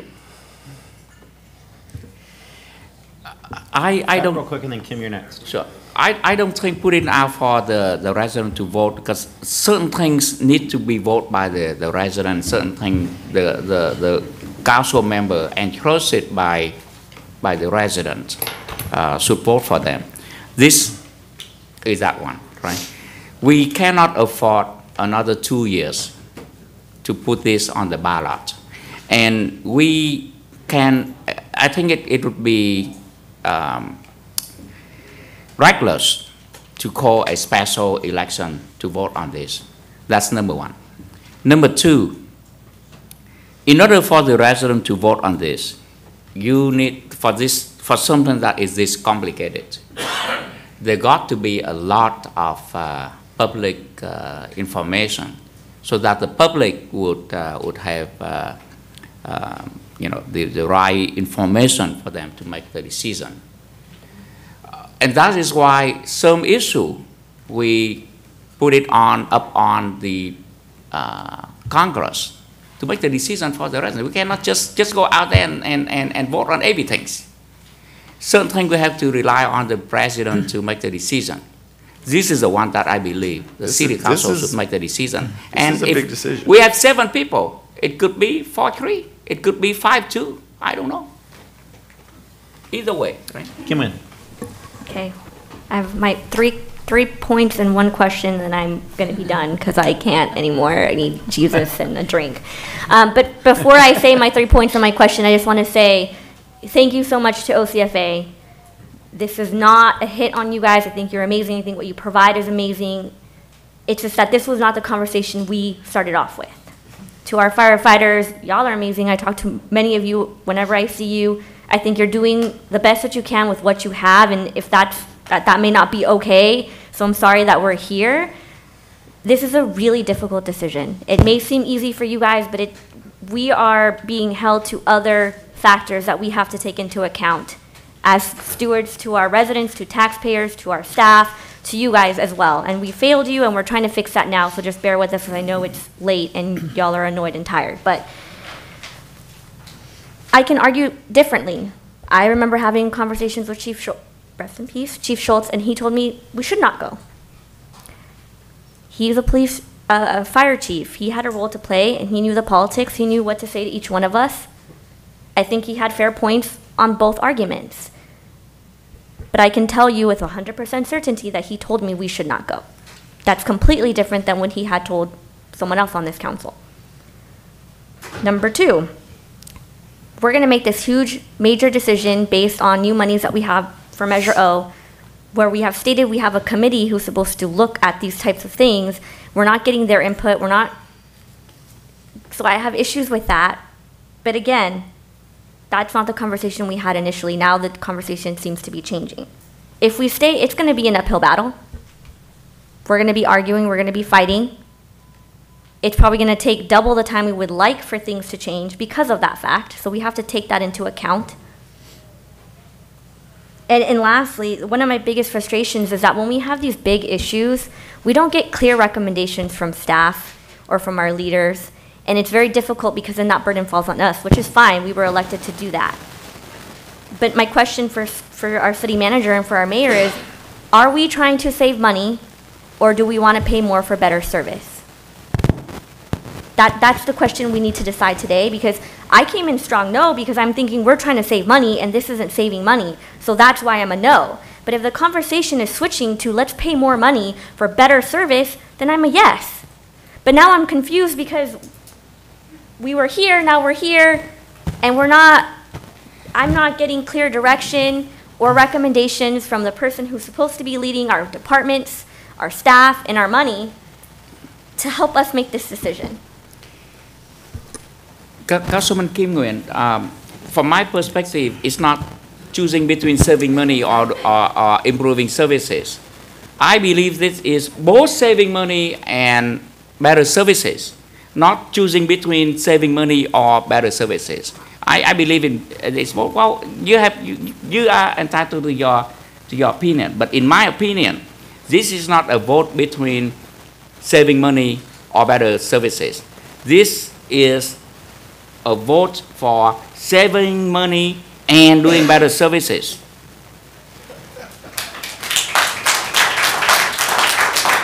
Thu Hao Nguyen. Well, yes. Thank you, John, for letting me go first. Anyway, that's very debatable. Service and spending. Okay? Let's come back with the 2 words. The service or the spending. We want to go to the mall or we want to go to the thrift store. At the same time, what happened in 10 years? It's okay to go to OCFA very easy, yes. In 10 years, if we want to go back to our own, it's almost impossible. Okay? It's going to cost us a lot of money. So, 10 years, I am not going to be around here. My term is done. But my next successor, who's going to run for office, is going to carry the same burden. So I'm all for quality as well. I love quality, service quality. So it can come down with we spending money, we get better quality service. We're saving money down the run 5 years. Like Fat say, there's hidden number we don't know. We don't know what we don't know. We can't speak for what we don't know. But what happened? What if? That's why we are actually going back and forth for the past 2 hours, starving. So thank you, the audience. Thank you, the fighter. I know you have a long day, but thank you, bear with us. But here's what we come down: quality or willing to spend the money, and what happened in 5 years. John O'Neill. Okay, just real quick. So to me, it's always been about, I don't know where that's coming from. It's on the ground. We're kicking it on the ground. So to me, it's never been about saving money, so to speak. It's always been about value, right? We're a public entity. We're in the business of serving the public, and it's their tax money, and we want obviously, we're the best bang for the buck, right? This is a great contract. And I know there's further discussion, and the mayor's going to speak, but I'd like to make the motion that the City of Garden Grove enter into the contract with the Orange County Fire Authority and provide city fire and emergency medical services for the City of Garden Grove. That's a motion.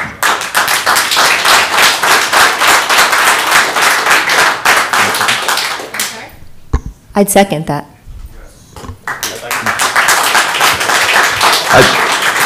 I'd like to make a substitute motion that we put this on the next ballot for the community to vote on. Wait, if our agreement with them ends in June, right? It expires in June, so we wouldn't be able to do that. We'd have to renegotiate until then. Substitute motion dies for lack of a second. Okay, so I've been very patient this whole time.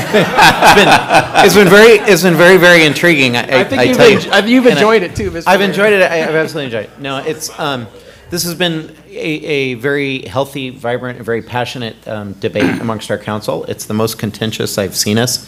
That's not necessarily a bad thing. I guess in my perfect little world, I wish that complicated, difficult decisions became clear with all of the exhaustive process we've gone through to get here.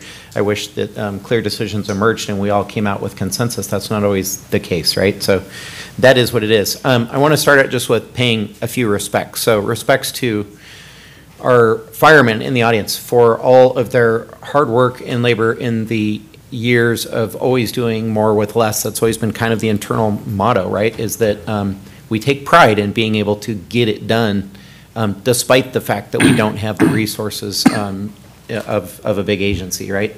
There has been plenty of, I also want to give respects to Ann Eifert. My gosh, you are amazing. Seriously, you've been in the firing line in the middle of this thing, and somehow you've just, you've absorbed all that, and you've really emerged, and talk about leadership, you've really shown the world how smart you are and how capable you are. So I genuinely want to give you that compliment that you've been just in the middle of all this, and I think you've got a wonderful future ahead of you, and I hope you stay around and see that through right here in Garden Grove, because we need you.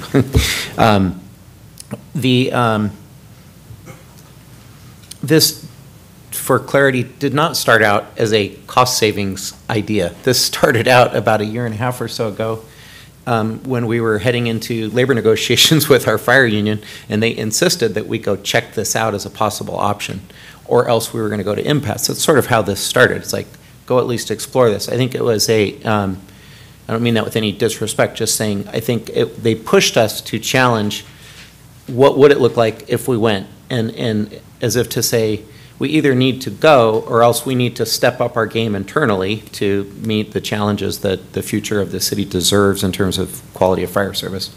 There has been ample comparison between staying versus going. All these, and it's become distorted. The election cycle in Measure O certainly was a factor and changed everything in terms of perspective as this thing has evolved over the last year. But there's been so much talk about apples to apples comparisons, and really what that meant was, what would it look like if we stayed in-house and attempted to mimic the deployment model of OCFA. That alone implies that the OCFA model is somehow better with the two engineers on the trucks and those sort of things. Per Mayor Pro Tem's comment earlier, our own former beloved Chief Tom Schultz 2016 plan sort of mimicked something that would approach heading towards OCFA. So all the internal discussion of these comparisons is, okay, if we stayed in-house, how could we be sort of kind of like OCFA, right? So that alone says we're acknowledging that there's a class act operation out there that does things better. I think because of Measure O, the city did not ask for Measure O. Your council up here did not proactively campaign for it that I saw. That started, I think, largely from our police, but public safety in general. I think there was a lot of urging for several years prior to keep that at bay and not make that request to initiate a sales tax measure, sort of saying, wait and let's do this organically. We're building hotels, we're increasing top line revenue organically. And I'm the first to admit that, Great Wolf Lodge, as wonderful as it is, took over 10 years to come to market. We've got thousands of hotel rooms in the pipeline. Those things will be great someday. They will take time. They're not going to happen overnight. So I'm sort of done kidding myself that these organic revenue streams are going to hit anytime soon. And police pushed, and we got a Measure O on the ballot, and the campaign trail that they did and that Fire supported basically asked the voters to trust that if they approve this, that we're going to reinvest these funds predominantly into public safety. That was the plan. We're already starting to do that internally with our police negotiations and our police efforts. It's exciting. There's a good congruity there, I think, in terms of looking forward and how we're going to grow that department. With fire, it's a decision of stay or go, right? If we stay, we need to hire a fire chief. We need to dramatically overhaul the entire thing. Or we go, and it's kind of this plug and play, prepackaged, ready to go formula that not only gets us there quickly, but is geared to be able to sustain our future growth. And we are growing. So as our population is growing, as our hotel base and our tourism is growing and those things, we will need not just to get to sort of kind of like OCFA, but to get to where we need to be 10 years from now, with a larger population. So, like I said, I wish this were simple. I wish this were black and white and there was clarity in all of it. I don't think there is. I could honestly academically argue this thing either way, right? In terms of the economics, the numbers. There's nothing black and white about the numbers, and I've got a finance MBA, and right, and it's not. I've been through this up and down and backwards. So there's nothing simple about it. I appreciate all the debate and so forth. But anyway, so we have a motion on the table. We have a second, and if there's no further comments, I would like to. I just want to speak to the council members who we all knew we were leaning no, right? And that was when we were arguing to save money. Now that conversation has changed and we're talking about quality of service.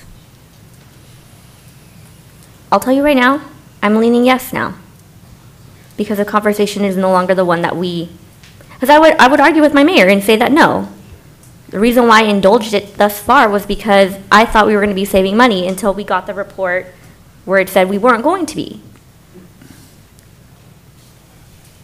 And so now I'm like hearing back to what Councilmember Klopfenstein's comments were.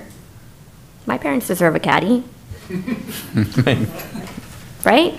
It's not about who's going to show up at our door. I don't care if it says GG or Santa Ana. When my complex was on fire, we had 3 different fires go off. It was an arson thing. It was 6 o'clock in the morning. Had I left 10 minutes later, my dog would have probably died from smoke inhalation because by the time I got to my apartment, smoke was coming out, right? That was when most of our firefighters were up north fighting the fires and helping our state. Santa Ana came first, then it was Anaheim, Orange, and then later I saw Paul out there, our chief out there. It didn't matter to me. I was just like, someone come save my life if that's what's going to need to happen. If I need someone to carry me down the stairs with my dog, can you do it? Thanks. It's not about nostalgia for me. We were originally arguing cost-saving measures. But now I'm hearing Councilmember O'Neill, Councilmember Bowie, Councilmember Klopfenstein, and the mayor say that we're talking about quality service, we're willing to pay more for it. Then they're appealing to my sense of better judgment, because I'm thinking about if we don't take this vote and we have to go through negotiations with our fire union and then figure out how we're going to improve the stations, the deployment model to the ability that we need it to be because it's not currently there, how long is that going to take us?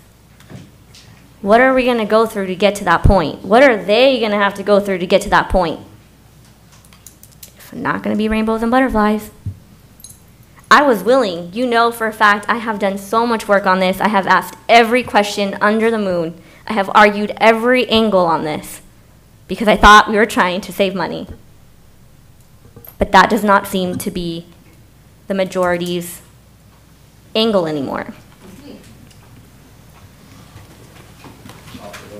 Before we go, I just want us to so this is huge. Since you mentioned my name, I was going to say that, I think we were, when we were approached with this and we got the quote, originally, we were saving money. We didn't have all the numbers on the unfunded liability and all that, and we were saving, it was a talk of $2 million. That's a no-brainer. Extra paramedic, OCFA, we're saving $2 million. I mean, what council could vote no on that, in my opinion?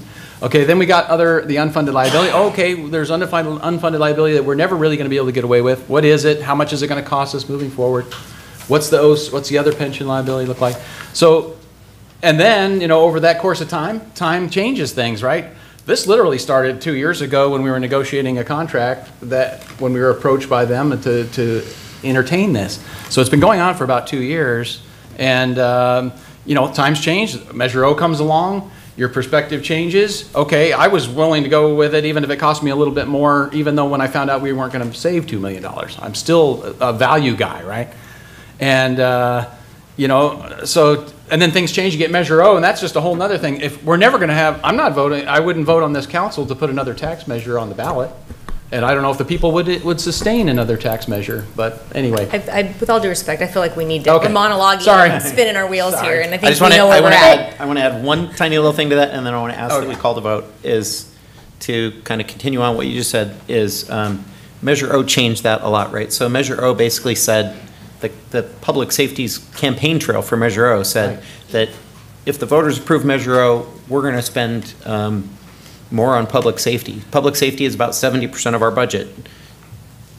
Police is 50%, fire is 20%. If we were to spend 20% of 19 million on fire as campaigned, that's $3.8 million a year. So, I mean, to say if we were to stay internally, then presumably that's how much we would be targeting to spend as promised on the campaign trail from Measure O to the voters. So if we can one-stop shop it and go outside and achieve everything we want to for less than that, then to me that's a win. I want to hear from George and from Tuha. Tuha. Uh-oh, I get called. Honestly, my occupation is a service occupation. I serve with my patient. And I love quality service. No doubt about it. I mean, I've been listening to every one of you, and I get really conflicting, right? And both sides make sense. You're my colleagues. If we just focus on the quality, I'm definitely gonna go yes. Okay? No doubt about it. We all deserve to have a service, right? And like I say, it's going to take some time, longer, to build up our own. But, I mean, yes. Are we having 5 minutes? Sorry. Anyway, just get short. Okay. I've really been torn right now. And I love my colleagues. You guys all make sense. And I love the service. I hope we make the right decision tonight. Because down the line, everything comes down with politics. Okay? It's about politics. So anyway. Guys, I think... Kim? Anything brand new to add? Otherwise, I would like to call the vote. Oh, yeah. Just one thing. Arising out of impasse does imply cost savings. I mean, with that being said, it is $15 million over 10 years. So I just wanted to reiterate, there is something said for the way Garden Grove PD has done, or FD has done things over the years. They've been great. They do an awesome job. And I think we can augment that currently with not spending as much money. And we can improve those services. But with that being said, I can tell I'm outnumbered, so. Thank you. We have a motion, a second. Please call the vote.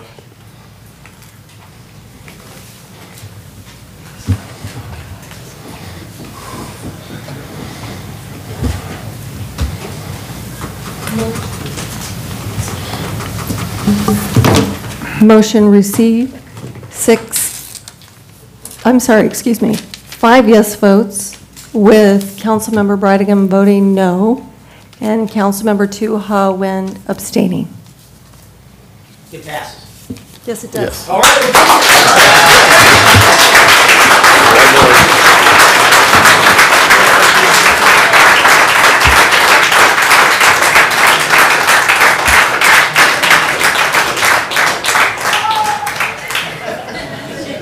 Thank you. We do have several other matters, so if you want, I can give us just a minute for all y'all to clear the room so we can get back to the rest of our agenda. Okay, Thank we you. have a break.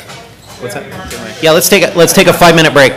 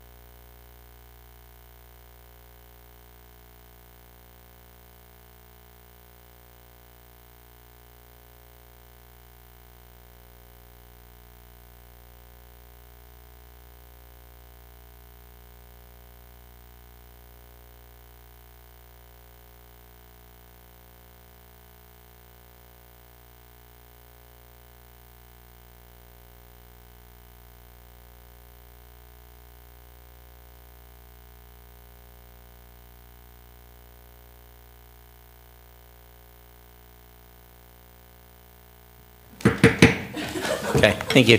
We'll call back to order. We have 3 more items. I'd like to keep them all very short and sweet under matters. So 5A is me. This is a very robust topic, but we're not going to cover it tonight. All I want to say is we've had some recent activity with regard to the homelessness crisis in Orange County, led by a meeting I had with Bill Taormina, who's become a prominent sort of private figure, philanthropist type in this realm, who then urged myself and Scott Stiles and our new police chief, Tom DeRay, to go meet in chambers with Judge Carter and continuing discussions in that regard. So there's a lot of movement in that. There was also a big deliberation in the court last week where the judge invited all the mayors and city managers and whatnot from around the city that I attended as well. So I've had a number of meetings just in the last several weeks, getting really deep in the weeds on the homeless issue. Our staff, Allison Mills, Nate Robbins, have some wonderful ideas. I would encourage that we simply ask if they could come back with a study session sometime soon. I don't know if that could be by our next meeting or if it has to be the meeting thereafter. I would defer to whatever time they think it would take to prepare such a thing. But just to ask that we have a dedicated study session on homelessness and maybe be able to thereafter give some clear direction as a council to staff on what we'd like to see going forward in terms of resource allocation within the realm of addressing homelessness in our city. So I don't think we even need to take any action, right? Just sort of a direction to staff if we could come back with a study session. Something in May would be helpful for us. In May instead of April. Okay. The request was for May? Yeah. Okay. Is this So, time sensitive? what's that? Is it time sensitive though? I think yes-ish. It's a little time sensitive in the sense that we did not get called upon in the courtroom last week based on sort of a personal promise I made to the judge that he would be hearing from us soon with some more ideas about what we're thinking about and where we're going. So he doesn't like to sit around and wait. He wants to hear action plans and that sort of thing. So I think it would be prudent that we move it forward as expeditiously as possible. And yeah, so May is probably fine, but we need to we can move forward. shoot for early May, first meeting Sure. in. Yeah, because once you get down into the latter part of May, Yeah. it gets Sure. crazy with festivals. Sounds good. Okay. Mayor, I think just to add very briefly, I think that's a terrific idea. The staff will start working, Allison, Lisa, Nate, and their team. They do have some just general big picture ideas. We've had some conversations with some of our big institutions. We saw some things about recuperative care that Councilmember Nguyen has been talking about. And so, there was just news that came out about Cal Optima and other things. So I think we'll start putting a big picture study session, some thoughts together for council to think about, and then you can give us some direction on where you want us going. One of the big things that's coming forward here, we'll be talking about in the next couple of weeks also, is the Orange County Housing Trust that you're all very familiar with, and more to come on that too. Thank you. Okay, 5B. So item 5B is a discussion on adopting a proclamation recognizing April 2019 as Arab American Heritage Month, as requested by Councilmember Kim Nguyen.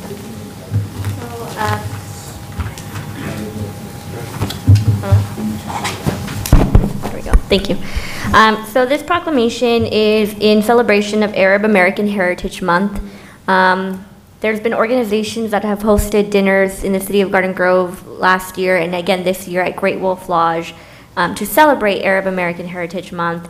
And I attended last year. I know the mayor and myself were attending this year. I mean, it's like our other ones that we've had in the past.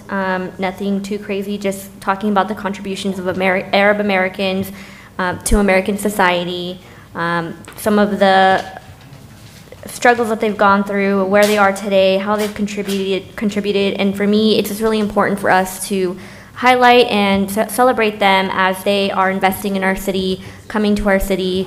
And it would be nice for us to hand them a proclamation while they're in our city, celebrating this for themselves and participate in that and learning more about their culture and their heritage and celebrating them. And so I just wanted to bring this forward. so that the mayor has something nice to give while we're there. And I don't know if the mayor wants to say anything. I agree. Do you want to make it a motion? Motion. I will second. Call the vote.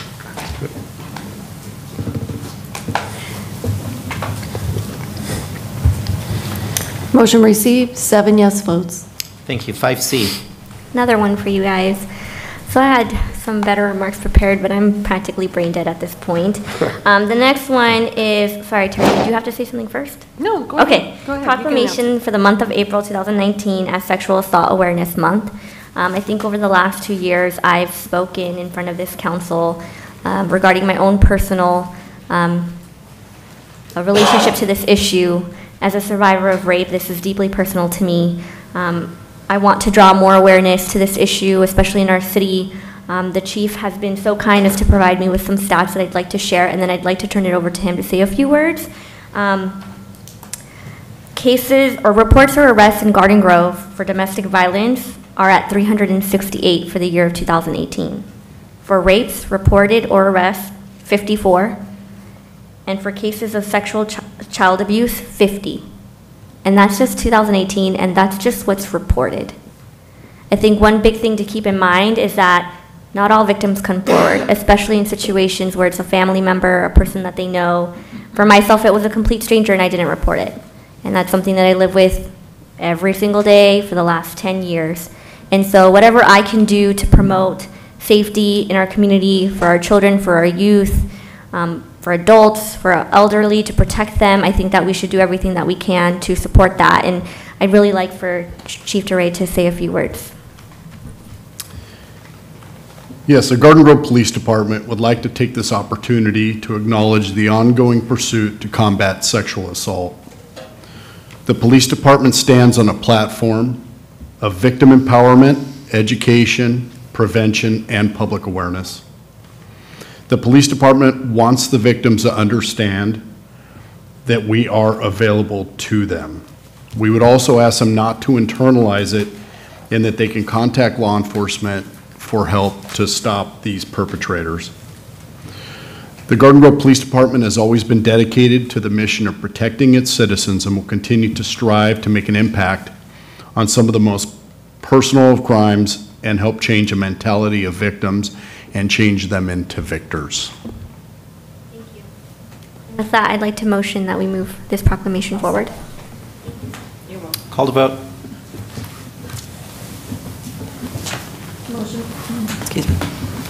Motion received, 7 yes votes. Thank you. Any matters from council members? Seeing none. I got a quick City one. manager.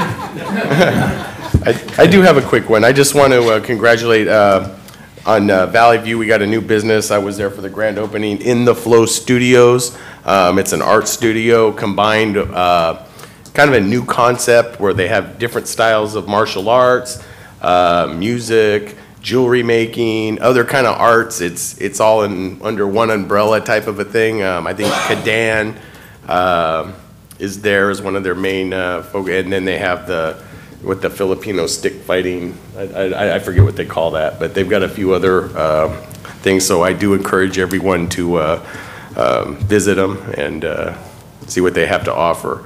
Also, I'd like to start the process of exploring for a new ordinance for commercial property owners who are intentionally blighting their property.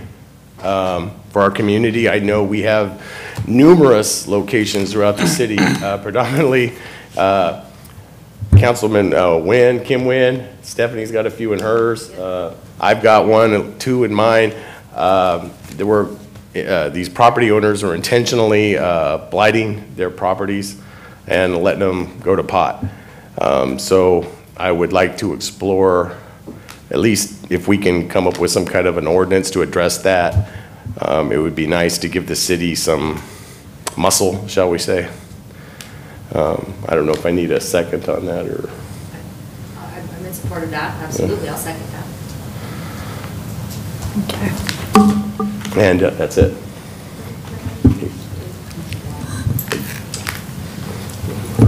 I'll just say happy birthday to Councilman Fat Bowie. Hope you have a healthy and happy and prosperous another year. 21 today. Mayor, for the record, Yep. there was a motion and a second. I think the council needs to vote on that Yeah. motion so we can put it on the Let's agenda. go back to, so call the vote on George's motion about commercial light. I didn't know if it had to be formalized or not, that's why I just kind of left it alone. Yeah, per your procedures, it has Just to since be it was brought up formalized so under that we matters, can, not so we as an can do the action. work to agendize it. Gotcha, gotcha. Motion received, 7 yes votes. Okay, anybody else? Yes, it's a little bit long, so bear with me. Well, just another half hour, okay? I'm very saddened to reflect on a Vietnamese pilot who was a true hero. He passed away on April 5th, and his name is Lee Tong, a South Vietnamese Air Force veteran who dropped anti-communist leaflets over Vietnam from hijacked plane along after the war ended, and play out a fantasy of many dedicated soldiers of South Vietnam who died earlier on Saturday in San Diego when he was 74 years old. Mr. Lee Tong became a hero to many Vietnamese refugees in 1992 when he hijacked a commercial airline after takeoff from Bangkok, ordered the pilot to fly over Ho Chi Minh City, which is known as Saigon, South Vietnam capital before the communist victory, and dumped thousands of leaflets calling for a popular uprising. He was sentenced to 6 years in Vietnam jail and later returned to the United States. Later on, in the years after the years 2000, under the request of many Cubans in Miami, he then flew a small plane very close to the water, the ocean, trying to avoid, radars from Cuba and SAM missile. He then flew over to over Havana, and again, dropping a lot of leaflets for the Cubans. Flying for about 30 minutes over Havana, and then he returned to Miami, and being praised by many Cubans as the hero as well. He passed away last week on April 5th. The thing that really struck us is that he was supposed to be disconnect from life support about 2 weeks ago. And just about 30 minutes before the family pulled the plugs, he's become responding to conversation. And so the doctor and the family decide not to pull the plug about 2 weeks ago. And he peacefully passed away on his own on April 5th last week. April 5th on his own, right? April 5th, 1975 is his last mission, flying a jet, A-37. And his mission was to drop a bomb on a bridge to stop the advancing communist army. As he flew over the bridge, he saw thousands and thousands of Vietnamese refugees trying to flee the communists on the crowded bridge. So he didn't drop the bomb, but he fly very low down to the bridge, trying to alert the people that he's about dropping the bomb. He made about 3 rounds, and on his last round, taking up, he was shot by a SAM missile, and he parachuted and imprisoned for about 5 years. In prison camp after 1975, he never wear any sandal, so that his feet get used to the stone and the branch and the thorn. so that he can later on escape through the jungle barefooted. He escaped to Thailand, and he is a man of determination. He has a man of sense that he have a duty to liberate the people who were suppressed by the communist regime. And he passed away last week. And on April 20th and 21st, thousands and thousands of people will say farewell to him at the Westminster Memorial Park. I would like to ask the mayor to join the meeting, in his name, Air Force veterans Lee Tong. Thank you. Sure. Scott? Mr. Mayor, council members, just two very quick things. One is our Community Services Department, John Montanches. I thought I'd give you just a little heads up. Woodbury Park is in Councilmember Nguyen's district. It's one of the very few parks that we have that would receive high qualifications under some of the state Prop 68 grant money that's being made available. So the staff are taking some very preliminary steps to potentially apply for an $8 million grant that we could use for the renovation of Woodbury Park, which would really be transformational. We think it has a high chance of being competitive. We're a relatively park-poor city among cities in Orange County. On top of it, it meets some of the income guidelines that most of the rest of our city doesn't meet. And so we think there's some synergy there. So we're going to be sending you, John Montanches and his staff will be sending you a briefing in the coming weeks about some of the details around it. There would be lots of, public input on it to come. So in a couple weeks, I'll be sending you more information about it. We're excited about the potential. It's just potential at this point.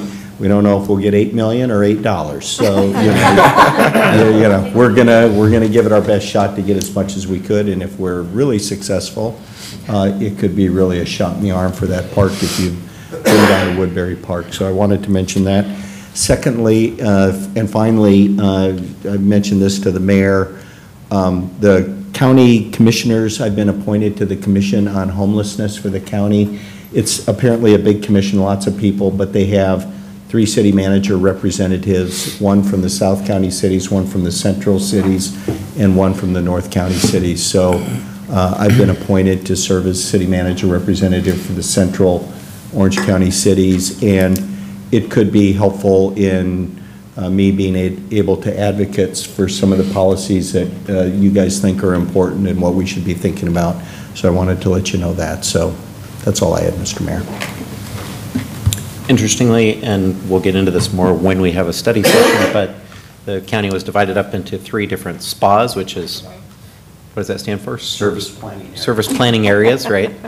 And so we're in the central SPA, the northern SPA, which is Fullerton, and all those cities have really rallied together, Buena Park, whatever, they've rallied together and they've contemplated options from within their SPA and how to address homeless shelters and crisis stabilization, all these sort of things. Our SPA really had not even met until just within the last couple of weeks. We called a meeting with some of our neighboring cities, Westminster, Huntington Beach, Seal Beach, whatnot, and we all came together and there wasn't really sort of an active plan. So there's plenty of room for improvement, I think, within our discussion within our SPA, or at least for us on our own to say, okay, our SPA isn't really doing anything. What can we do just kind of within our own 4 borders to take control of this? Legal counsel, any need for closed session or anything to report out from closed session from earlier? Yeah, there was no reportable action at a closed session. Okay. With that, we are adjourned. Thank you.